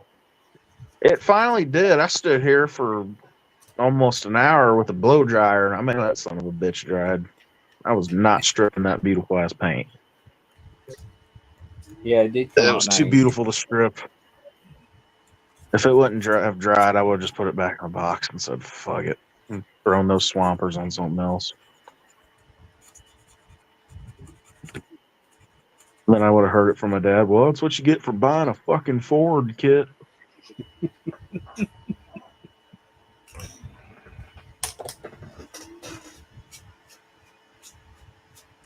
Or I could start my Pro Street group build. I'm doing the 70 Roadrunner tubbing it and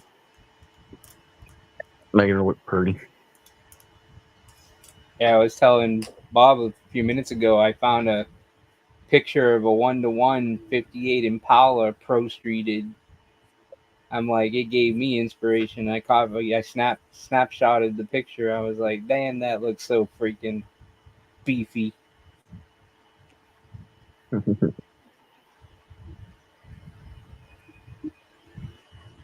And I got quite a few of those kits because it's one of my favorite body styles. It's a beautiful car. So they're going to give me something different to do. Even had Cadillac, Marcy would show up. That's what I'm going to do next. Cool, cool. Mister. She had to go to work. Oh, you got it in. Oh, yeah. Okay, never mind. Now I know what you're talking about. But we get delivered.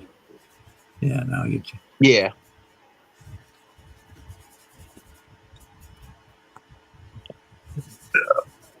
I'm quart low today. They drew blood out of me this morning, so.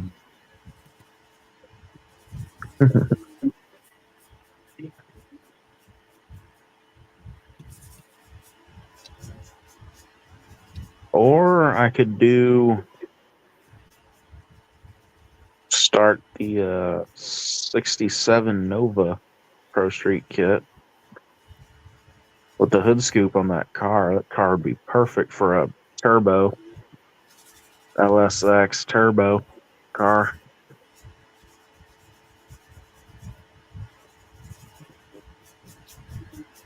I got a couple lined up. I want to start, but I don't know. I'll sit down there, stare at everything, and something will speak to me.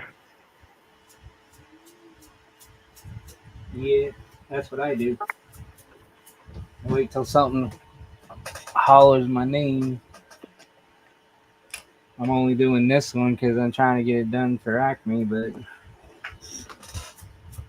otherwise I'd be working on something different.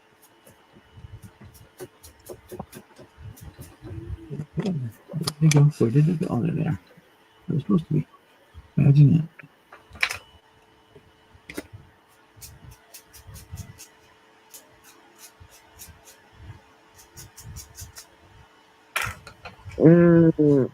I got a couple. The other one I want to start is that Dodge Viper truck that Rick Blue sent one? me.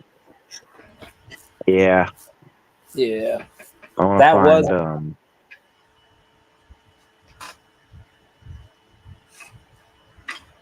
what?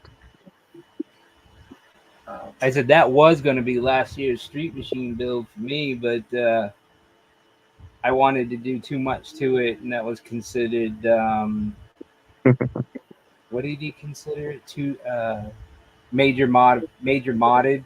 So that's when I decided to do this GTX instead.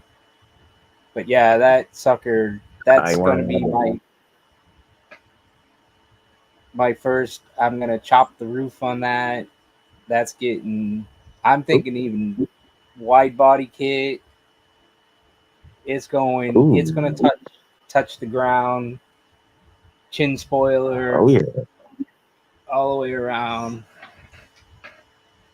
And I'm thinking of finding. I don't know if anybody sells it. I think someone does, but that's definitely going to get the Viper motor in it. It has a Viper motor in it. Does it? Yeah, it's the Viper That's truck. The V12? The V12 or the V10? That I could not tell you. I just know it's got a Viper motor in it. And it's a decent motor. I've got a spare motor downstairs to one. And it's a nice motor. Not real complex put together. Yeah, I'm going to find some decent style rims. Definitely going to get some meaty rear tires. I kind of got it pictured in my head. I found a photo of second gen Dodge like that on Google, and I'm gonna do it up like it.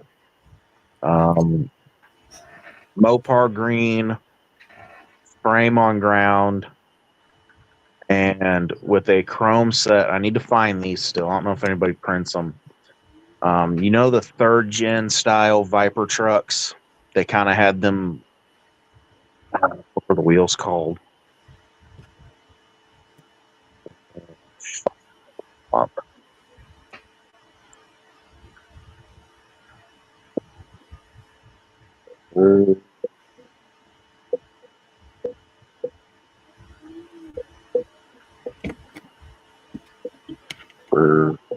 Like 3-bladed ones? They're called something, man. I can't remember what the fuck they're called.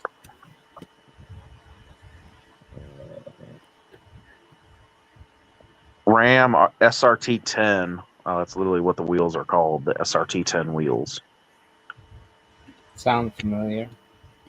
If I can figure out a photo. But whatever. Yeah, on a set of those kind of wheels, but it's like 22s or 23s, 24s, something lowered on the ground. I need to find that color, the old Mopar limeade green. I think that's what it was called.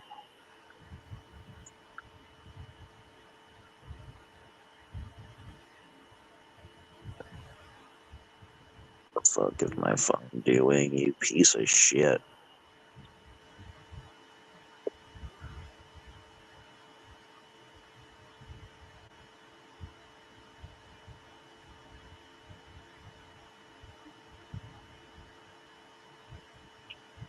I can find my link what I'm thinking of. I think Jay's might have a set. I think I'd seen a set somewhere, but that was before I had this kit, so I really didn't pay attention to them.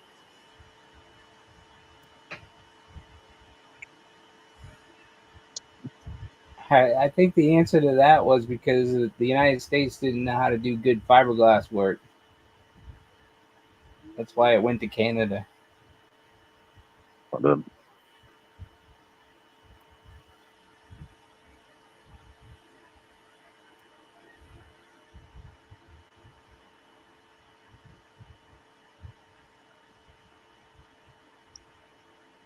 Yeah, I can't find that picture.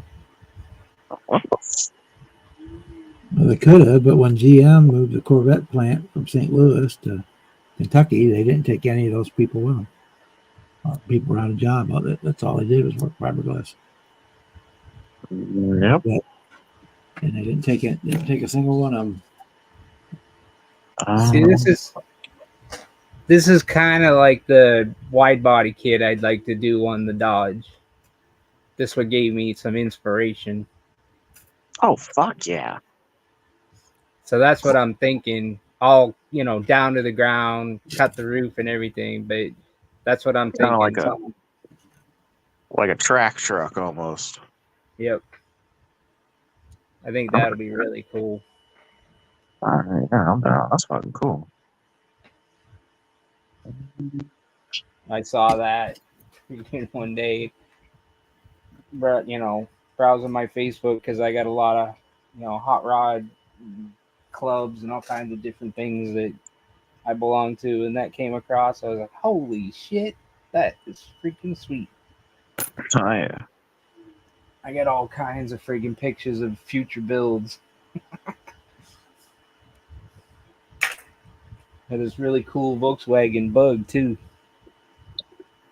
Let me tab back in. I'm over some problem.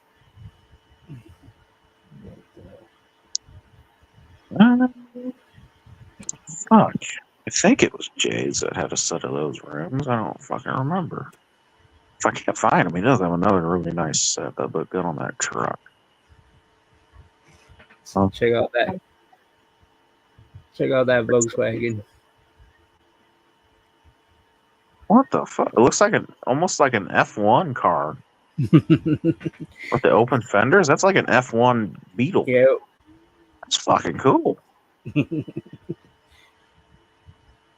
I'm like, oh hell yeah, that'll be easy to pretty much do. Shit, a little redneck ingenuity, probably fucking good. Model kit at least. Yeah, found my inspiration on my, because I bought a beetle bug. Oh, you know, I mean, all these prices, you just can't pass that stuff up. Oh, And I no. didn't. I was, you know, the whole time I first was thinking, I was like, yeah, I'll probably do some kind of Baja thing, you know. And I saw that, and I says, oh hell no, I'm gonna. Oh, guess he pushed the button too.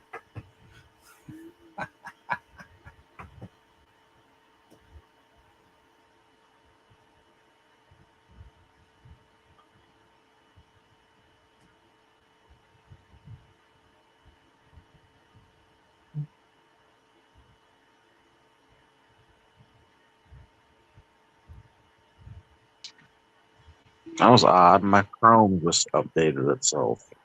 Okay, that was odd.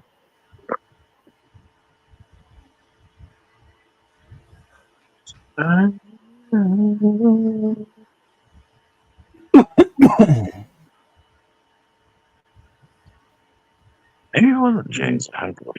Fuck, I know I've seen him somewhere. I can't fucking remember.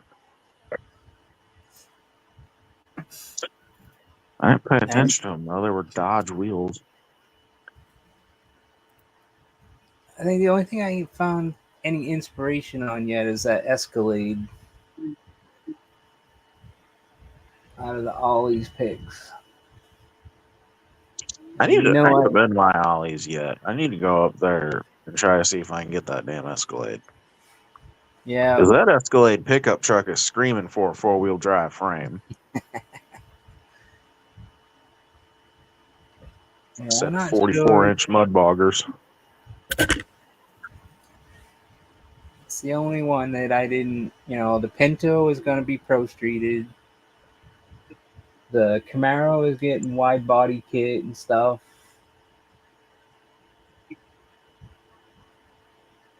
The only thing I found at my Ollie's that last time I was there, well, last time I went there and got stuff, I found the SVT Mustang, the Z06 Corvette, and the fucking Diablo.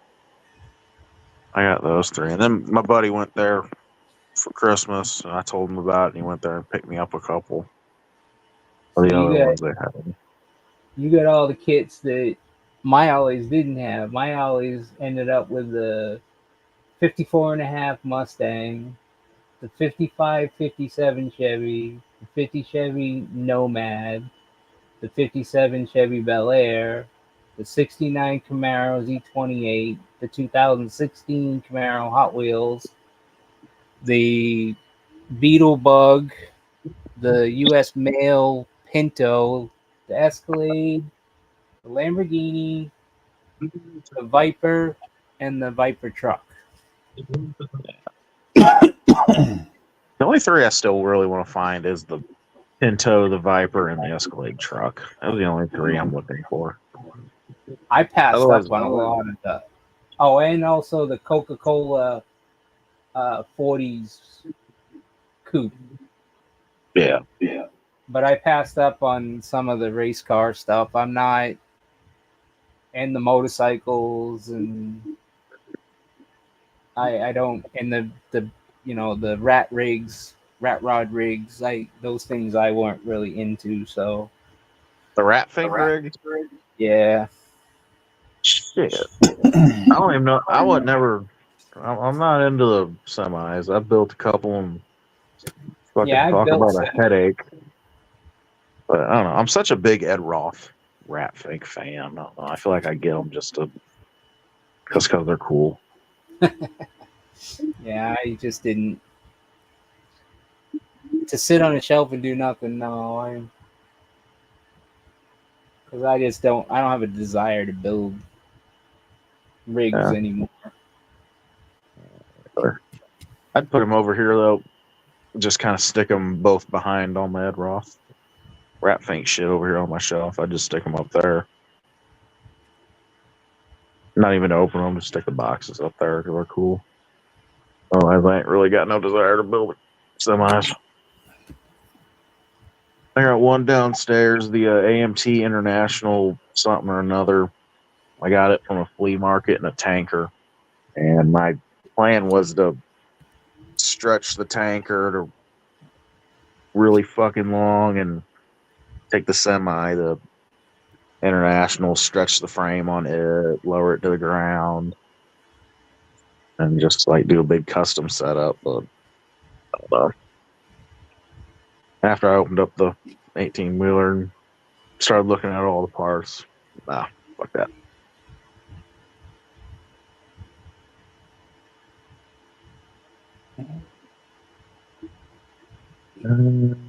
Hey Andrew, how are you tonight? I haven't heard from you in a while. Hope you're doing well. What's up, man? No, it wasn't Jay's that had those wheels. So those are definitely not on his website. I did find a set of 20 in the front and 21 in the back set of Hellcat wheels that look good on that Viper truck. Yeah, that's probably where I'll end up looking, is something on that line. Wish they were bigger. A 22 in the front and a 24 in the back would be more my kind of style. A little small.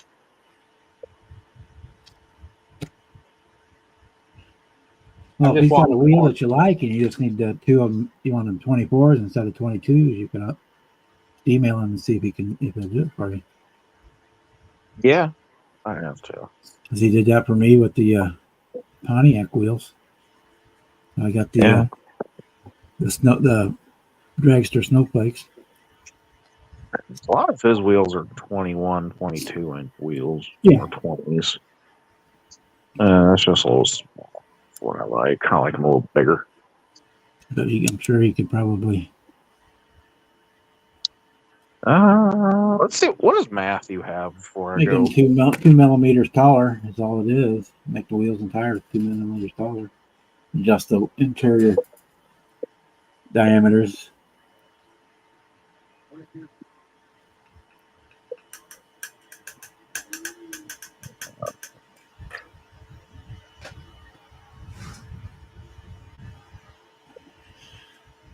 That's all right, guys. It just gets out of hand so quickly all the time. It's just easier to avoid it. That's the only reason it's just, it's too easy to hurt feelings and whatnot. I know this is Monday night, so it's fuck your feelings, but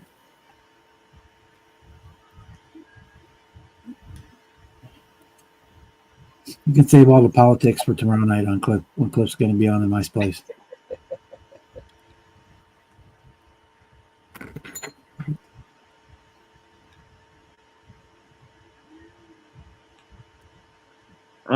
What does Matthew MCV? MCV.products.net.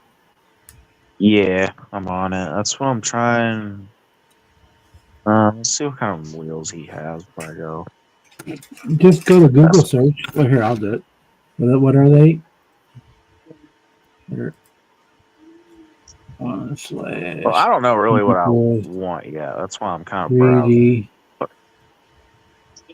The SRT10 wheels? Nike. Let me see. What the fuck are they? SRT10 Ram pickup wheels.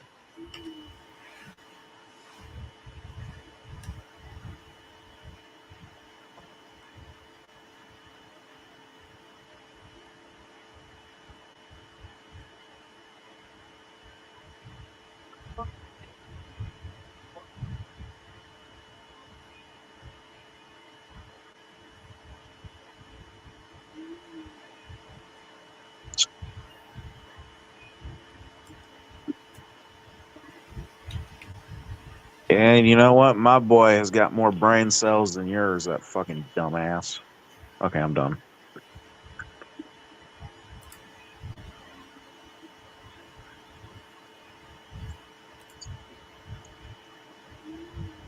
Yeah.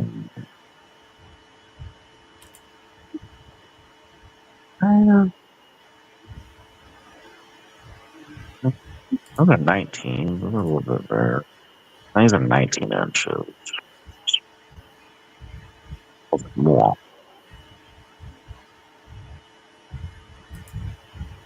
I want to say Matthew has some Hellcat wheels on here. I don't remember.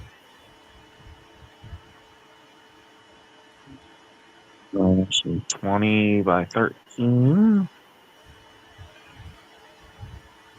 22 by 12. Damn. Okay.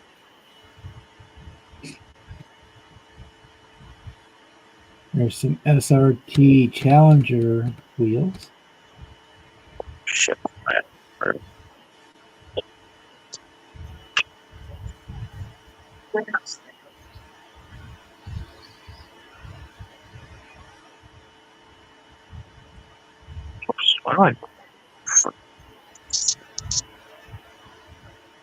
Well, actually, I need to order something from Matthew anyway. I want to put some race seats in that truck. So if he's got a set of race seats, I like. He's got some 22 by 9 torque thrusts that are pretty nice.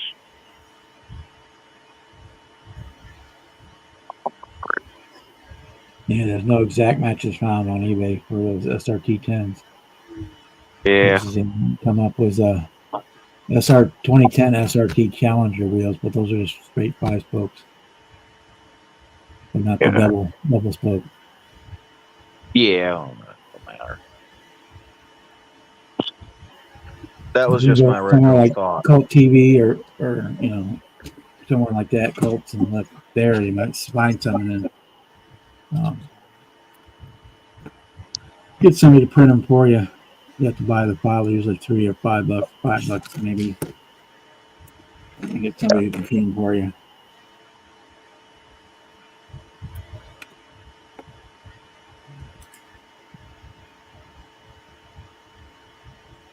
I had a couple files saved my phone. I thought about buying them and sending them over to Marcy or Don or someone.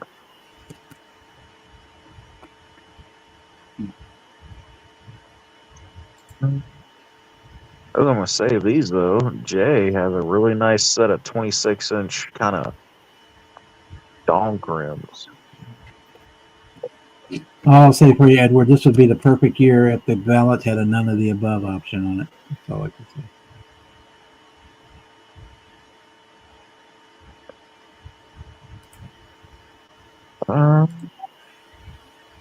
We got 20-inch Viper wheels. These are the 90s Viper wheels. Oh, God, those are ugly as fuck. Yeah, with those like the 3-spoke blade type wheels. Yeah. Oh, sorry. I like the wheels on the newer Vipers, though. It kind of spoke looking.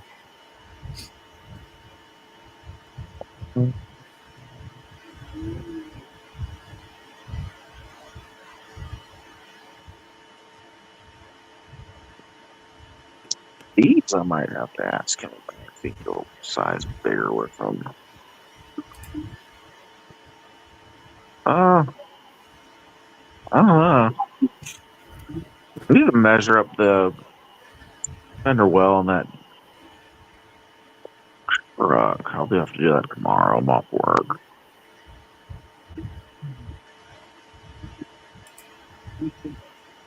I want the whole fender well to be just taken up by tire and rim. I don't want no spacing.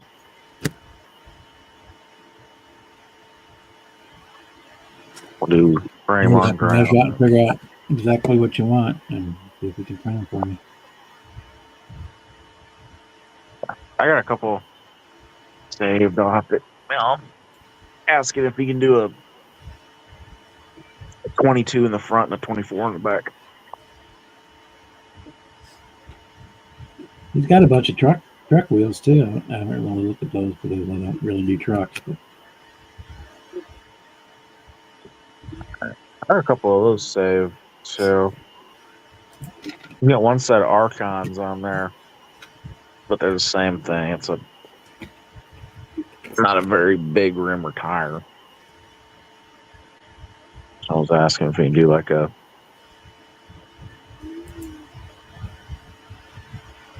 22-inch rim on a 38-inch tire or something like that.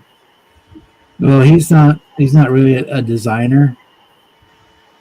So if it's a file he's already got, and if we just wanted to make it bigger, we can do that. We can't redesign it. Yeah, no, he's got a set. He's got the set of Archon rims on there, but they're just a little smaller than I like. Yeah, he can like bump up the diameter and the width a little bit, but not. Won't be able to change the offset or anything like that. He's not going to do that. Yeah, no. Just need to be a little bigger. Because he's kind of like Matthew. He doesn't design the files. He just prints them, so he can scale them a little bit. But that's about all he'll do. Yeah, that's all I need him to do. I got that 21 Bronco down there, and that thing's been screaming my name for a while. But I need to get what I need for it, and I need a lot for that 21 Bronco. I'm doing a full. All I did was resize the back, basically resize the back wheels to fit the drag slicks he was already making. Yeah. Bronco, I'm doing a cut and full paste. custom suspension, wheels, pop up the interior a little bit. I'm gonna do a full kind of SEMA style truck with it. Now Miguel pops into one of the lives here in the next couple of weeks. You could ask him, and he could probably knock the set out in 10 minutes. Yeah. But he's good that way. And then you could buy the file and send it to Don, and I'm sure Don could do it for you, print them for you. Yeah.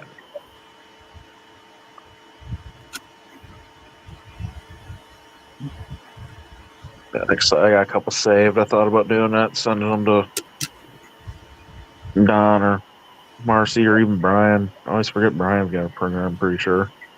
Yeah, he does. Okay, that's what I thought. I thought Pappy did for a while for some reason. He gave his to Matthew, and Matthew started doing the printing for this shop. Okay. He just gave it to Matthew. Brian did, you said? Because he wasn't really using it, and Matthew was getting that business going, so he just gave it to him. Brian did, you said, or Pappy? Fred, yeah. Okay. He gave his to Matthew because he wasn't using it, and so Matthew was getting that business going, so he just gave it to him. I got you. I'm sure it was in exchange for a lifetime supply of parts or something, but yeah. Night, Kevin. Night, Kevin. Not brother. Yeah, we're going out. We're going to be going pretty soon here too. I'm kind of tired. Yeah. So I'm running a I'm gonna bounce too. I got a couple things to do before I hit the pillow. You guys take it easy. All right. I'll see you. We'll probably be on later in the week. Yeah. Thursday, Friday, somewhere in there. All right. Later, guys. All right. See you, brother.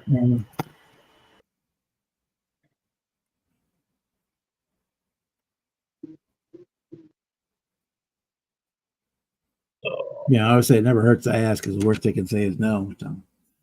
Yeah.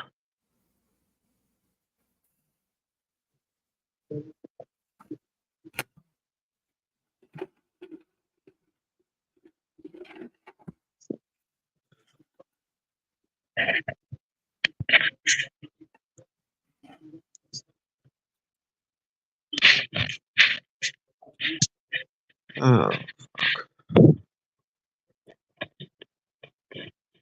Yeah, in fact, I should be getting some wheels from Jay here tomorrow. be delivered. That's the post office tells me if it'll begin. They're scheduled for tomorrow. We'll see. I believe it when they show up. Oh, Hobby Nut's got a couple new things on it. Fox and Martin GSX, Galaxy 500.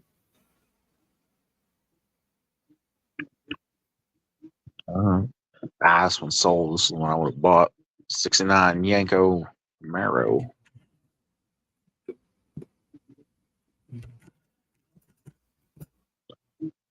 Do that to match my Yanko Nova.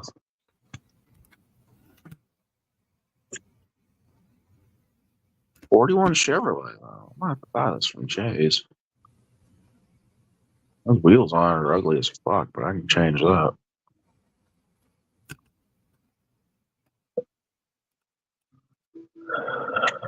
Uh, 33 Willie's van. I could have just. The AMT one. If it's that one, it sucks. It's like a gasser looking thing. Yep, but it's got really good parts, but none of them fit together. It's got a good engine, it's got a good chassis, it's got a good suspension parts, good rear end, but not as a kit, none of it fits together.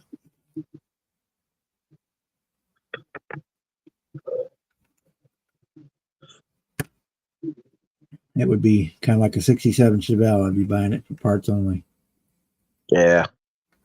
It just does. It just does not fit well. Right out of the box. I mean, there is no way to put the transmission into that car and have it sit in the frame. The engine sit in the frame. I had to cut the top half of the transmission from the bell housing back off. Get the engine to fit, and transmission to fit in the frame. It's got the real nice flathead board in there with the bug catcher and all that stuff, but that's a real decent rear end. But yeah, as a kit itself, it does not fit well. Yeah. But say for parts, it's got a cluster of really cool parts in it, but they just don't as a whole kit. It's really hard to build because basically they use the same. You get the same kit for the sedan delivery, the van, or the coupe. They just give you a different body. And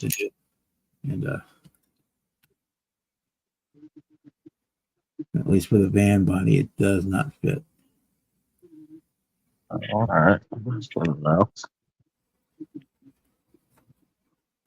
Okay. Ooh. All right, we're gonna shut her down about 11 o'clock. All right. I'll say I'm a quart low on blood today, so I'm kind of feeling it. 440 tunnel ram. They took stuff out of every orifice but my ass today. And they made a few new ones to get the rest of it. That's how my dad feels every time he goes to the doctor.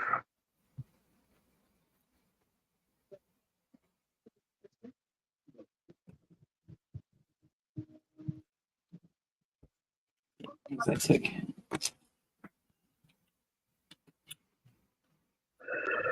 Tunnel ram, big block Chevy. Let's see, 429 fuel injected, 429. Yeah, two. Fuck. Oh, it's a 460. I'm a dumbass. I read that wrong.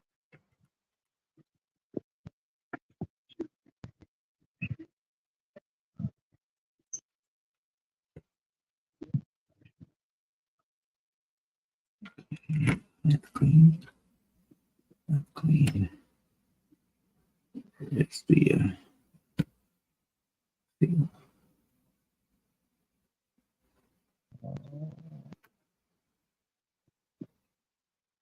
Ooh, there's all kinds of goobers in there.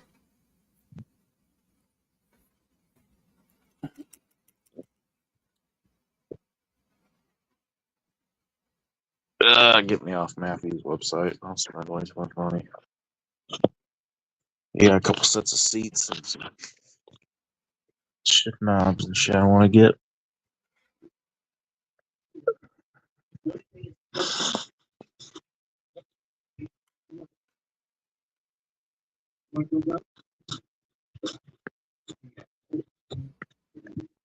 I got any old die cast over here, actually. I got a couple of die cast over here in a box. I'm going to have to go through there and see if I got any cool rims on any of them die casts I might steal for that ram. So I don't have to buy any rims. I won't.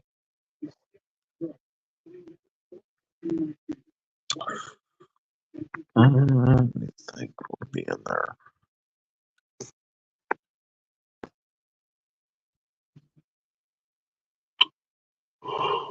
That was obviously way overdue. You know, that airbrush, all this gray sludge is coming out of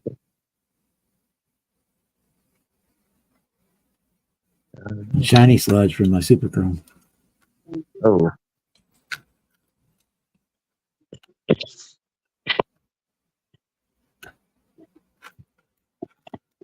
Oof.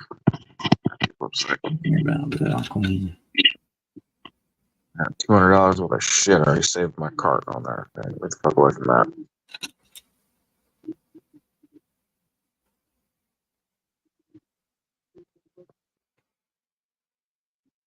Time to order a new set of O-rings for this one.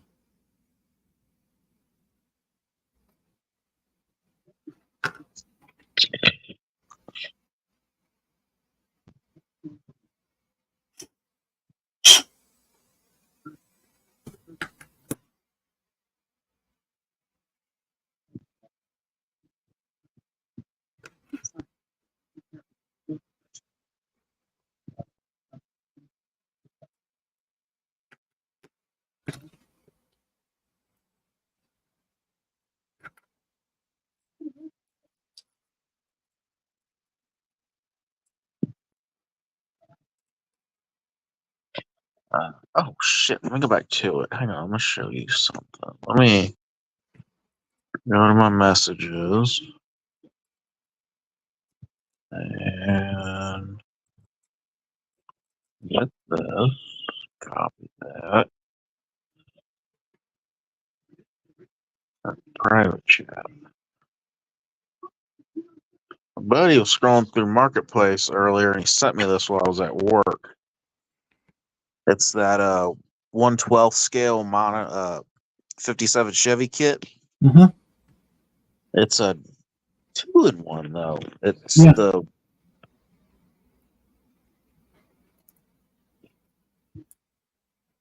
oh fuck! All right, that kicked me off. It's the 1/12 scale, and then it comes with a bonus 24th scale Monte Carlo kit. But this guy had started some shit with this car. He's got a 5.7. This is all 12 scale. A 5.7 LS and a set of big ass rims already for this 57. It's just not put together. He's got all the custom parts for it though. There you go. Yeah, man, that's pretty fucking cool. I mean, that's $200 for all of it though. 12 scale, the Monte Carlo, and all the parts.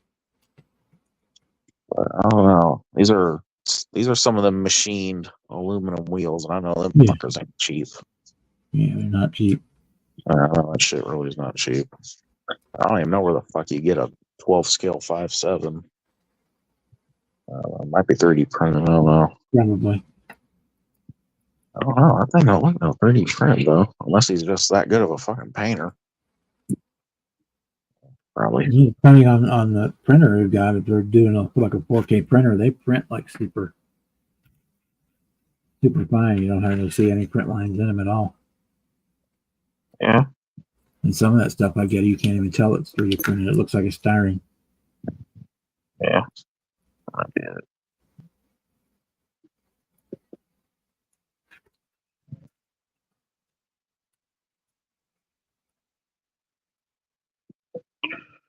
Yeah, he's right over here. He's up in Collinsville, not too far away from me.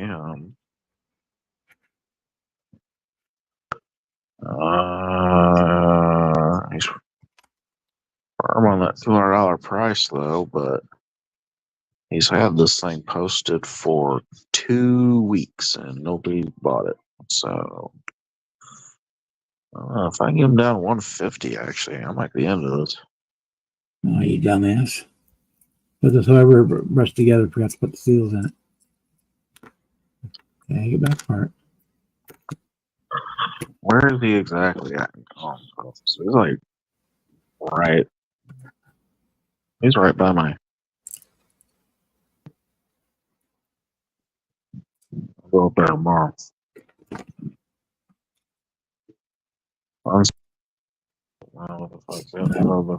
Send a text and offer him $150, and if he says no, you can go up from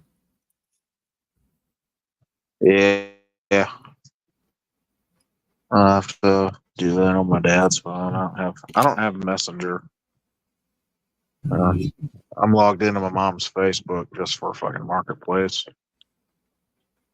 Otherwise, I told some girl that she was fucking stupid, and they threw me in Facebook jail for 90 days, and I deleted my account.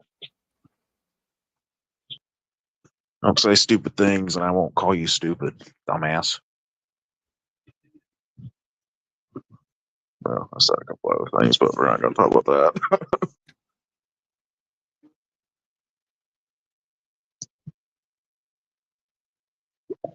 I say, you play stupid games, you win stupid prizes. Yeah, that was like they gave me 90 days in Facebook jail. I don't remember what offense that was. It was on my second or my third. I'm pretty sure it may have been third. That's why I got 90 days.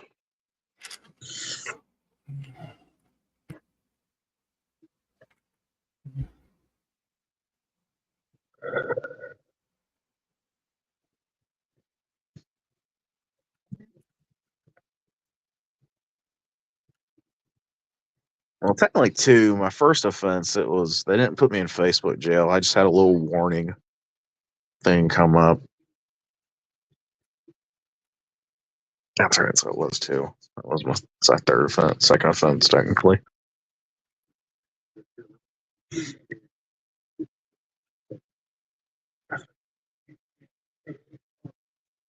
Have to play nice.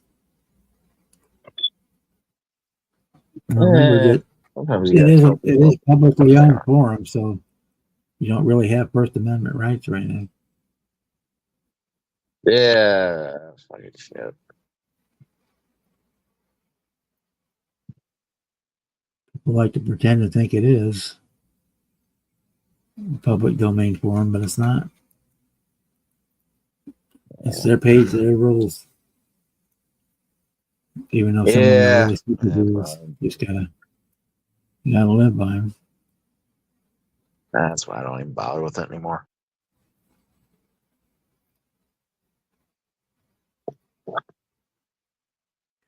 I don't remember what the first one was. The one I got the warning for. I know the second one was. Oh, fuck. What was the second one?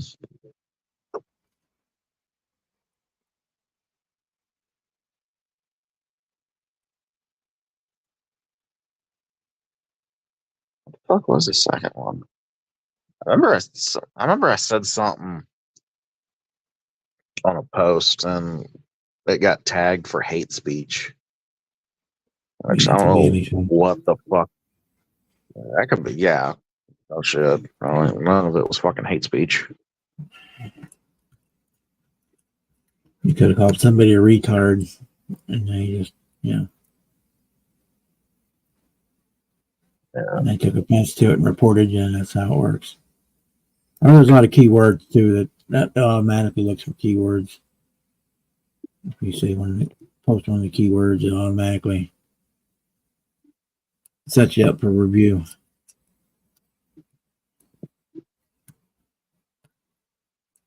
There we go. I got it in there now.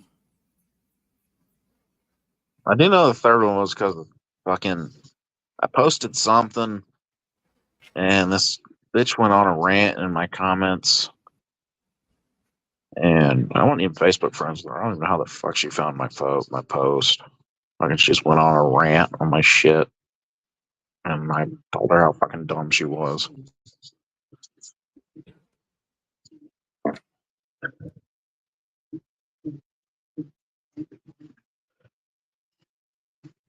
It could be anything because you go on keywords.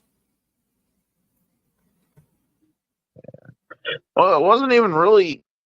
I said any like them keywords. She just, like I said, she went on a fucking rant about a post I made, and I went on there and I told her how fucking stupid she was. Like, no, like I corrected No, her. I mean it could have been Like, no, this is how the world works.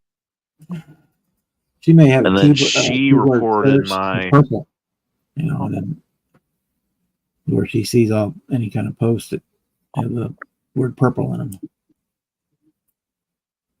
yeah. I know it was because she, after I told her how the world works, she reported the comment I made to her for something. I can't remember what it was. Then the actual post I made, she reported it for hate speech. You know, it was nothing hateful. I was just telling people how the world works. It's not all fucking twinkle toes and fairies.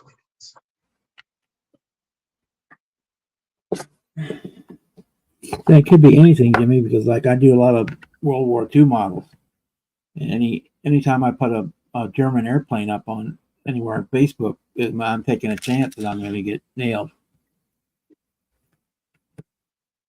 Yeah, which that's because it has a stupid swastika too. on it, even though it's part of history, you know. Yeah, that's just the way it is. So Mario, when I do a German plane, I actually blur out the swastika before I post it, just because I don't want to deal with the issues. It's not worth the fight. Yeah, no, that's fair.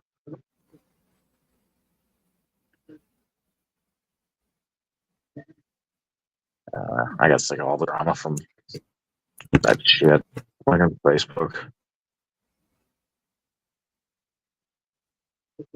So I know that's going to be an issue, so I just step away from that. Yeah. So when I do put a picture up, it's automatically just blur the swastika out.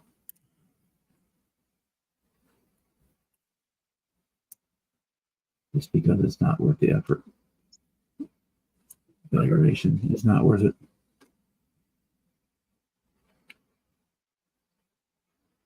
Yeah, which is stupid.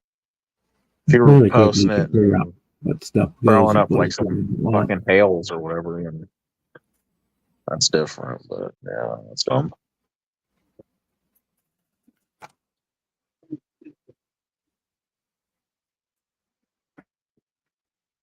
Okay.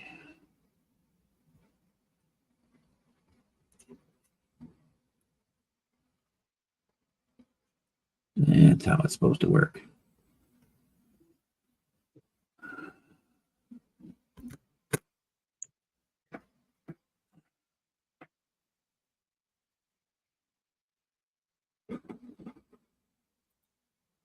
Uh-oh.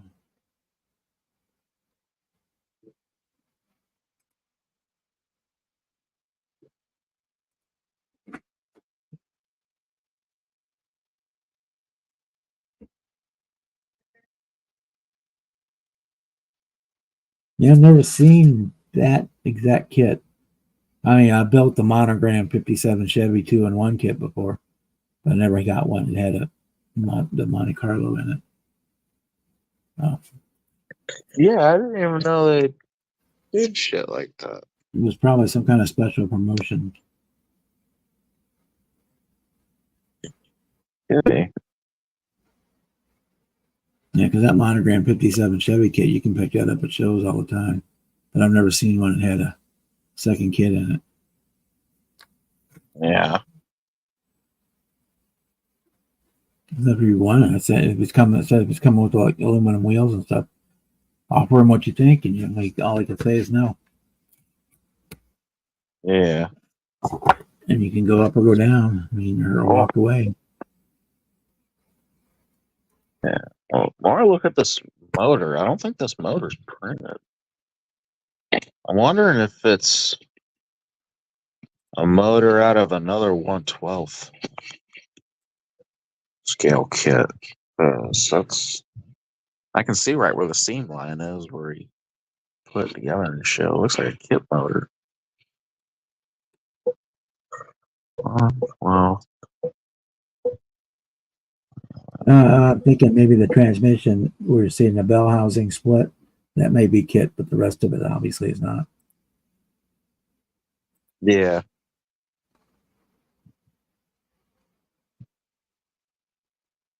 Well, when I first seen it, first thing I thought of was, I wonder if that's the motor out of the Foose kit, but I don't think Foose kit was 1/12. That may have been, actually. Wait a minute.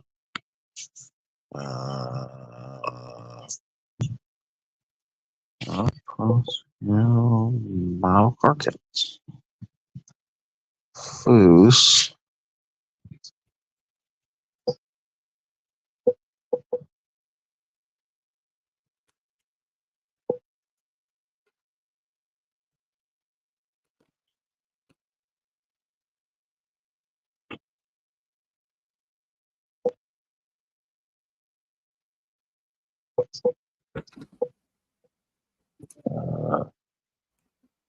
Oh, not food kit. I spelled Foose wrong, like a dumbass. 2 O's, 1 S, 1 E. Ah, E. That's what I was thinking. Yeah, no. That's 69. Camaro's 1/12. I wonder if that's the motor out of that kit.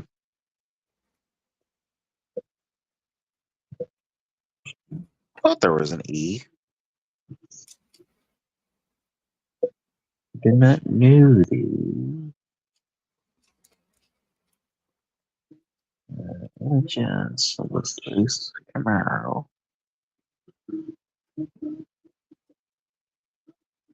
Oh.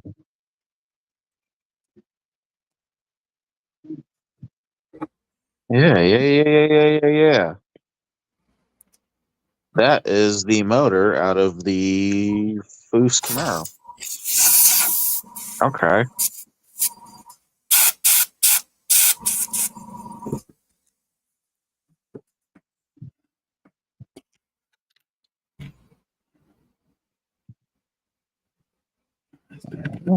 Let's save this.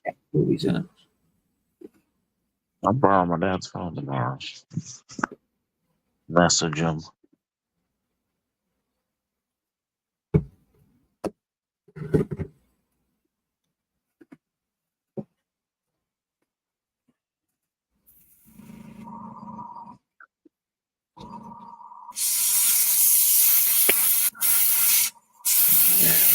Now it's pretty much it.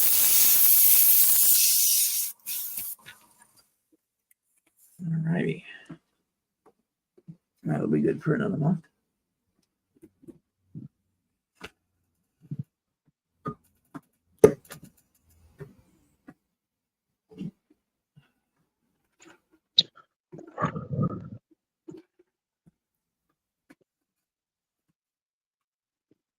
All right, boys and girls, it's 11 o'clock here. Thank everybody for coming in. We'll be around later in the week, maybe Thursday night or Friday night if Jonathan's not on. So thank you. So everybody's still in the chat. We got Boston, Kevin. I don't know who else is. I don't know if Andrew is still in there or not. Gilbert Painting, how are you? Sorry, I missed it. Missed your post there. I was like, thank you everybody for coming in. I'll see you next week. I'll catch you later, bud. Bye.